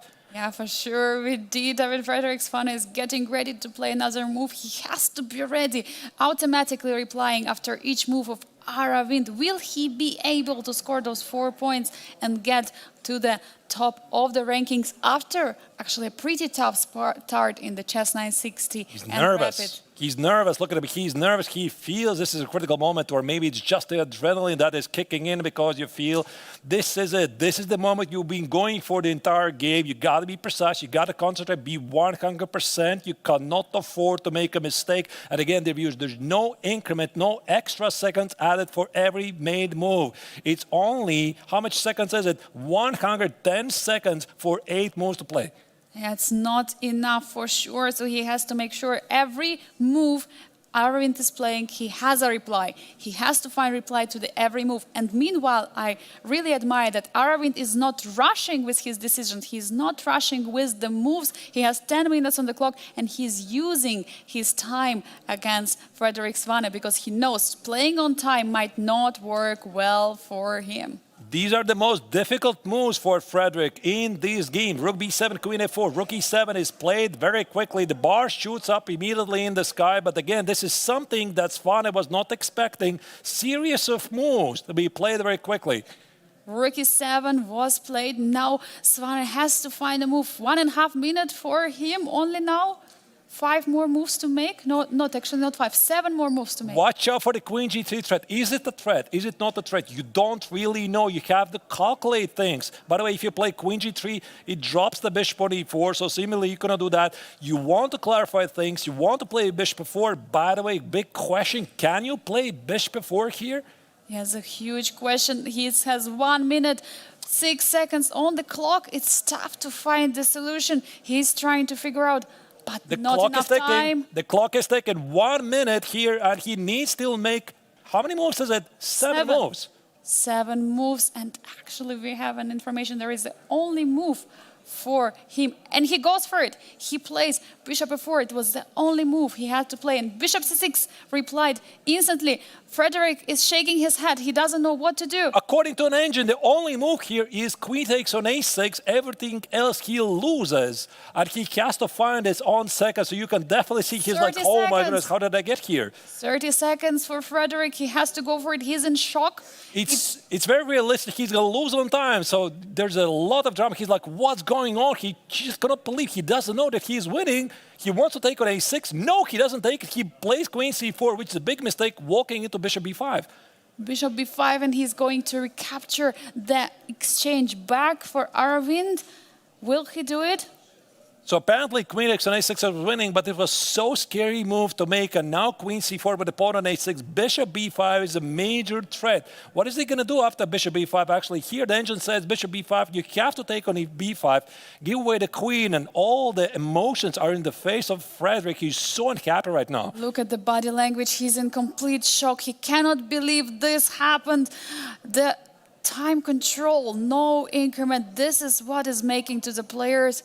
He's in shock. He cannot believe this is going on. After bishop b5, he cannot defend the rook. What an emotion from the German grandmaster. This is really hard to watch. That's essentially professional chess to you. Unfortunately, that's how it goes. That's the price of one mistake in a very, very difficult position. But also you have to give huge, basically, shout out to Arvind, who made these things happen, who created these complications. Engine evaluation is one thing, but the practical easiness to make the moves in a time scale, that's completely different thing. The tournament format this time played against Frederick. And Arvind had this very nice plan to prepare a few moves in a row. This is a strategy which players usually use when the opponent is in time trouble. He played one move, he was ready for a reaction from Frederick, and he played a second move in a spare of seconds to make Frederick find the only moves which he didn't succeed in this position. Will we see bishop b5? Bishop b5 is strictly the only move that gives black the winning chances. Bishop d4, by the way, is also a move, a very, very tempting move. The point is, after queen takes on d4, there's rook takes on e2, and the pawn on g2 is attacked twice. Like it's attacked by the queen on g6, the rook on e2, also the bishop on c6, feels like an extra piece. I would say, Angelika, bishop d4 is a very tempting move to consider. Absolutely. It's very, very tempting, but it's tough to find which one. For that reason, Arvind has also 7.5 minutes on the clock right now. He's using this time wisely, while Frederick is struggling now big time with only 20 seconds left. 5 moves to be made, so it means 4 seconds for each move. He has to basically play a blitz game or bullet game right now, blitzing out all the moves, which is extremely tough, especially knowing he missed his chance. So how many moves does he need to make? So it's like 5 moves for 20 seconds, yeah? It's 4 seconds per move. 4 seconds per move. But okay, after bishop b5, there's queen takes on b5, there's going to be rook takes on e5, and bishop b5 is played, and of course here Svane sees he shouldn't take an pawn on a6, he did not take it, now he has to go with a queen and try to escape with perhaps a fortress. Now he takes the bishop on b5. We're going to see the endgame where white is going to try to create a fortress with rook and a bishop against the queen. We see the emotions of Frederick. He is in complete disbelief. He cannot understand how it happened. 9 seconds for 3 more moves. 3 seconds per move has to be played to try to stay in the game, to try to stay and prove that there could be a fortress. Yeah, and this, of course, is going to be really hard for Frederick because especially since he was winning earlier in the game, this bishop takes on h6. Okay, this time scramble is one thing, but he missed the winning chance twice. Rook e3 was played with 2 seconds on the clock. Will he be able to reach time control? Queen c2, bishop d6. So he needs to take one move, not to flag, so that he keeps the chances alive. So Arvind is going to try to make the most unpredictable move because he can seal the deal right now. And we see that Frederick is getting hand ready in order to play instantly because he knows he has just 2 seconds on the clock for one move. Such a nightmare. This is such a nightmare scenario for him because here essentially Arvind can sit for 6 minutes. He can torture the opponent for 6 minutes and not to make a move. And here Svane has to be ready to make a move at every single moment. It's entirely possible he might flag. Yeah, it's very big opportunity for that. That's why we see his hand is over the board. He's getting ready for any move. Arvind is going to play queen b2 and rook f2, f3 was made on time. He made it, and the game still continues. So good news for the German fans. He did made it, and you could actually see what's ready into pre-move. Physically, over the board game, a pre-move is actually a perfectly legal move. At least Frederick still lives in this game. His chances are still alive, but of course, it's very, very difficult for him to be in this situation. Let's go back to the overview of the other games, because there might be more action happening in the other games. Yes, we see that there is a still game of Machun against Rinat Jumabayev in the bottom middle board. It's the game in question where there was a big attack recently, but a huge turnaround has changed. So let's dive in there, because I believe the players still have not reached the time control. What is happening? G3 apparently is a huge blunder. But let me just roll back a bit. What happened? There was a double exclamation move. Apparently here, bishop takes on e6 was missed by Jumabai because you're going to take on e6. There's going to be queen takes on c7. We did not see this. So bishop c6 was played, and g3 immediately is a mistake. Bishop e4 check, king a1. And apparently black is winning this position. Is it? Is it? Wait, there's no rook c2. I was trying to find some tactics. I'm just wondering, what was the problem? What did he have to do instead of g3? Now rook takes on h2, and apparently it was not the best option. It was a missed opportunity. There was something. It should have been something tactical in the position. So while we are at the screen, let me just check very quickly. Rook takes on h2 was played, and here Jumabai had some chances. So it was... Oh, wait, he just take the bishop. Queen takes on e6, queen takes on c7, king a8, and apparently there's no checks like queen d8 check, king b, no, not king b7. Rook c7. King a7. He missed it. He missed it after rook c7 check. He has bishop b7. He was completely winning this, and he missed it. He just took the pawn on h2. Oh my God, what an incredible miss. But of course, it's not so easy, and both players are low on the clock. 2 minutes for Rinat Jumabai, 1.5 minutes for Makun. 4 minutes for, 4 moves for Jumabayev, and 3, no wait, actually it's more. I think moves. it's five moves for black and 4 moves for white to make. Yeah, it's still very... it's not enough time, because of course you want to think for quite some time for a room, but definitely it's not 9 seconds how it was for Frederick earlier. So he can still take on e6. He can take on e6. Does he see the idea of king a8, king a7, and bishop b7? He can still do it, by the way. That's why the engine marks a3 is a mistake. The bishop on e6 is legit under attack. You can take it. Will he find it? That's a huge problem here, huge question to Rinat Jumabayev. Will he do it? Will he risk it?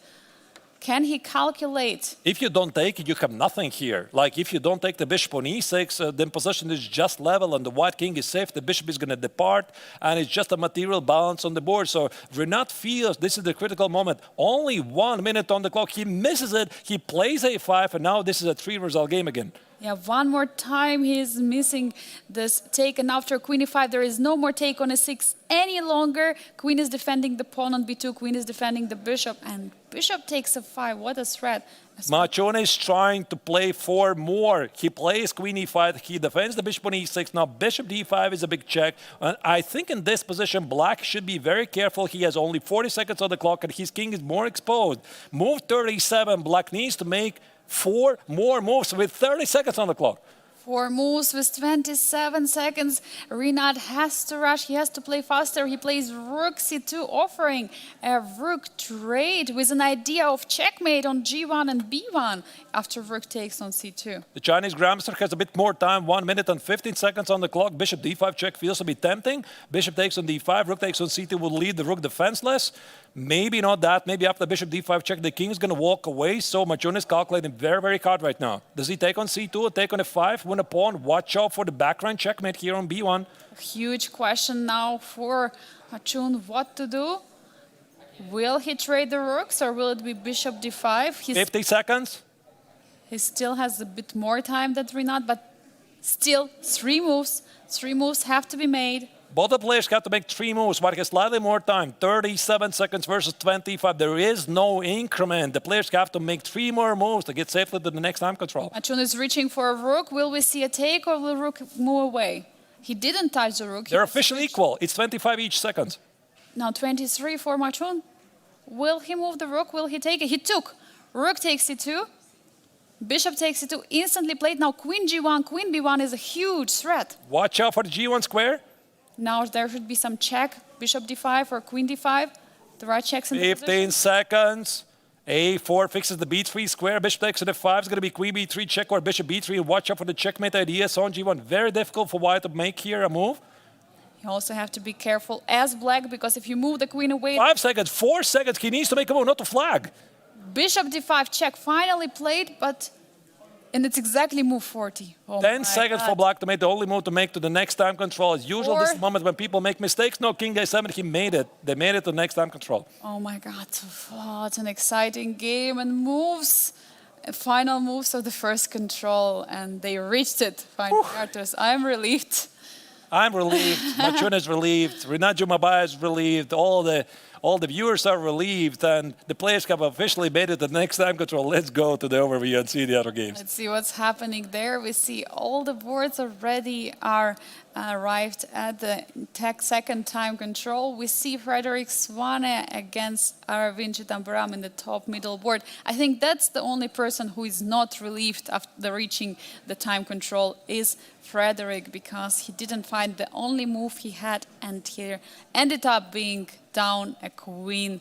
Arturs, what a miss by Frederick. Yeah, this was pretty crazy action, and I think it's a really, really great format. But by the way, speaking about it, players are not really used to this because, once again, this is the new World Championship time control, 2 hours for 40 moves, and only then the increment starts at move 41. So it's like you seemingly know this, you are aware of this, but you don't have a lot of practice with this time control, and the players are used to play with the increment, and once you get there, then things are different. Definitely, Arturs. Whenever you get 2 hours at the beginning of the game, you feel like it's a lot, but in reality, it is not, since there is no increment. Meanwhile, in the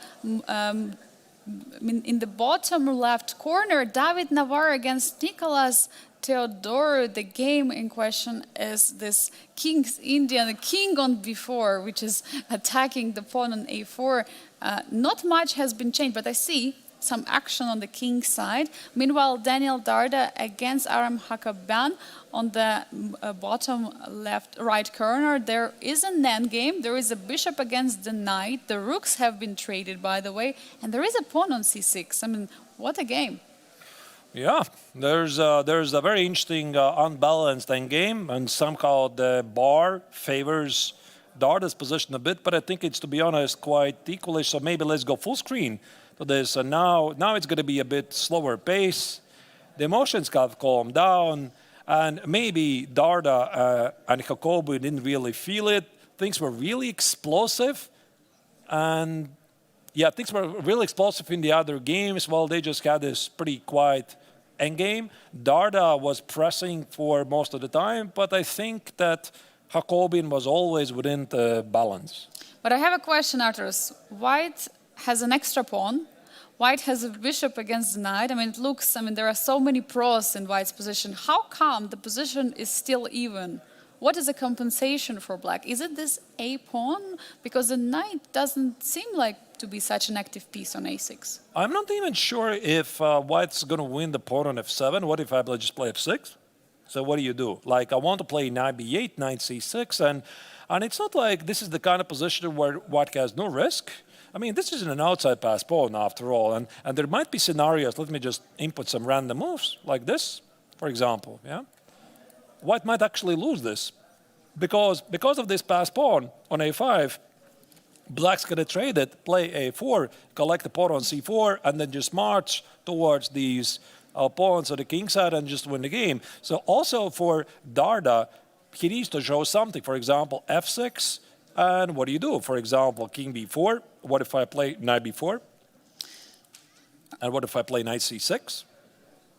And what if you cannot take and take, because then you will lose. Yeah, you might lose this even being up a pawn. So the game still continues here, obviously. So king Very b5. dangerous. I don't know, like check. Takes on a5. Take and king c5. I think that Black is perfectly safe. So is it really the position where White has no risk here? No, I would say that here White can get in trouble if he's being inaccurate, because this extra pawn doesn't feel, and the knight potentially can dominate the king side, because this king is so far away it has to walk all the way home.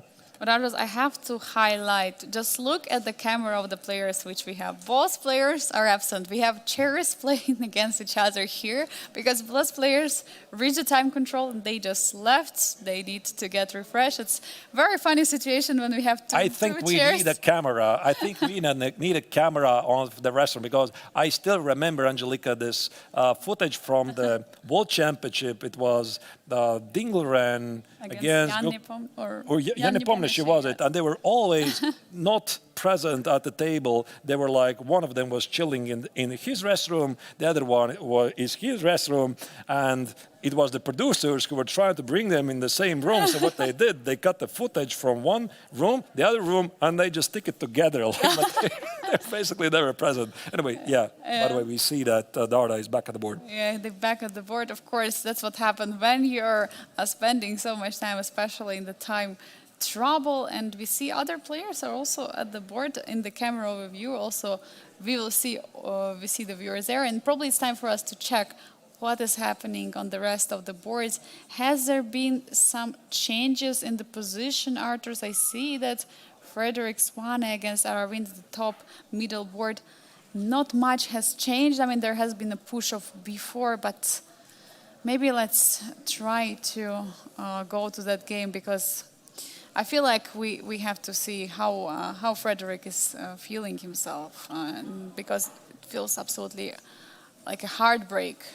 It is what it is. That's the professional chess to you, unfortunately, and I believe all of us. You have been in this situation. I've been in the situation that you're playing this really great game. You give everything you can, and it's still not enough. And then you misplay, and you know that you misplay. And obviously, the biggest critic is yourself, right? You're incredibly unhappy, and we saw all the spectrum of emotions in Frederick, but I'm pretty sure he's going to recover. He's a brilliant young player, and of course, he was just incredibly unhappy about the moment that happened there, but the game, of course, still continues, and I think here the young German is still hoping to build up some kind of a fortress, because let's say we get a pair of rooks off the board. Maybe it's not so easy for the Indian Grandmaster to win this position, because, by the way, the pawn on b4 is something you want to collect, no? Yes, you want to collect it, but there is a c5 pawn, which is a question. How are you going to stop that pawn, or how are you going to take that pawn? Because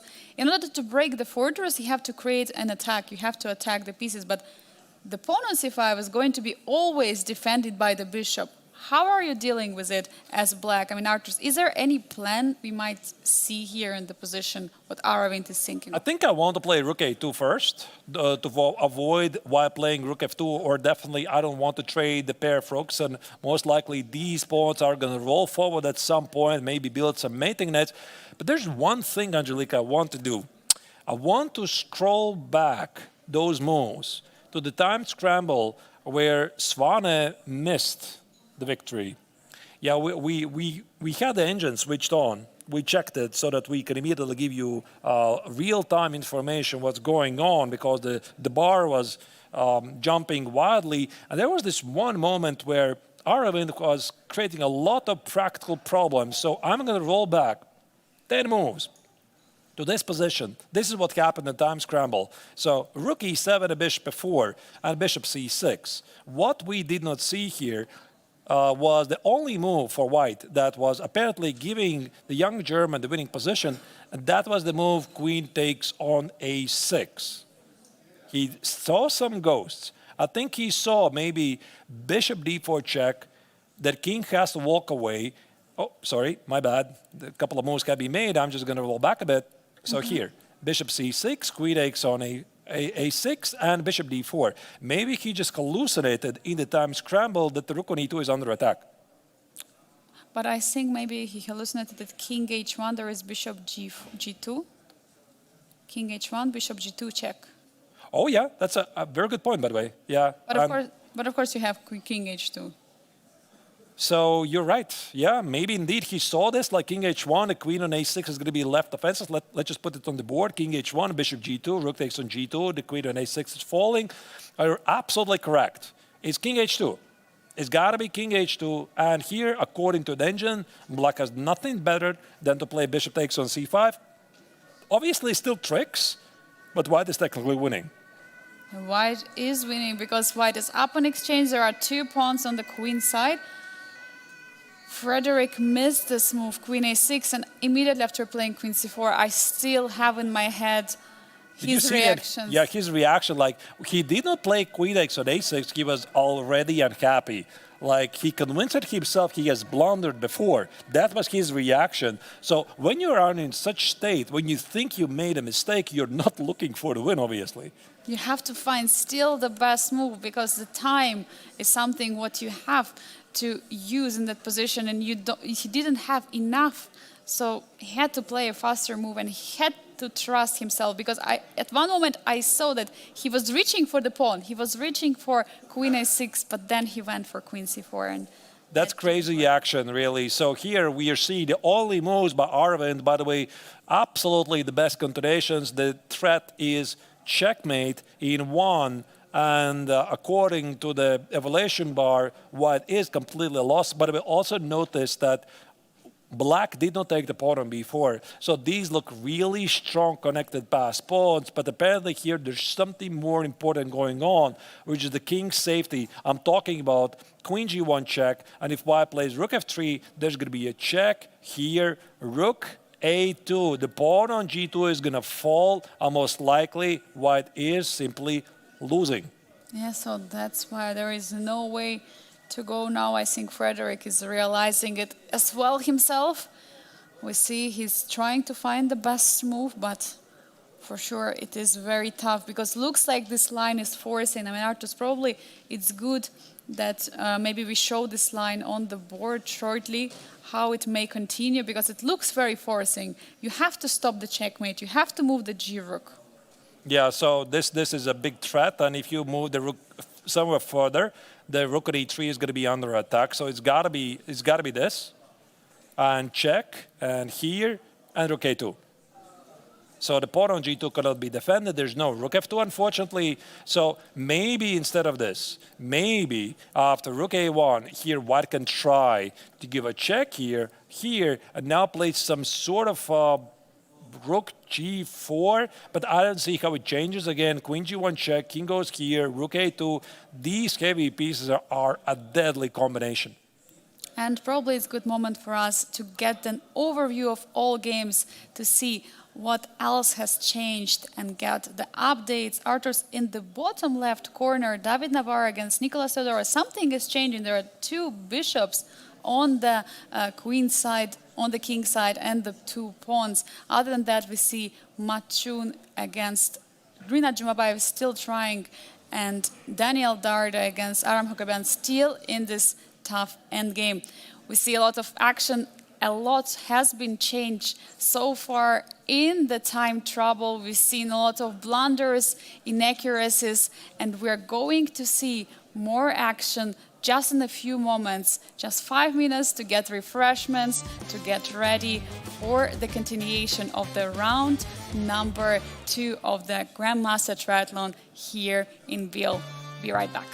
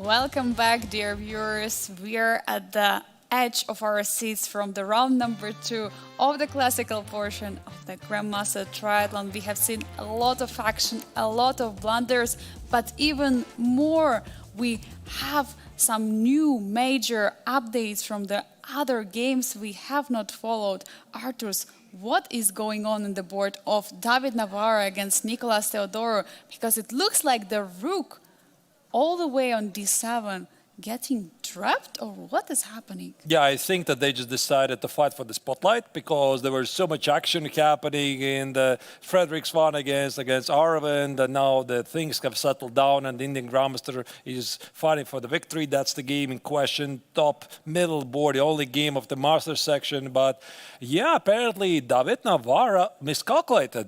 He had plenty of time on the clock.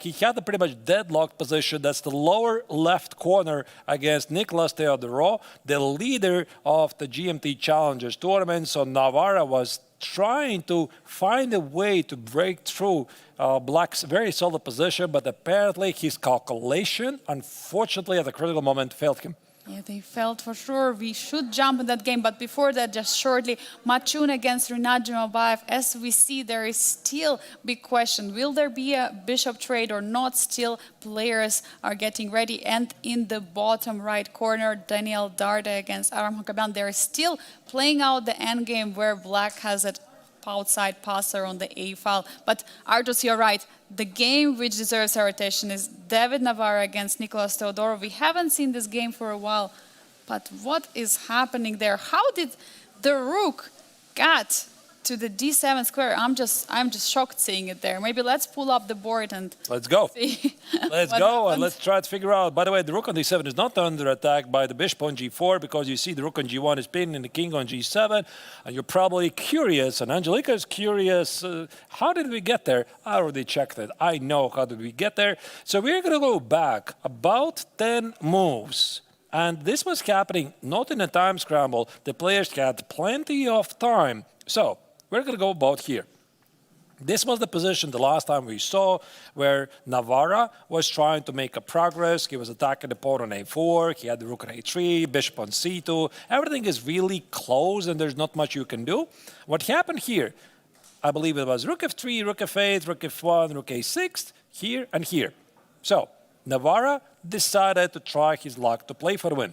Because once again, the tournament situation requires the players to take more risks. Victory is 4 points, draw is only 1.5 points. So he played h4. Oh, he's opening up. He's opening up, but why did he play h4? The point is, after h4, g takes on h4, he played rook f3. Here the engine says rook f3 is a mistake. Bishop takes on h6 would still give him equal chances. So this was based on miscalculation. He played rook f3. Obviously, the bishop cannot move. There's going to be a very deadly check. And after rook f8, he played g5. And maybe he expected h takes on g5, bishop takes on g5. This is the pin. And bishop e7 obviously is impossible because you just take the bishop. So what happened after g5? Black played double exclam move. Bishop takes on g5, sacrificing the rook at f8. Takes it, bishop takes on d2 check. I'm pretty sure David saw this. Now he played king a3, threatening with rook f7 check, and I think he simply missed bishop f4. Bishop f4 cutting both of the rooks. Now rook cannot get out from f8 and the h-pawn. Arturs, what about the h-pawn which is marching forward to become a queen? Oh my God, did he miss this move? I think so. Yeah, I think so. I mean, this position looks incredibly dangerous for white. Here, rook g1, h5, by the way, only move. So there must be some sort of a miscalculation. Maybe it still goes further. Maybe he saw bishop d1. But bishop d1, this doesn't really seem like a big threat. Black can play h3, takes, rook takes on g4. Maybe he saw this line and he missed after bishop g4 that there's h2. Oh, that this intermezzo move, and now there is no bishop check because rook is under attack on g1. It has to be moved. So we don't really know what exactly was missed, but it's pretty clear. You don't go to this position, to a much worse position deliberately. So something was missed. And right now, he's sitting here and trying to figure out what to do because H5, H3, H2, H1 is following here. And according to an engine, what is lost? Yeah, and Rook D7 was played in this position. He's giving a check. Arturs, the next move, Rook D7, he played in this position. My bad. Yes, and Rook he's D7. giving a check. His idea probably to take the pawn on C7. But looking at this king side, there are two bishops and rook, and there are so many pawns on the king side. I mean, rook cannot stop all these pawns from being advanced. So things changed, really, but not the way he was expecting. And here you can see Nicholas is once again thinking about his choices. So he's in really great shape. I mean, he started again, if he wind back how the Greek Grandmasters tournament started, he started really terribly in the Chess 960 tournament, half a point out of 5, and I suspect, might be wrong, I will ask to Nicholas if I'll have the chance. I suspect he's got to do something with the jet lag because he's a student in the United States. So it's possible he flew here, he was not really feeling well, or maybe just tournament didn't really go well. Then he won the rapid tournament. He won the very first game yesterday with the black color against Rinat Jumabayev. And guess what? He is about to do the same very impressive stuff. 2 victories possibly with the black color. What a way to start the tournament. Absolutely incredible. And before Biel Chess Festival, he actually won the Greek League Championship earlier, so it was a team event which he won with his team, getting first place. And before this, in June, he got the first place in UZ Chess Cup Challengers. Recently has so many successes, and coming here to Biel, especially very ambitious. So it's not a jet lag. So it's not a jet lag. It's like I thought he was flying from the United States. You're saying he was in Europe all the time. Yes. No, he was in Uzbekistan. Uzbekistan, and then he was in Greece. Okay, maybe just a bad tournament. Yeah, maybe. And also Chess 960 is completely different. And we see there has been take on C7, Rook takes C7, but not much is changing. Does it, Arturs? Maybe Navarra wants to collect as many pawns as he can now, like play Rook C6, Rook D6, C5 idea. This Rook on G1 will have to go, most likely, like H3, H2, Bishop F3 is a big idea. So perhaps this is what Navarra wants. And this is something I noticed already in previous games, Angelika, is that unfortunately David has sometimes not the best time management. Like, for example, here he had plenty of time on the clock when he did it, like 40, 45 minutes, and he miscalculated. He simply miscalculated things. And also in the rapid tournament. It was actually against Nicholas. Against Nicholas, yeah?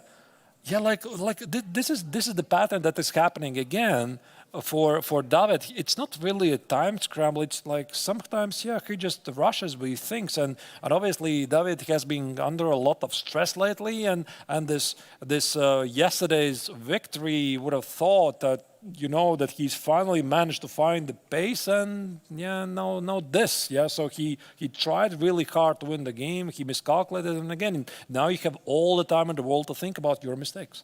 Yeah, he has time, but he's not using it. As we can see, he's currently with 37 minutes on the clock, while Nicholas has 20, but with a winning position. The pawn is marching forward, and now there is not much way of stopping it. It's very heartbreaking to see David in this position, but it's a great opportunity for us to go back to the overview of the rest of the games and see if there has been some updates. And what I can see in the bottom middle board, Machun against Rinat Jumabayev, there has been trade of the bishop, and we have the queen endgame in that position. Meanwhile, in the bottom right corner, Daniel Darda against Aram Hokobian, there is still this endgame, bishop against the knight. And in the top middle board, Frederick Swana against Aravind. Well, there is still the position with Rook on E1. Not much has changed. Frederick is taking his time, trying to find a way to find the fortress. What is your pick, Arturs? Which game should we follow? Actually, Angelika, I'm looking at Darda's game against Kakova, and I see I've wrongly evaluated the endgame. because apparently the Belgian Grandmaster has selected a pretty nice setup. So that's the lower right corner, the position we're talking about. And I think we're going to definitely go in, and I will try to explain why I think that Darda definitely has some chances. But the other game, Machun against Jumabayev, I think it's just fizzling out. It was a draw. It was a very, very exciting game. It was missed opportunities, mainly from Black's perspective. But here, we go to this position. Why I think it's not really so simple here. Because Darda has managed to rearrange his pieces, and he wants to get the king towards the king side. So he needs to control the e5 square. This is basically, Black has attempted to build a fortress, and Black is not ambitious here because he cannot push the a pawn forward. It's well blocked. This knight, I just don't see a way how he can put the knight on b6. That's not possible. Knight on b2, it's also not possible. So you just cannot push the bishop at a4 from the game. So it's only white. And I'm thinking I could be playing moves like something like g4, h4, g5. So I want to push these pawns, potentially fix the pawn on g6. And let's say there's a scenario, I'll just make some couple of moves like this. Maybe not the best moves, but I just want to show the idea. Takes, takes, takes, takes, takes. And suddenly it's not so clear. But isn't there like this push, like when there are 3 against 3 pawns? I just want to show the final position. I'm sure you can play it out more precisely. Like I definitely, there's definitely the very famous maneuver you're referring to, g5 and h5 and f5, which maybe is not even working. But the point is, I wanted to get to this position where there's a pawn on g5, and this opens the way for the white king to go to f6. So nothing really has changed. Even it's a material and positional balance on the board, but Darda is still pressing here. Yeah, I see a lot of pressure on the Armenian Grandmaster Aram Kokabyan. So he's deciding to go with the king to the king side with a king d8. So he feels a bit insecure. Do you think he feels this pressure? Also looking at the clock, a bit less. He has 5 minutes less than the Belgian champion. I think he's building a fortress. Like he wants to put the king on e7. And let's say there's going to be g4. By the way, there might be a g5 move. Yeah, I haven't yet calculated this at all. So I just want to show what might be the fortress idea. h4, let's say I'm playing, I don't know, knight a6. And after g5, takes, takes, captures, captures. Maybe a white cannot make a progress. c6, knight c7. So something like this. But I think this could be still a very interesting endgame where Darda is going to find some resources, maybe. Bishop c2, maybe. Yeah, like king bishop f7, c2, like this. And king d6. King f7 is king d6, or maybe you need to play knight d6. And if I take and here, you have to be very, very careful move for move. So Black is not ambitious at all here. Yeah, so Black indeed has to try to find all this defense. I mean, is it difficult concerning the time situation? I mean, it looks that Aram has still enough time to do it, but it's definitely uncomfortable to get this position. Arturs, what would you do if you were Black in this position? Play like Aram. So he's doing everything right. I think he found a good way to hold a position and now go back to c7. So here I think Darda is just testing things. So king e7, here white wants to go around the king. So for example, king e7, king b5, king d8, king b6. Why would you do that? Yeah, I mean, why would you allow this pawn to go forward? So I think that Darda just tested this and the answer arrived immediately, king c7, and now Darda has to come up with something else. And now big question to Darda. While he is taking his time, it's time for us to check which other updates we have. And I see that the Frederick Swane against Arvind Chitambaran, we see the new moves incoming. If we can pull up the bird's eye view to see what has changed in that game, because the decision was made, the rook has went to, oh my God, what is happening? Let's dive in immediately to the game. Rook takes on g7. There was a rook sacrifice. But I think he is going to lose the bishop. Let's open up the game on the full Is the size. fortress? I want to see the camera. I want to see the camera while the players are playing out these moves. So what we just saw, there was a rook sacrifice on g7, bishop e5, and bishop takes a1 is to follow. But White is losing the bishop by force. I think so. So there's no rook g8.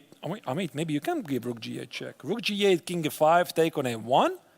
So, for example, you give a check, king f5, you take it here. This bishop probably is dropping. Like, I can play queen f4 check, and rook g3 would be walking into really terrible pin.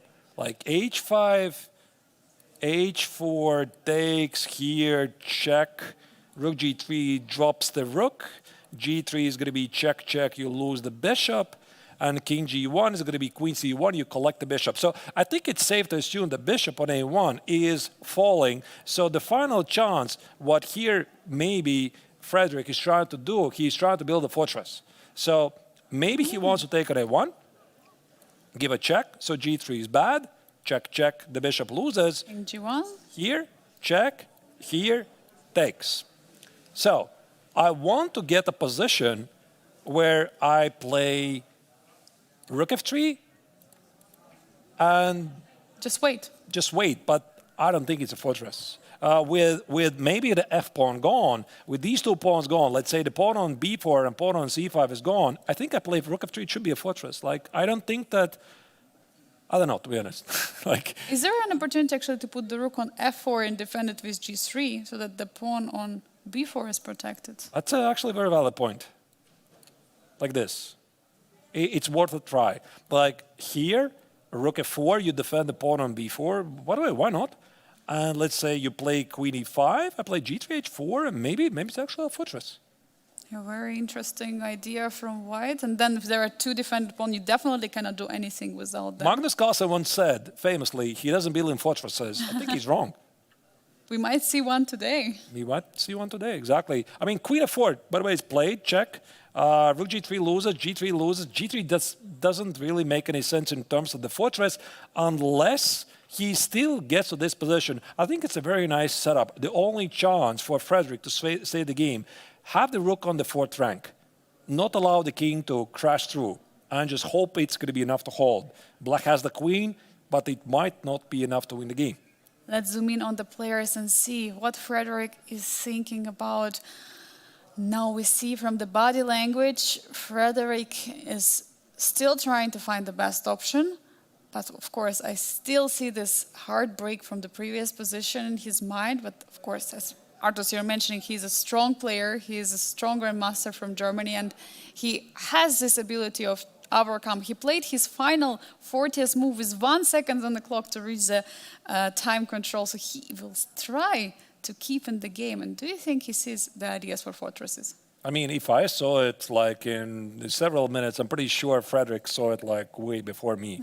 So he has calmed down and he's now trying to figure out where to put the pieces. So how do you get the rook on the fourth rank? By the way, what we did not see, this rook g8 check. So he, in this position, sorry that I'm putting it on the board, but there was a previous move where he played rook g8 check, king f5.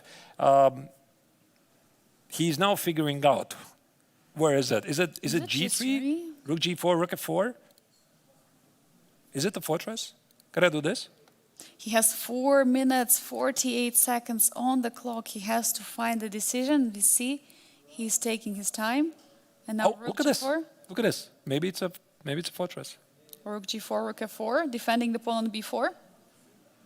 So I'm going to approach you. Check, check, check, check, check, check, check. But there is not much. Check here.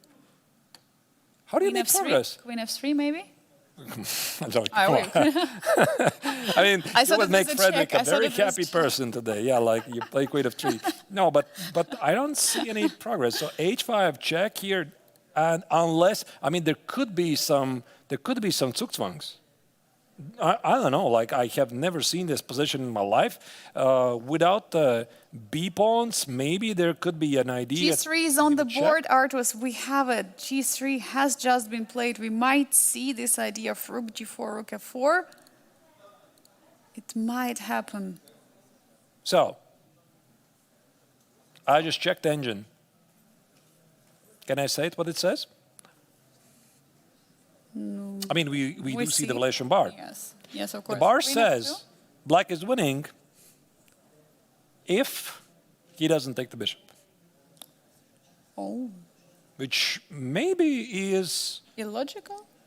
illogical, but logical at the same time. Like, I give you a check, and I don't take the bishop, but I play. What do I play, actually? I thought it's king e4. No, not king e4. No, not king e4. Actually, let me check it. So it's h5? Stopping rook coming to g4? Does that make sense? It makes, I mean, Wow, that whenever is you really hard. whenever you put it all together, it does make sense, but can you see it from far? I mean, now queen f1, queen e1 is a huge threat of taking the bishop. There is no rook g4, no fortress. Does Aravind see it? What do you think? Wow, it's gonna take all the skill for the Indian player to pick this up. Like, I'm pretty sure he is aware that his opponent is setting up a fortress. But are you, for example, let me just put it on the board, like this one. Like, I give you a check here, I give you a check here, I take on a1 and rook g4. First, you want to make sure, is this a fortress or not? And I don't think either of the players is 100% sure. Like, nobody is 100% sure. Yes, it looks like a fortress, but there might be some zugzwang positions, so you want to test this. So Armin knows. He knows what's happening. He's aware what is the plan for the German Grandmaster. So he's going to look for more. And according to the engine here, the engine says that the correct move is h5 to take away this g4 square, but leave the bishop unattended, leave these pawns rolling forward. This is going to require very serious calculation here. What a practical try from Frederick Swan in this position. While Aravind is taking his time, he still has a lot of it. Let's take a look at the bird's eye view and see what else is happening, because there are major It's a genius defense. Like, I gotta say, he found this after being really unhappy the way he misplayed. He calmed down and he found this continuation, the best practical chance. And Arvind has to find a very difficult sequence, which, by the way, I'm not really sure that's so clear. He could have a realistic shot to save the game. There is a big shot now for Frederick, and Aravind has to find the best option. But meanwhile, David Navarre is still struggling against Nicolas Theodore in the bottom left corner. We see the pawn has reached already the second rank. Pawn is on h2, and there is a bishop f3, a huge threat. But also there is a bishop on d1 from white. What is happening in that game, Arturs? All the rest games looks like there has been not so much developed, although the game of Machun against Rinat Jumabayev in the bottom middle board, that's the one where white has two pawns against one of the black, but it's a queen's endgame and looks like equal. I would say we keep with David Navarre against Nicolas Theodore. What do you think, Arturs? Yeah, I mean, the game that you mentioned, Machun against Jumabayev, it's an extra pawn, and I think that white can play basically forever. There's something I want to share with you about this endgame. I don't think it's a draw. Like, I think it's going to continue for quite a while. Very interesting theoretical position, but you're right. The other game, Dara against Hakobian, is equalish, so let's see if Theodorov can find a clean victory against Navarra, who unfortunately for Navarra's and Czech fans, he miscalculated, having plenty of time on the clock. Oh my God, the pawn has already reached h2. King is also joining the attack on the king side. King is on g5, there are two bishops. I mean, what to do now? All pawns can be taken by the white's rook, but will it help to David? What do you think, Arturs? Will this pawn bring anything? That's a good question. I'm thinking c5. Okay, that's not what I'm thinking. Like, I think c5, his idea is to create a passed pawn in the center. But why like this? He could have also taken the pawn and then created a passer. I mean, I'm not sure I understand. Why do you need to include c5 and then take on d6 if I play b takes on c6? What's the trick?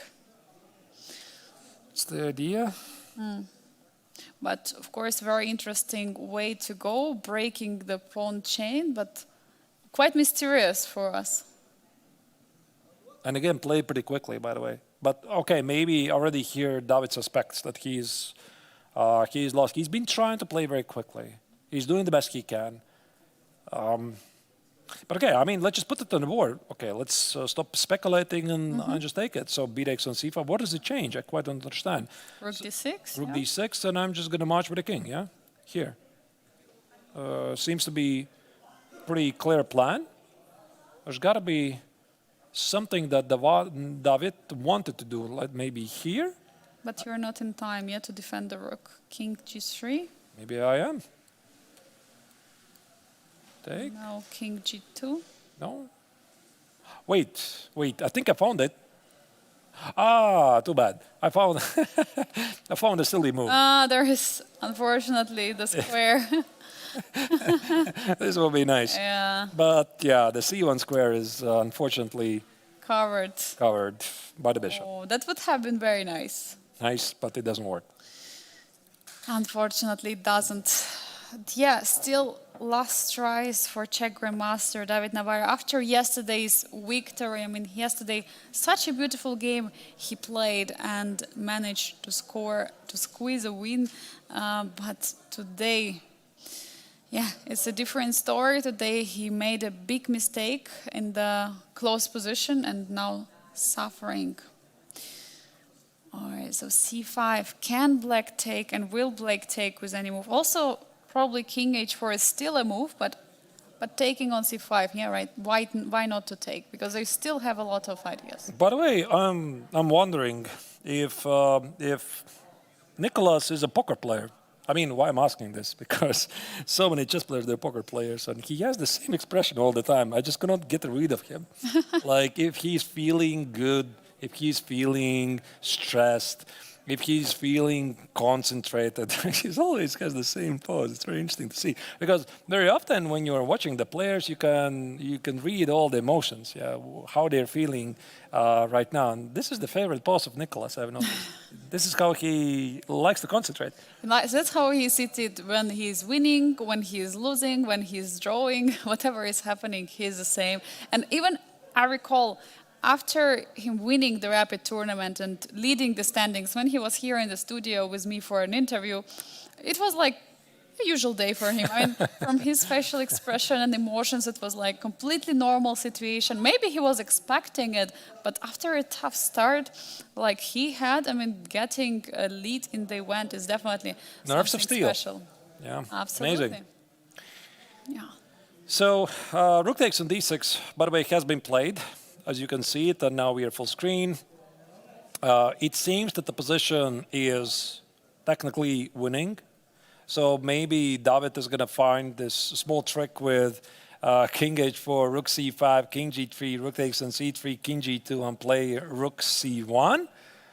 Because I don't really see any other ideas here to test a d pawn, maybe roll it forward, but how do you do that? Do you play rook c6, d6, d7, and black can always just take it? The rook at h1 is not doing anything. And ideally, I was thinking maybe there's a scenario where white can take on c5, play rook c2, take on g4, and sacrifice back to exchange on h2. But even that, I just could not make it work. Unfortunately, the king is too close, the bishops are also there on the king side, and the pawn is on the second rank. This is going to be tough to stop for Czech Grandmaster David Navarro. He's in the tough spot right now. Rook is on d6, but it's not helping that much. Probably it's a good point for us to take a look at the other games which are happening right this moment. We see there has been update in the game of Fredericks 1 against Aravind Chitambaran in the top middle board, and the check has been made on d2, and the king went back to h1. Now it's Arvind's turn to find a way.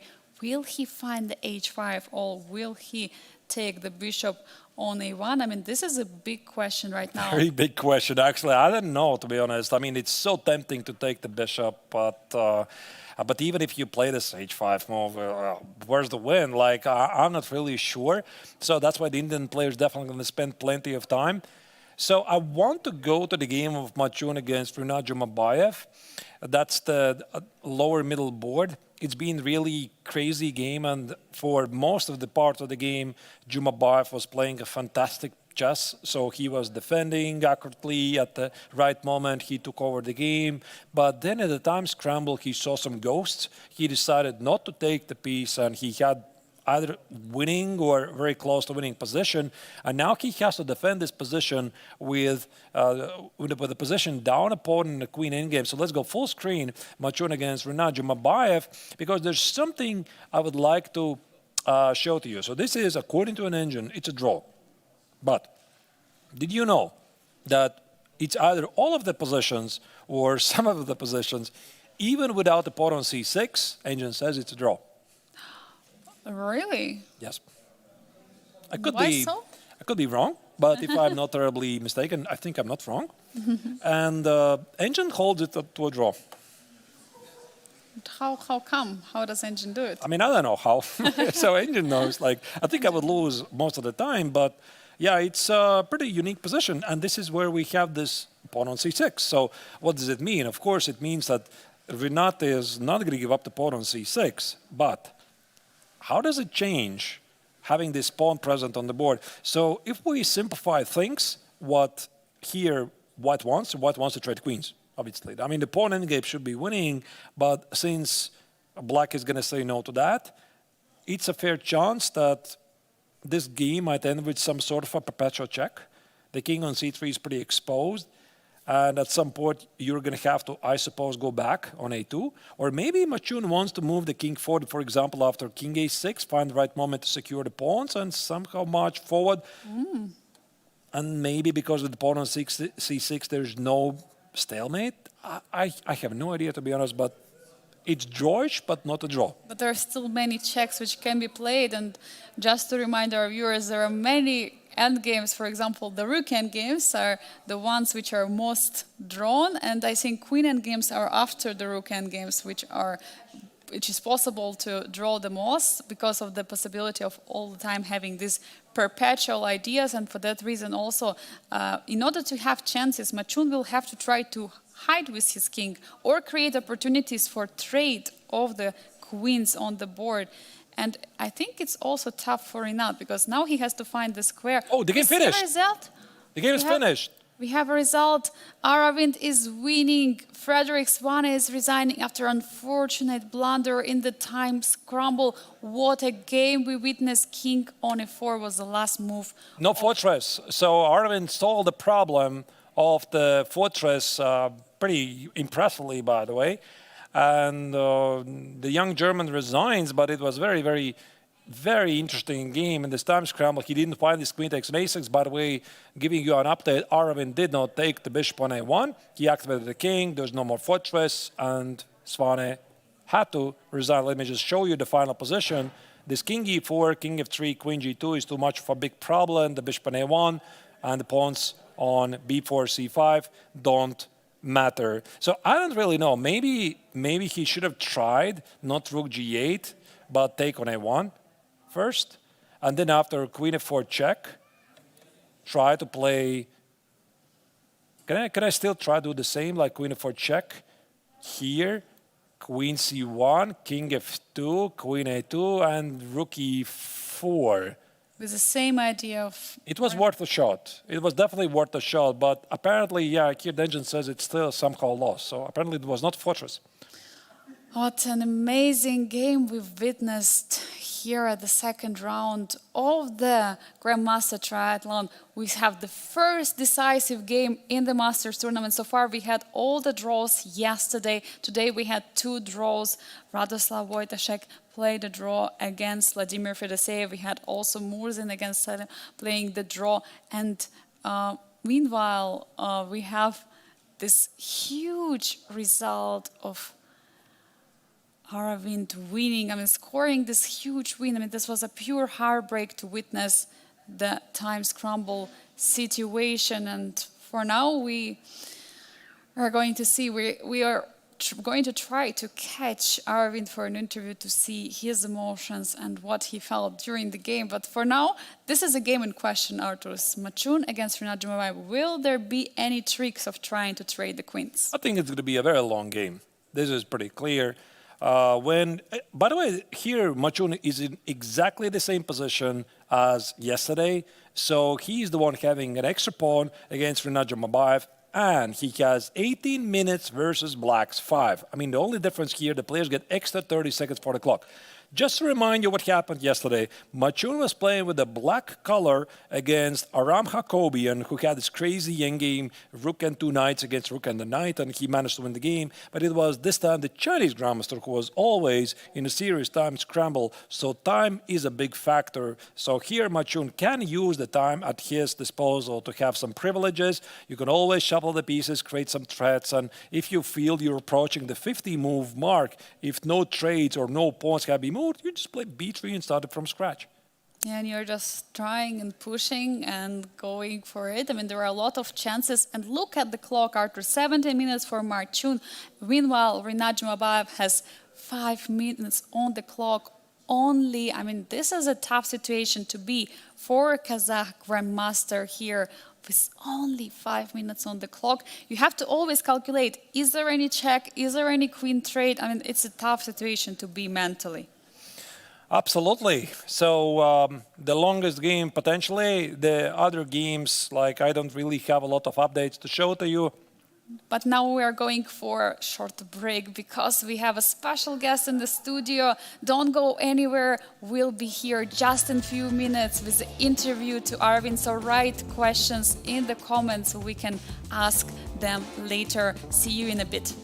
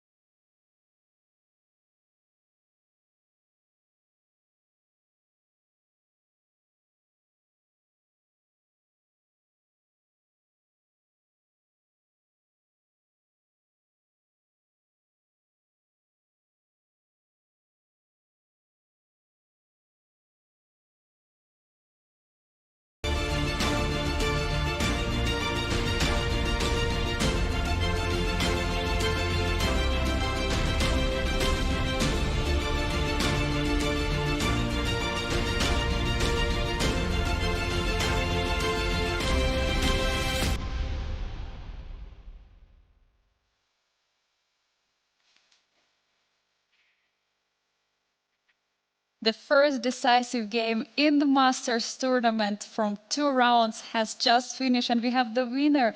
Arvind Chidambaram has just won against Frederick Swane. Arvind, first of all, congratulations. What are you feeling right now? Thank you. Like to be honest, Closer, if you... was completely lucky. I got into worst position like right out of the opening, and like I mean like where has got a dream position, like as you can see everything like knight coming in like rook a1, but probably he spent like so much time like in the opening that cost him at the end. Yeah, and here was the first of the key moments. Maybe you could go through with it and tell us what have you thought in this position, because here there was the attack already starting against your king. Oh yeah, like my only hope was his time actually. Like I was completely busted. Like white moves are like way easier like than You can black moves. also push. Yeah, sure. Like so, I had to play a bit faster and like put pressure on his clock. So I played rook a1. So yeah, like rook d4. I had to like complicate things, otherwise I'm like. It was lost. a very nice find to have this sacrifice of the rook, and Yeah, also like he had like plenty of good options. Let's say even knight d5 should be good enough. Like also he can. I'm not sure he can take on d4. Even like what he played is also fine. Like so many good options. But okay, let's stick to queen g3. Probably here queen d6 was the best practical try. Otherwise, I'm losing the pawn and everything in the game. So queen d6, like maybe as you has mentioned, like probably bishop h6 is the move. But yeah, like knight h5. queen g4. I guess, yeah, he cannot take on rook of 7, knight g3. I think there is nothing, to be honest. Like I can take on c4, rook g7, and the rook on f8 is protected. Yes. Doesn't work, yeah. Yeah. But So yeah, knight h5, probably yeah, queen g4. I was thinking. rook c4. Yeah, rook c4. Maybe Queen- some queen bishop h5? g7 or like queen h5. Ah, queen h5. And the problem Rook here c3 was and rook bishop c3, bishop g7, g7. yes. It's... Yeah, But of course, there are Like- many sharp lines. It was so tough to evaluate. yeah. Like, I did not want to find a win for him so that I mean like I wouldn't feel bad during the game. So like I was just playing fast and like yeah. So But rook f5 was definitely logical to stop this. oh yeah, To like stop this knight h5 idea, so that's why Yeah. probably he went for it. He missed this bishop g7. Yeah. true. The- But I think I don't know what he missed. Yeah. I did you think feel I got- relieved in this moment that? Did Yeah, you feel there after was rook c- something?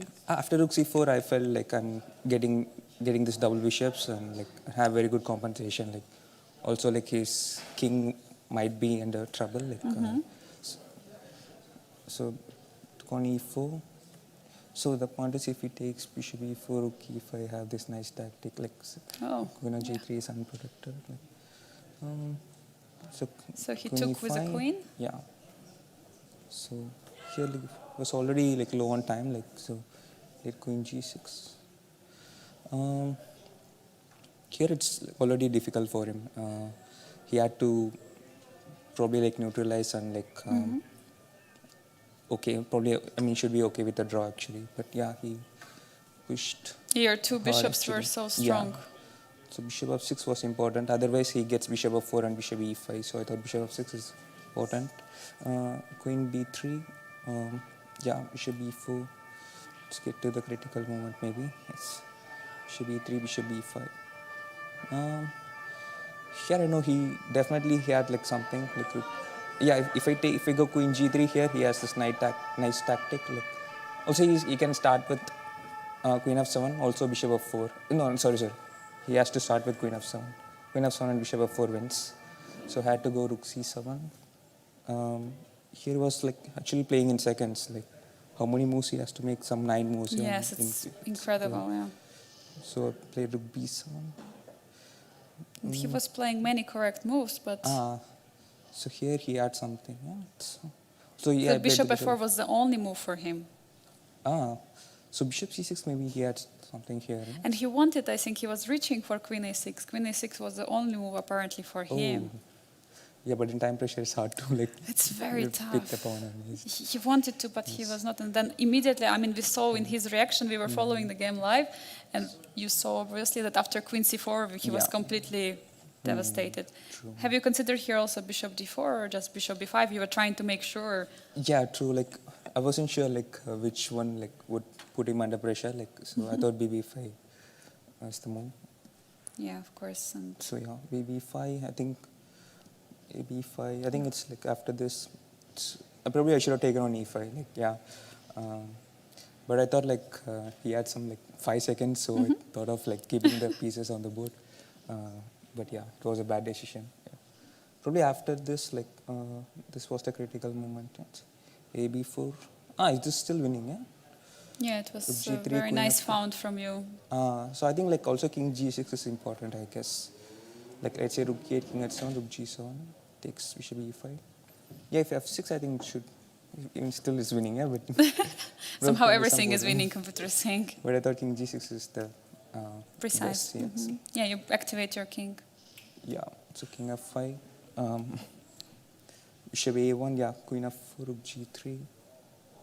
Yeah, if he goes H4, then I take on H4, Rook H3, and Queen F4. Like he loses the bishop. Yeah, I think after this, also I think he missed King G1 was a better try, but yeah, I think he missed King E4, which like loses on the spot. Yeah, and we saw that probably with this G3 move, we had this idea was bringing the rook to G4 to F4 to have some Yeah. kind of fortress. So That's that's why very you important. had to play. It's very important, yes, as you said, yeah. Let's say he goes, let's say I take the bishop. I think here it's a draw, I guess. Like, Rook G4, Yeah. and it's a draw. He goes Rook Unbelievable. F4 and H4. It's What a game, Aravind. I mean, do you think the format of the event and time control, because you didn't have a time, the increment for each move, helped you in a way in this game? Yeah, definitely. Like also, like this is the first time I'm playing in this time control. So like I wanted to play fast, like right from the opening, and thought I can put pressure on the clock. So it worked out. You have played chess 9-6, also rapid.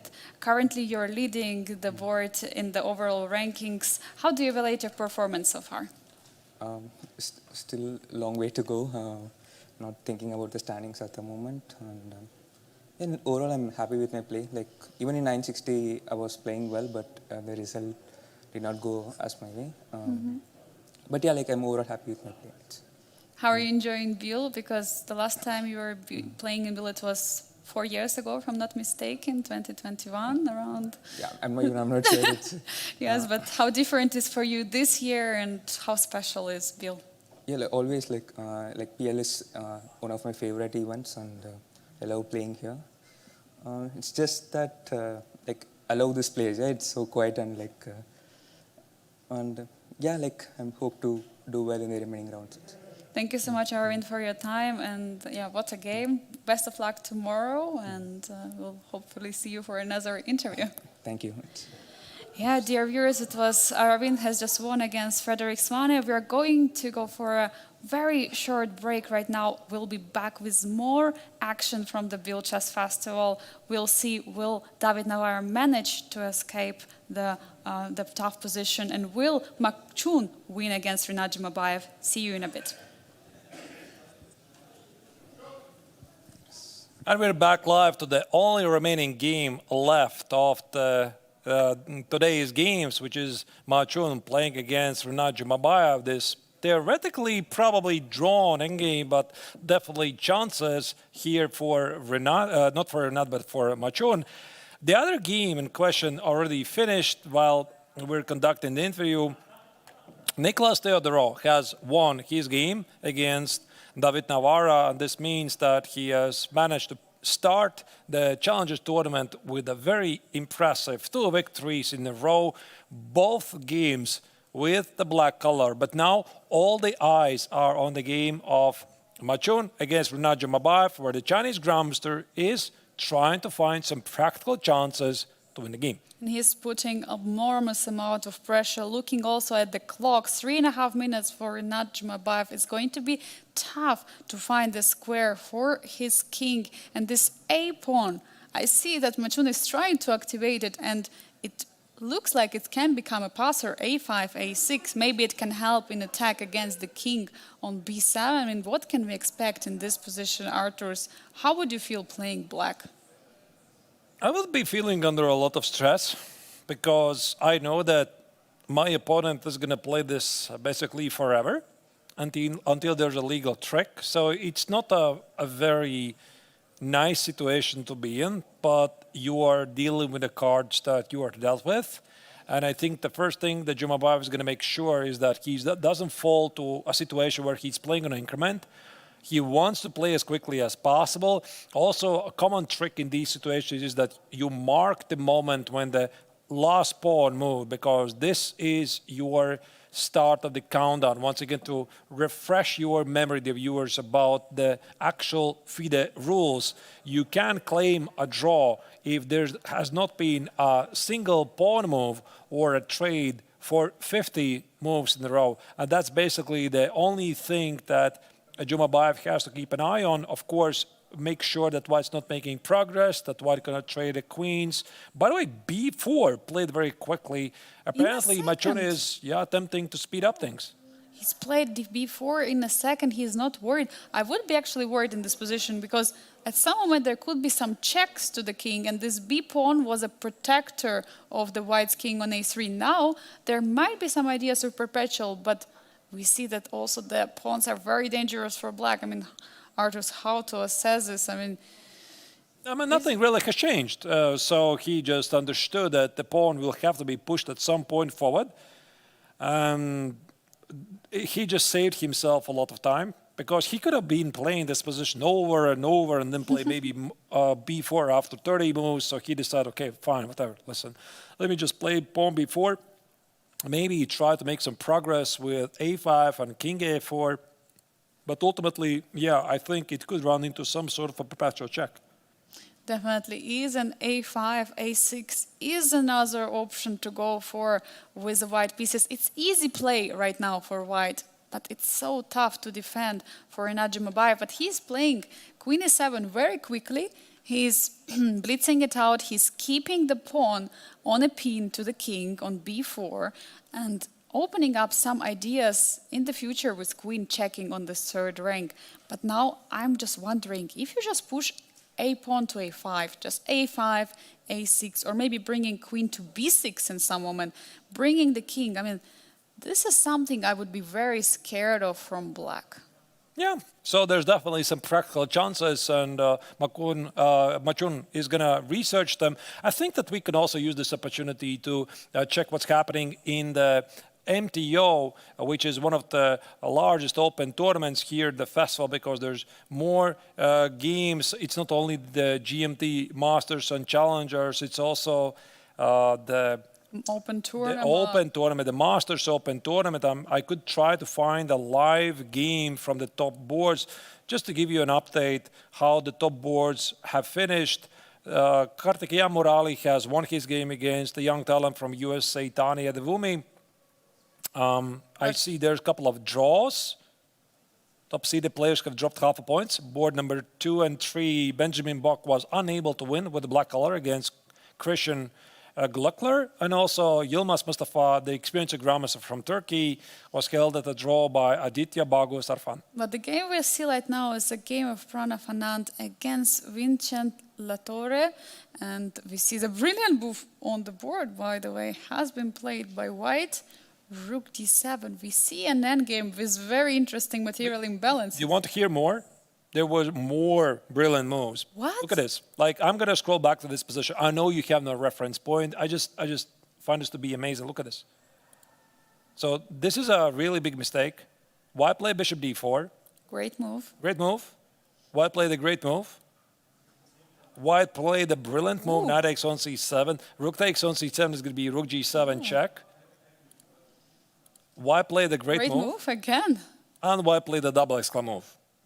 Pretty impressive. Yeah, leaving the bishop hanging on d4, which is not possible to take due to the fork on e6. Maybe we can actually show it on the board. Rook takes on d4, knight e6 would be a fork, and then the other rook is hanging.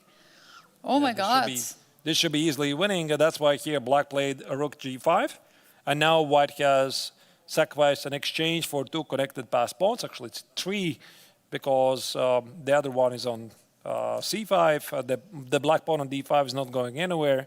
So here, Pranav is a very, very creative young talent from India, is looking for ways to wrap these things up and possibly secure his lead in the Open tournament. Yeah, one more time reminding to our viewers here at International Biel Chess Festival, it's not only about the Grandmaster Triathlon, there are all kinds of tournaments. Overall, actually over 15 events during this 2 weeks. Arturs, can you imagine so much chess, so many events happening?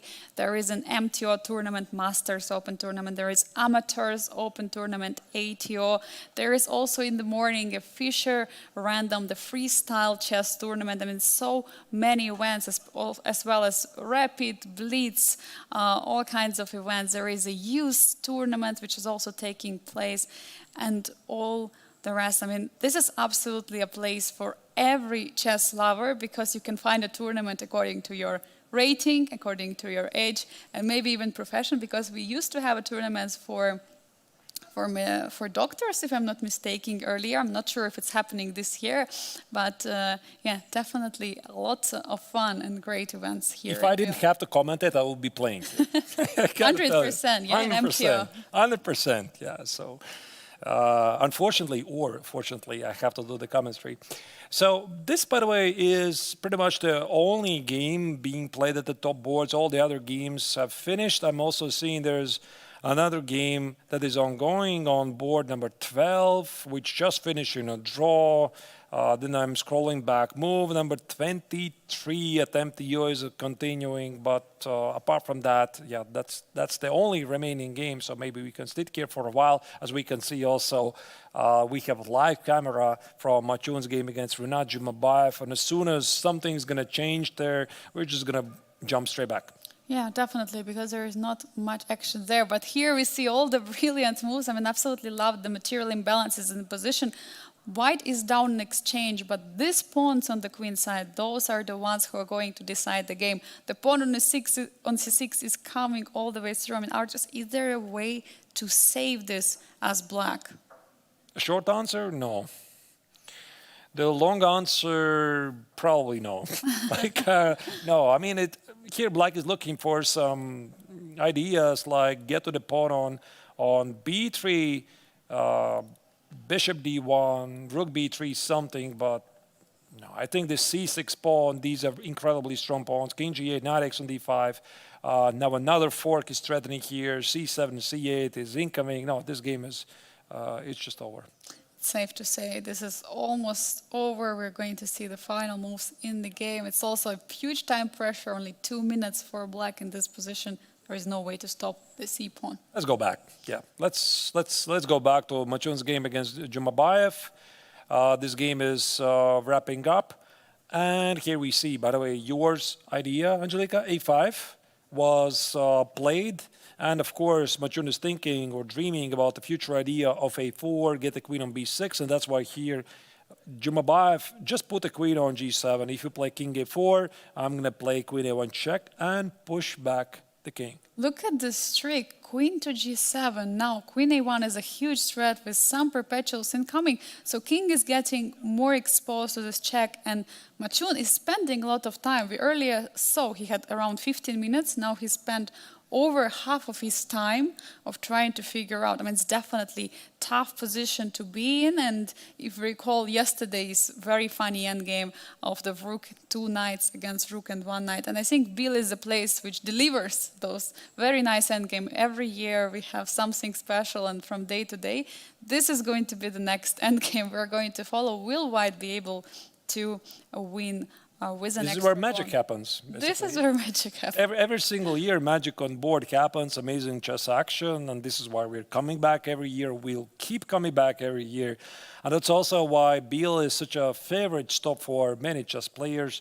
Rinat has been here many times, and also Saleh Salem has played here over 10 times, 11 times. Yeah, Vincent Kammer used to play here every year. Unfortunately, this year he could not come.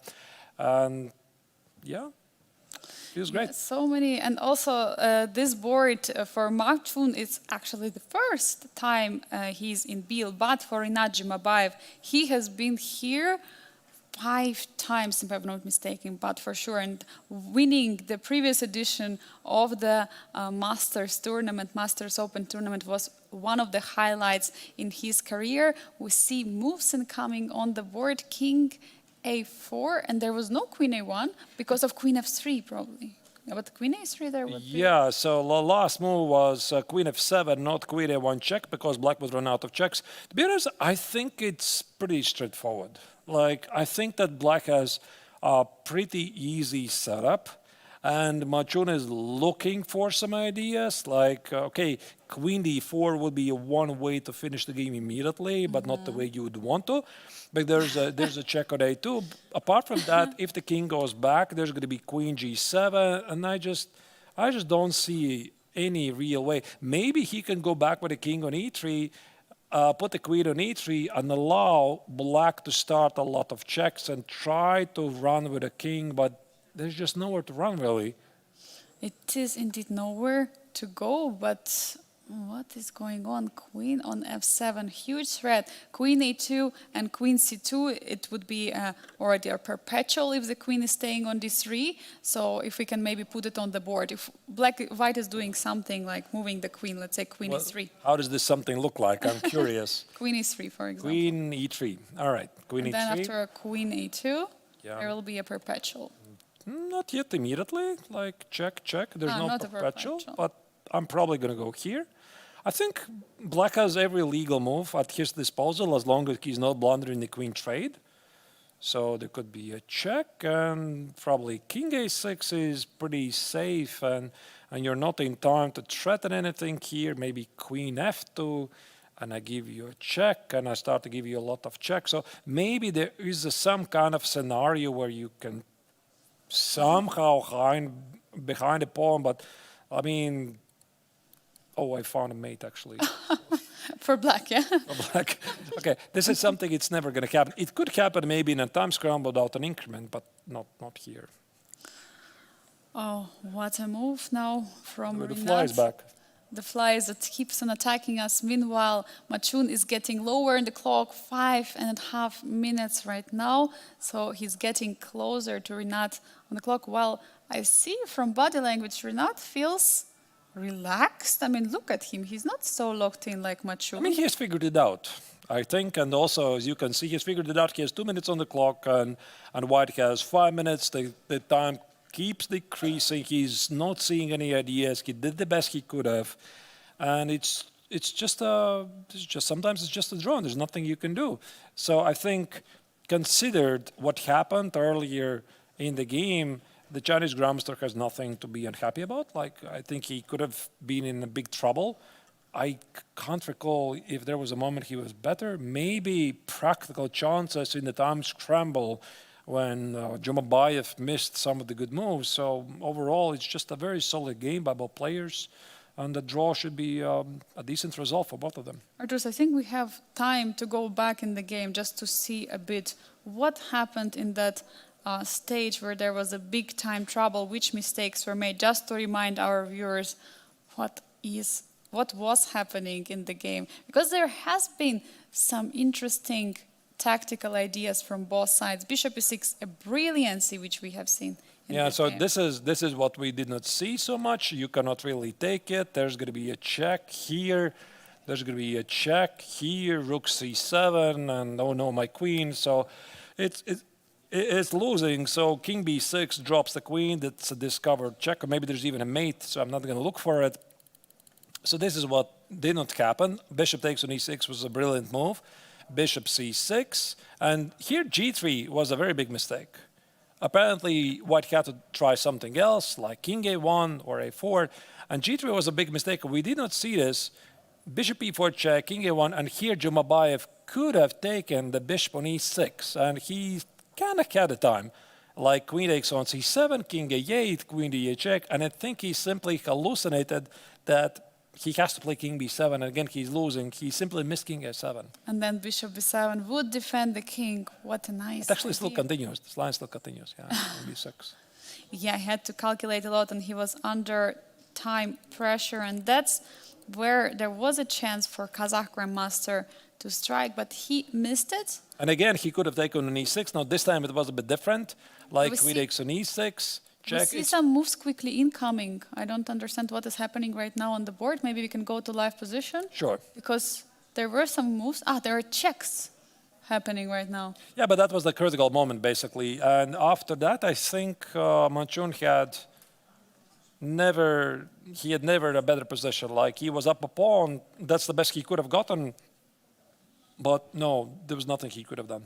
Yeah, the boss players are thinking now Machun's turn to go with the king, finding the right way, and he will probably try your plan. Arturs coming with the king somewhere closer to the king of black, maybe, but Yeah, but Biel? the body language, it says it all. Like, yeah, he knows. He knows that there's not much. So there's no need for poker face. The player knows, he knows, we know, we know, everyone knows. the viewers know. But of course, like we always had some blunders, right? Sometimes even Of course. positions, so there could be still a blunder from black. You always fight it out. I mean, that's the rule. You always fight it out. You never know. Maybe there's going to be something. Maybe the opponent miscalculates something. Maybe he misses something. Okay, I have a question, Arturs, to you. So you have this position with white pieces, and you play it against Magnus. Will you play it out, or will you agree on a draw? I will definitely play it out. Like, Even against Magnus. of course. I mean, I would definitely play it at least 10, 20 moves just to give it a try. Of course, he would easily defend 100 out of 100, but I would definitely try to play it out because that's the rule. When you have no risk and you're playing from the position of strength, you have to try. Like, you never know. Maybe the unthinkable happens. Your opponent just misses something, and if you don't give it a try, then you're never going to win a single game. Like maybe these theoretical drawn endgames, rook and knight versus rook. You always have to try. Or let's say rook versus the knight and king each, obviously, right? You always have to try. Just play a couple of moves and see if the opponent knows what he's doing, and then you agree to draw. Maybe not all the 50 moves, but at least some moves. Absolutely, Arturs. But I have a second question to you. And if you have this position with black against Magnus, how many games do you think he will be able to win against you? Is there a chance? That Oh, that's you a will very tricky question, I'm afraid. Like, I want to say I would save most of the games, but probably, like, there would be some moment when I would just blunder something or get too nervous that I'm making a draw against Magnus himself. So, and this is exactly what Machun is hoping for. Yeah, that this odd scenario is going to happen. So he tries to move the king towards the king's side and somehow cover the queen. Maybe he wants to go for the moment where the king is on d8 and queen d7 check. You know, maybe there's some scenario. It never hurts to try. Obviously, it's never hurts, and both players are getting lower in the clock. We see 2 minutes for Renat. He's playing fast. He's giving a check. Queen f6, and Jumabayev denies. He says you're not going to get to d7. He also recognizes the only idea that white had. Queen f6 is just shutting the door. Maybe it's a draw anyway, but white tested. so now queen e5 would not help. But the question is, what is going on after king c5? Is it queen f8 check? Queen c5, yeah, queen f8 looks Queen pretty f8. decent. Could be some other moves as well, like could be even queen c3, king d6. But okay, why let the king in? I think queen f8 is pretty clean. King c5, queen f8, king c4, queen f7, and now it's time for you to retreat. Machun is burning time under 4 minutes currently. Will he find a way to still keep a pressure on Renat? Or will it be Renat who is going to defend this game? It's the biggest question right now. But look at this body language. I absolutely love Renat's reaction. I mean, even though he's under big pressure on the clock, in the position, he's completely relaxed. I mean, this is such a nice mentality you have, just to be fully sure about your chances. And he's sure, I'm going to defend it. I mean, he knows it's a draw.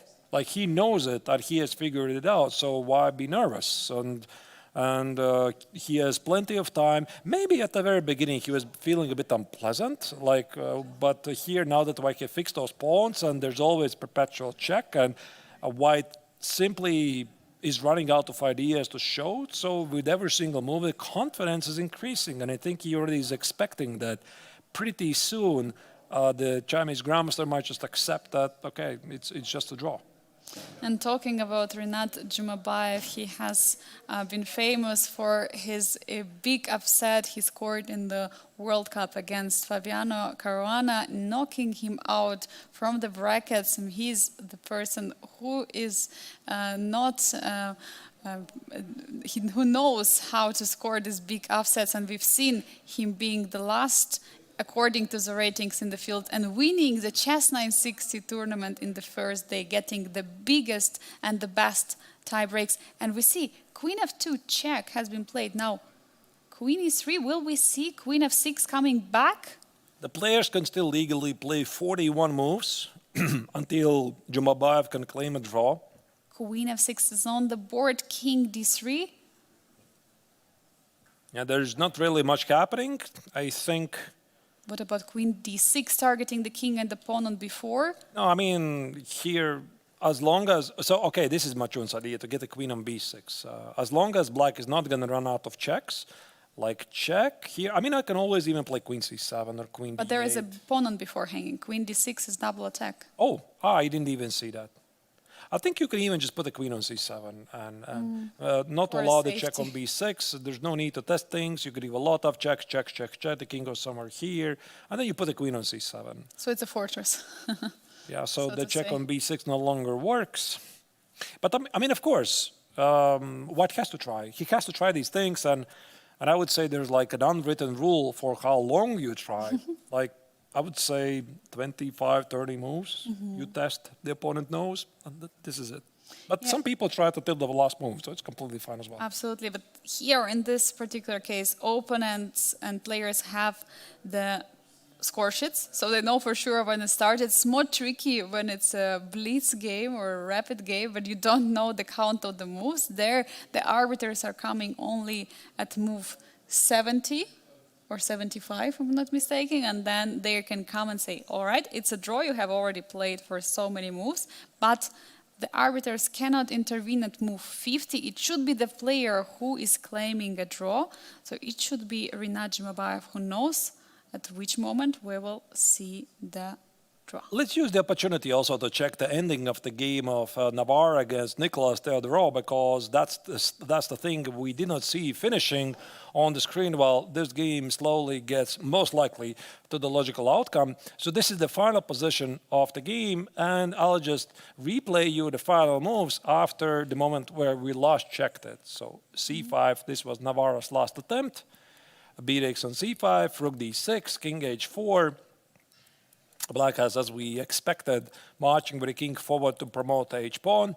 Navarre played rook g6, king h3, d6, king g2, rook e1, and bishop d2. So where was the idea? Actually, I think h1, of course, was easily winning as well. Yeah, so here, look at this. Here, Theodorou was actually getting a bit fancy because he hit the rook on e1, and now Navarre had nothing better to do than to give a check here and just promote a queen. A couple of checks later, this is where Navarre resigned.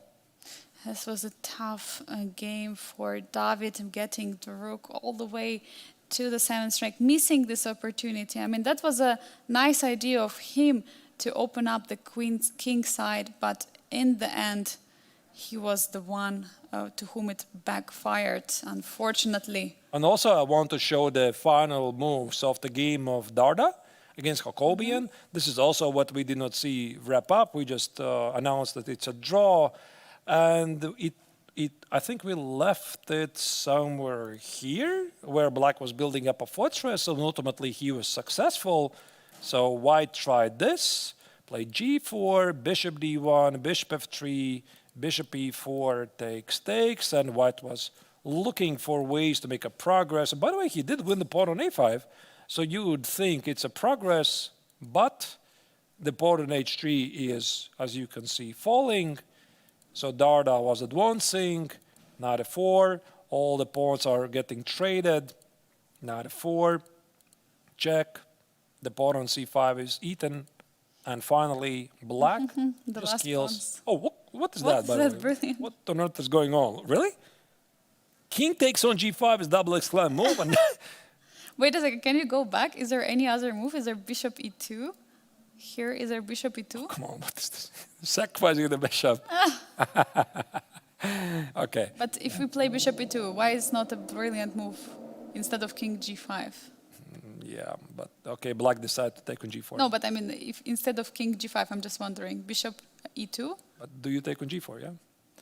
Yeah, but why is it not the brilliant? But then it's a double exclamation. Okay, it doesn't really matter. All of this is completely pointless. So here, this is the built-in engine of Chess.com having some fun. Yeah, there was not much to see. Let's go back to the only remaining game. But this is how the game's finished, and this is where Machun is still pressing a bit. Queen g3 check is on the board. Machun is trying to find the way. By the way, he is having just 2 minutes on the clock. Meanwhile, for Rinat Jumabayev, it's 1 minute and 18 seconds. So both players are very low on time, but we see Machun is locked in, trying to find the best moves, while Rinat Jumabayev is pretty relaxed. As you were mentioning, Arturs, he figured it all out. For him, it's a draw. He found the way to defend. I think also Jumabayev can be very thankful to the tournament organizers because starting with this year, the time control is shorter. The last year, I tried to recall, what was it? It was something like at least 1 hour more. Oh, yeah, there were 3 controls we had. We got 50 minutes after second time control. No, 60 minutes after second time control, and after 60th move there was 15 more minutes, and every move there was also a 30 seconds increment. This was insane. Right, so he would be playing this much longer. And okay, now I think that it feels at least shorter. Can we, by the way, say that longer time controls, they make more quality games? What do you think, Angelika? Or they just extend Prolong them? suffering. Them? I believe, of course, the quality rises with the amount of time, but I think having for example, if we're talking about 60 minutes per game and 90 minutes per game plus additional time, of course, quality will rise. But if we talk about time control we had last year and this year, I don't think that we will see that the quality is going to decrease because there is less time. On contrary, I think there will be, not on contrary, but of course there is going to be the same amount of quality which was in the previous game.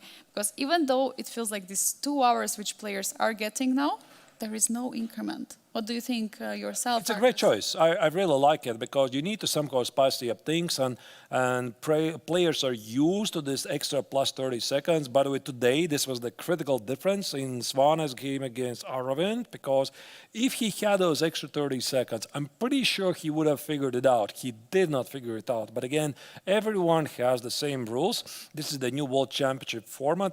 I really like it, but I just don't think that these very long time controls, they make the game quality somehow better. I think it's already pretty great, like what we're having here. And also FIDE and other organizers have been researching what is the best possible time control, and this sounds pretty good to me. We had Aravind here with us in the studio, and he was mentioning, obviously, he was very liking the game, and definitely one of the points of his success in today's game was the time control, because Frederick didn't have any increment at those critical moments, and he was saying he was playing this time control for the first time because this is a world championship time control. It's a very special one where there is no increment till the move 41. I cannot understand how I would feel if I'm playing this time control, because it does sound very special, and it's so unusual not to have this. Sorry, Angelika, sorry to interrupt you here. Jumabayev is down on 30 seconds here, so he does need to be. Oh. I don't know what he was thinking for so long here. So here, Machun found a setup where he put the king on a3 and queen on e3 to threaten with this queen b6. But okay, so Jumabayev was just checking until the last minute. Can he play queen c7? And he did. I think this is something originally he did not want to do, but he's still safe. He's still safe, and there is also d8 square for a queen to go back, and then there would be maybe opportunities to give some checks. So queen has some squares. Does it mean that there is more pressure? And I see Rinat is actually coming closer to the board finally. He's trying to figure everything out. Also, you have to be a bit careful, like we mentioned a couple of times that he's feeling relaxed, he has figured it out, etc. But you have to be concentrated until the last moment. I mean, things can go really sour when you lose concentration. You think things are done. This is, by the way, something I can definitely relate to myself, especially when I'm playing like in online games. You have a completely winning position. I'm just completely, I start not to care. Like, that's it. I think I'm winning and that's it. Then I miss things.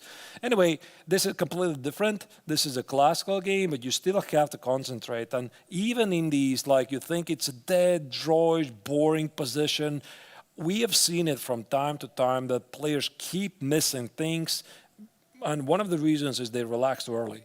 Both players are locked in the position, trying to find all the ways. Now it's Machun's turn. Will he be able to find any progress in the position? 1 minute, 16 seconds on the clock for now.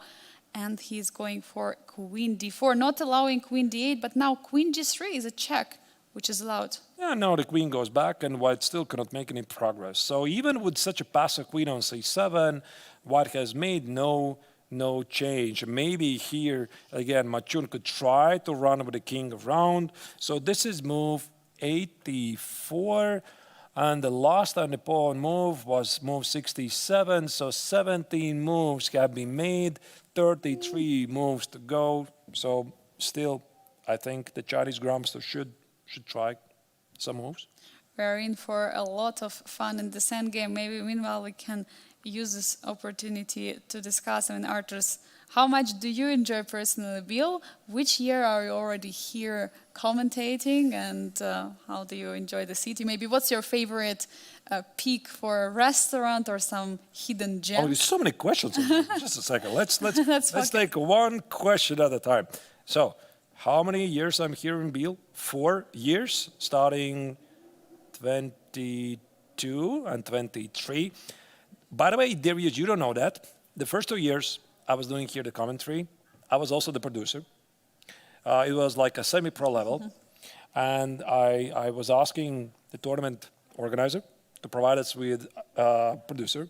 And for the second year in a row, we have the best possible producer. His name is Bic. You can hear him. He is in the corner. He makes all of this broadcast possible. He's really, really incredible. And it's been fantastic. So we've been working together for 2 years in a row, and I'm relieved. I'm really, really relieved, because I remember how this was back in 2022 and 23. It was huge stress. I had to run the commentary. You were the co-host. You remember it. Like Yes. we had to run like all the scenes, all the updates, manage the interviews, etc. All the scores. All the everything. scores. We were having mistakes. Inter was losing at some point. This was year 2020. I don't 2 remember. and 23. 23. Yeah, we had some problems with connection, and this year and the last year we finally have a professional producer, and I hope that we are gonna keep this team together. It's been really, really a fun ride, and I think it's like a very gigantic answer. I enjoy my time here, and for me, it's every single year. It's basically the event of the year. What about you? For me, it's also a highlight of the year. I've been here in 2021 when you were doing commentary remotely. You were in Riga, I remember that. And here I was taking interviews from the players. I still remember how I was in the touch with you by the Discord. I was trying to hear the questions. Ah, that's the one. That's the year when I did the online commentary. Yes. The first year. Yeah, I've been here 4 years on site, and in 2021 we did like from distance. We decided to give it a try because of, what was it? What was the reason? Because of COVID or something? The year after COVID, and there were many restrictions here. Yeah, now people already have forgotten everything, because look at this. The life continues. Everybody is like happy, and everything continues the normal pace. And it's like, it seems like a very distant and bad memory, like it never happened, this COVID. Yeah. Yeah, it amazing. feels like it has happened 100 years ago, but it has been just so recent. And yeah, for me, it was also, it's definitely a highlight of the year, being here in Switzerland in the middle of the summer, I mean, for a nice weather, for a nice food, and for a beautiful chess games at the Grandmaster Triathlon, a unique event, which does, I mean, there is not a single event like this in the world. So I'm really happy to be part of the broadcast and to be working with you and the Vic together on this nice tournament. Right. Yes. All right, so the game still continues, obviously. There's not much happening, and the players are like below 1 minute. Here you see Machun has 40 seconds, but he's still looking for some chances. He has all the rights to do it, and he should. Now again, he tries to play King B3. And also, by the way, Jumabayev perfectly understands it. I mean, this is what he would have done. And I know that I can play myself, obviously, at professional chess for many, many years. And some players, they try to influence you. Like, they make their boring faces, like, come on, let's just wrap it up. And I know this, etc. But it's, of course, the right of the dominating player just always try it until the very end. And of course, Jumabayev would have done exactly the same if he was playing with the white color. Definitely, Arturs, he would. I mean, every player is trying to squeeze an opportunity because it's a format which is the most exciting here in Biel. Because for every win, there are 4 points which player can get. And that is the reason which keeps opponent players fighting in this match. We see King A6 has been played on the board. And King C4. I mean, is here, Machun is trying some chances. So, by the way, a move ago, there was this one moment when Jumabayev had to be careful. Maybe according to an engine, like it doesn't really matter, but this King A6 move he played, this is very accurate here, and Machun is attempting to press a bit on the clock. So the position I'm talking about was right here. So if he would have played, for example, Queen D6, then you know after Queen E3 check, you have some problems, and you cannot go here. Here there's going to be Queen B6, even though I think you can allow this check on B6, so it should not be a big deal. You just play King A8. It just creates some chances for white, so why would you do that? So that's why he played this King A6, King C4. Now he has 15 seconds on the clock, so not like 100% sure after all. 8 seconds for Rinat. He has to play a move. He has to find it. King on C4. What will he do?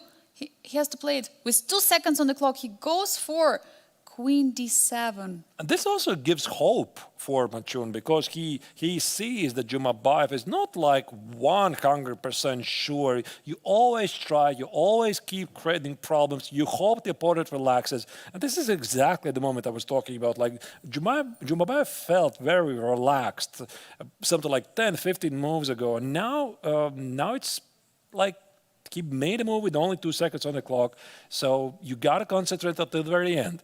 You hope you're going to crack your opponent under pressure, but Machun, meanwhile, is also having 50 seconds only on the clock. So that shows definitely that he's also unsure how to proceed here. And meanwhile, Arturs, how many moves do we have? So it's move number we have like 30 moves still to play. Still 30 moves. So it's still a huge space for mistakes. Queen D3, what a move, targeting the queen, and there is also King C5 check available. Yeah, so Queen E7, I think it's a pretty reasonable move, stopping the king from getting to C5. Yeah, playing an increment is not something that Jumabayev wanted. Not too much fun, but... Can he go for the pawn game? This is what he's trying to calculate. No, he's deciding to be safe. Queen E7, he plays with 9 seconds on the clock. Now Machun is trying to find a way. I mean, he cannot reach with the king, the pawn on C6. He cannot go to the C5, but what else that he can do in this position? There are some practical problems here, like Queen B6, and with only 30 seconds on the clock, it's not like you're totally sure, so you want to give a check. But what if the king goes forward, and after King B7, what if there's a check? So you start to see ghosts.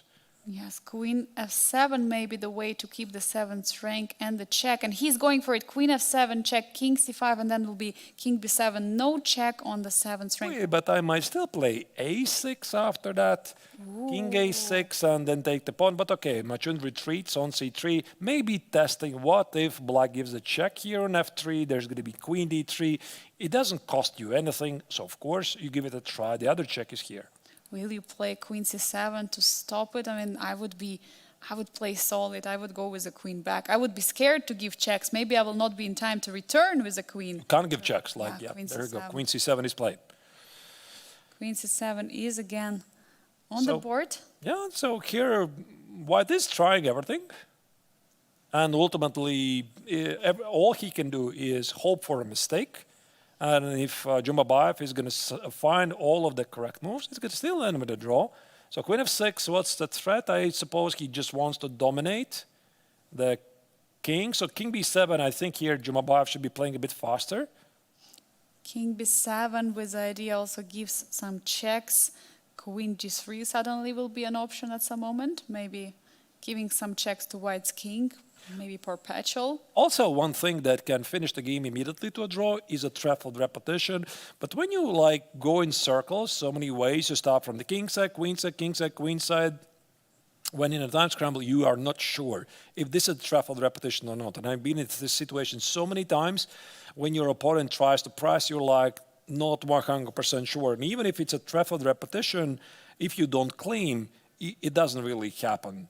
So, yeah, every single position basically looks the same. By the way, queen d7 is played, again, stopping the white king from advancing. Yeah, because there would be a checkmate.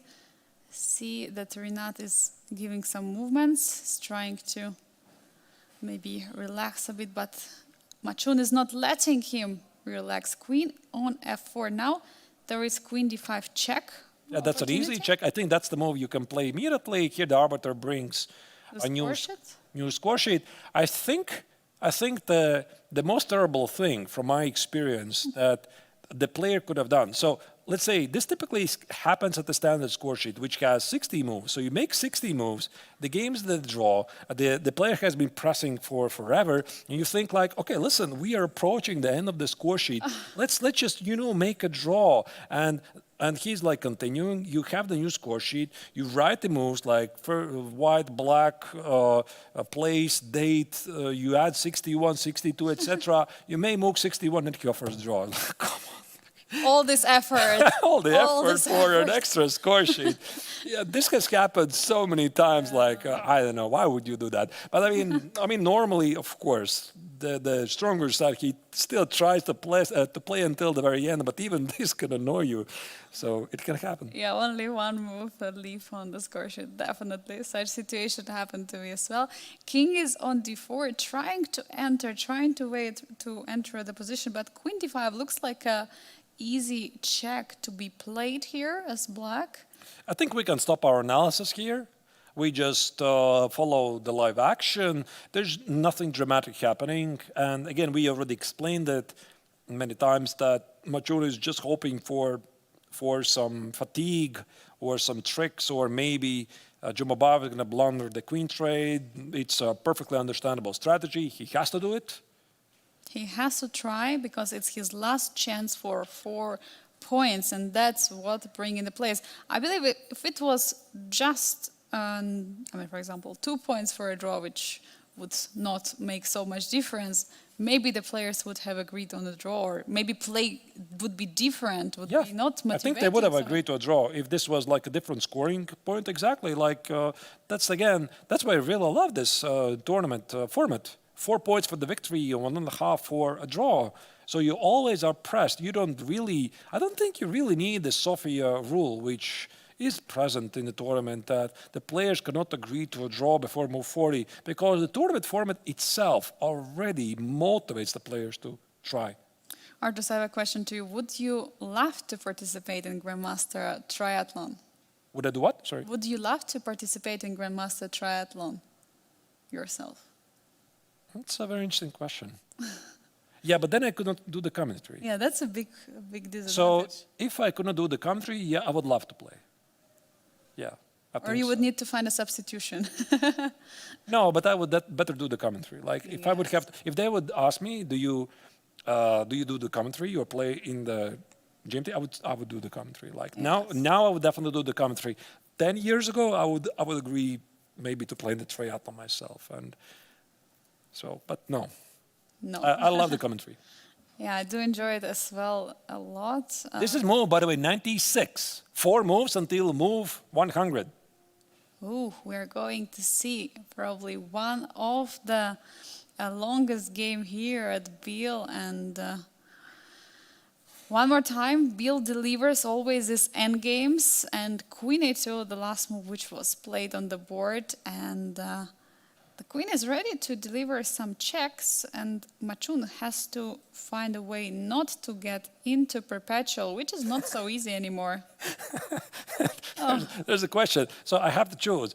Either play in the GMT or do the commentary and produce as well. Oh my God, this is so unfair. I don't know. I would still do the commentary and do the producing. Oh, really? Yeah, But it's I going think to be I love very it so tough. much. Yeah. Or maybe I just don't want to play so much. I don't know. No, I mean, I enjoy playing still, but on a limited basis. But you have recently won the Latvian championship. Yeah. But there was a different reason, so let's not really go into that. And I won it. But yeah, I see our producer is trying to kick me off balance. And now he's playing all kinds of scenarios that maybe I play in GMT, but I do the commentary. And did I have to do the producing as well? And not Angelica as the co-commentator. And then they're going to add something in. And I am doing producing. My stance is firm. And you have to do commentary alone. Here we go again. I knew it. And it always continues. Actually, doing alone, I have done this, the commentary alone, but it's very difficult. Like, I can do it, but it's very stressful. So I'm very, very happy that you're here. Oh, I'm very happy that you are. I mean, I couldn't do it without you, but I'm happy that you are happy that I'm here. So we're mutually happy. Very good. They know that we know that they know. All right. Queen B2 was played. This Some already checks. gives a lot of checks. I think here Machun wants to, again, give this last shot to get the king on D8 and then somehow cover from checks or force the queen trade or something. So the game still continues. Queen C1 as king is going to go further. And I think at some moment Rinat has to try to cut those files for the king to enter. Now, but here's the trick. Like, I don't think you really have to push the king on D8. At some point, you could just put the queen on H7 or something. That's a good point. So you can check, for example, Queen C2 and then bring the queen to H7. Like, yeah, check here and queen H7. Let's say check here and here. Even this is a draw, but again, you need to watch out for A6 and maybe maybe you lose the pawn on C6 and the counter starts again. You don't want to do that. And we don't want him to do that. No, we are going to sit here for as long as it takes, of course. So we're going to enjoy this, yes. Yeah, so this is the idea. Once again, check here, and maybe check and here, and check and here, and another check, and I'm running out of ideas, really. We have moves on the board. Queen was checking off from H1. And now the same idea, bringing the queen to H7. Probably is going to happen. But then after king E6... Move 101. Oh, we reached it. We reached move 100. Let's go. But I'm just afraid queen H7... he's not checking on H7. He's checking on H5. Yeah, Jumabayev has 2 minutes, plenty of time. But now king E6, and there is no opportunity for queen to come to the 7th rank due to the queen check and trade of the queens. You have to be careful. Absolutely.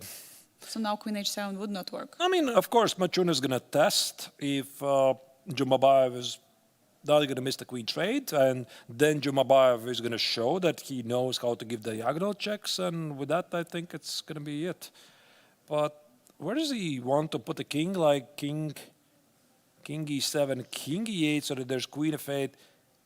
I think he wants to get a king on E8 because king on D8 is going to be a check on H8, and king on D7 is going to be a check on H3. Queen E6, yeah. Yeah, it looks like there is a way to hold, but of course, time is bringing too much pressure on Rinat as well. He might blunder any moment, but so far he's holding. This brings me memories back. You know, Angelica, I had the pleasure or the non-pleasure. I actually can't yet decide. I was playing in 2021 FIDE Grand Swiss in Riga, which was this absolutely insanely strong tournament, 500,000 US dollars prize fund. Riga is my home city, and I was one of the wild cards from the players. And we were playing in a COVID lockdown, like Latvia was a lockdown. And we played this Grand Swiss. Anyway, it was draconic rules. So we had 11 games in 12 days, one rest day, super long time control. The games were lasting 7-8 hours. There was like 3 time controls. There was Sofia rules, and the weakest opponent I had was 2650 rated level player. It was so crazy, and the Which rating did you have at that moment? like maybe below 26 something. Yeah. And every player was coming at me with white, black, yellow. It doesn't really matter. It was so crazy to survive this. And it was pretty standard that games like these, they would go for 7-8 hours. And I remember very clearly one thing. So do you think I was pitting the players and myself? No, it was the arbiters, because Oh no. they had to sit there every day. So imagine that the game continues for 7-8 hours, and the hole is empty. And there's one guy who's trying to. It was every single day. There was always somebody, and the arbiter had to sit there until the very end, and he had to sit there 7-8 hours. I still remember it. So this is really hard, and let's appreciate also the amazing arbiters doing this job and keep the fair play and everything they're following, because they have to be present there. Yeah. So. Yeah. Sometimes, I think the arbiters could say, like, listen, you guys, you just leave the score sheets. See you at Just the finish restaurants. the game, yeah. Just bring us the score sheet. Yeah, but they have to sit there. They have to sit and be there, and we have had also many moments here at Biel when the games were so long that the arbiters couldn't even get the dinner because some of the restaurants are closing earlier, and they had to sit there at the boards. We had the chief arbiter of the Grandmaster Triathlon, Laurent Freud, and also the arbiter of the open tournaments. They wanted the kebabs, yeah? I think. Yeah, This was the only place open. Yes, the only place open was, and they could get this, but obviously the arbiters many times are not happy. But sometimes there are short days. I think yesterday was one of those days with a short opportunity. But today we're having a very long game. Yeah. And we'll see, will we get till the 50 moves? Move 106, and the last time the pod moved, let me check, 67. Yeah, we are very close. Like, it's 10 moves. It's 10 moves. And I think that Machun is going to try until the very end. Okay, he has decided. He has decided to try until the very end. And 50 moves, and I'm pretty sure that Jubabayev already has listed which move is the one where the white pawn was on a5, and absolutely he does want a scenario where white includes a6, and then we get more 50 moves, like trade the a pawn for the c pawn. He wants this game to be done as quickly as possible. For sure, you do want to get rid of it, but Machun is still trying. He's still trying for the sake of 4 points to get higher in the standings, since yesterday was a day he lost his game against Grandmaster from Armenia, Aram Hakabyan. And Rinat Jumabayev lost to Nicolas Theodor yesterday, so both of the players are trying. Of course, Rinat has to try to save a draw, and he's defending, he's trying his best, but I don't see any checks any longer. He ran out of checks. So this is move 108, and this is the moment when you start to see ghosts. Maybe there is Queen b5 defending the pawn on c6 and attacking the pawn on b4 with a threat of c5. This actually could be pretty unpleasant, especially since you see Queen d7, and you also have to watch out for e6 and Queen c6. I would say if Machun has any chances, it's gotta be here. So he got the perfect setup, and maybe a couple of checks that Jumabayev gave were not really the best. The game is still a draw. But here, this is where you start to feel a bit nervous, because you start to see all kinds of ideas for your opponent. Arturs, I would love to play something like Queen b5. Will it work? My idea is attacking the pawn on b4. I want to introduce a threat of c5. King c7 is good. Oh. Yeah, queen b5 is good. By the way, even in previous position, queen d5 even is a good move because now you say you can take on d5, but it's going to give me a strong pass pawn. Actually, now you could trade the queens, but only on d5 square. Not Only on d5, yeah. Oh, what a nice idea. And 7 seconds, by the way, was for Jumabayev. So he needs to survive. Let me tell you precisely how many more moves. Move 108. And so the game is going to be a draw on move 117. I'm pretty sure that Jumabayev already has like marked at the score sheet 117. Thank goodness it's not 121 because it would be the third score sheet. So 117, there should be like a big red line. This is where I call the arbiter, or not one move later. So. Do you think he highlighted for himself this move and both of the players? Absolutely. Yeah. I mean, you have to. Like, you have to. This is your visual cue. You know, I have to survive until this moment. And the sooner, the closer it comes, the better you feel, of course. Like, so, yeah. So, yeah, both players are trying their best. I mean, Machun is trying not to reach those 50 moves without pushing any pawns or winning any pawns or trading the queens. Meanwhile, for Rinat, it's a task to keep the king away, to keep the queen away and hold the position like this. Will he manage to do it? I mean, what I realized is that Machun added quite some time on the clock by getting increment, while Rinat is getting lower on the clock, 37 seconds. Does constantly being under such time pressure will cause some mistakes? Arturs, what do you think? Well, there's also obviously the real life issues if you have to sit for a very long time. You cannot leave. The nature issues. Yeah, there is a pressure, I would say, and I think it applies for both players. So it could be all kinds of factors. Let's not really go into detail, but yeah, there is pressure. Yeah, there is a big pressure, and definitely players are not drinking too much water for that reason, and they're still focusing on the move. So king is on c7, queen d8 is one of the checks which is threatened in the position. And oh, by the way, I see a threat, queen d8, and then if king goes to f7, which is only square, queen d5. Yeah, and offering a trade. I mean, queen e7 check is going to be king c8. This is what you can Yes. play automatically. The king is cut off. Maybe here Machun is looking for some a6 ideas, give up the pawn, and Jumabayev is praying that he doesn't go to that position. Here, king e7 doesn't really come with a threat. Maybe the idea he wants queen h7, check, but even that probably is a draw. Queen d5, I think, is a draw. Queen d4 is a draw. Queen h7 is a draw. Queen d8 is a draw. Wait, how many pieces do we have? Is it table base? 10 seconds. It's a table base, by the way, Arturs. Oh.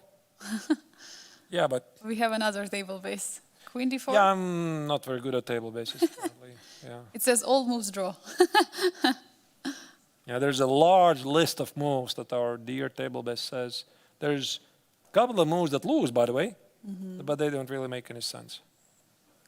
They don't really. I mean, there are moves definitely which are losing here, even for white. But of course, Machun is not going to place those ones. And also notice, by the way, Angelica, that the fact that Jumabayev a couple of times, they made a move in only a couple of seconds on the clock. This only encourages Machun, right? Of course. It Because does. if here Jumabayev had like 5, 6, 7 minutes, I don't think he would be trying so hard. So you feel the opponent is like not entirely sure, like he plays until the last seconds. It's like, come on, I gotta give it a try. I have to try it until the very end. So maybe originally he was not planning to play all the 50 moves, but now like he sees he was this close, like the opponent was a bit nervous, you're fighting it out.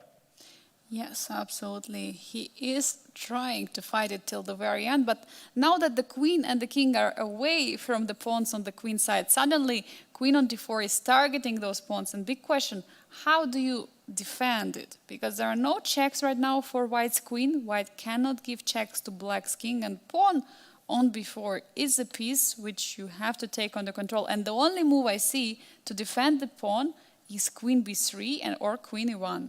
Is it true? Is there no other way to defend the pawn, Arturs? Which pawn? On b4, because b4 pawn is under attack. Ah. Is there the only way? Oh, Oh, well, I think now, yeah, you can just take the pawn on b4. You're right. can you just take it? Yeah, should be okay. Queen takes on b4. Maybe there is some queen d7 you have to consider.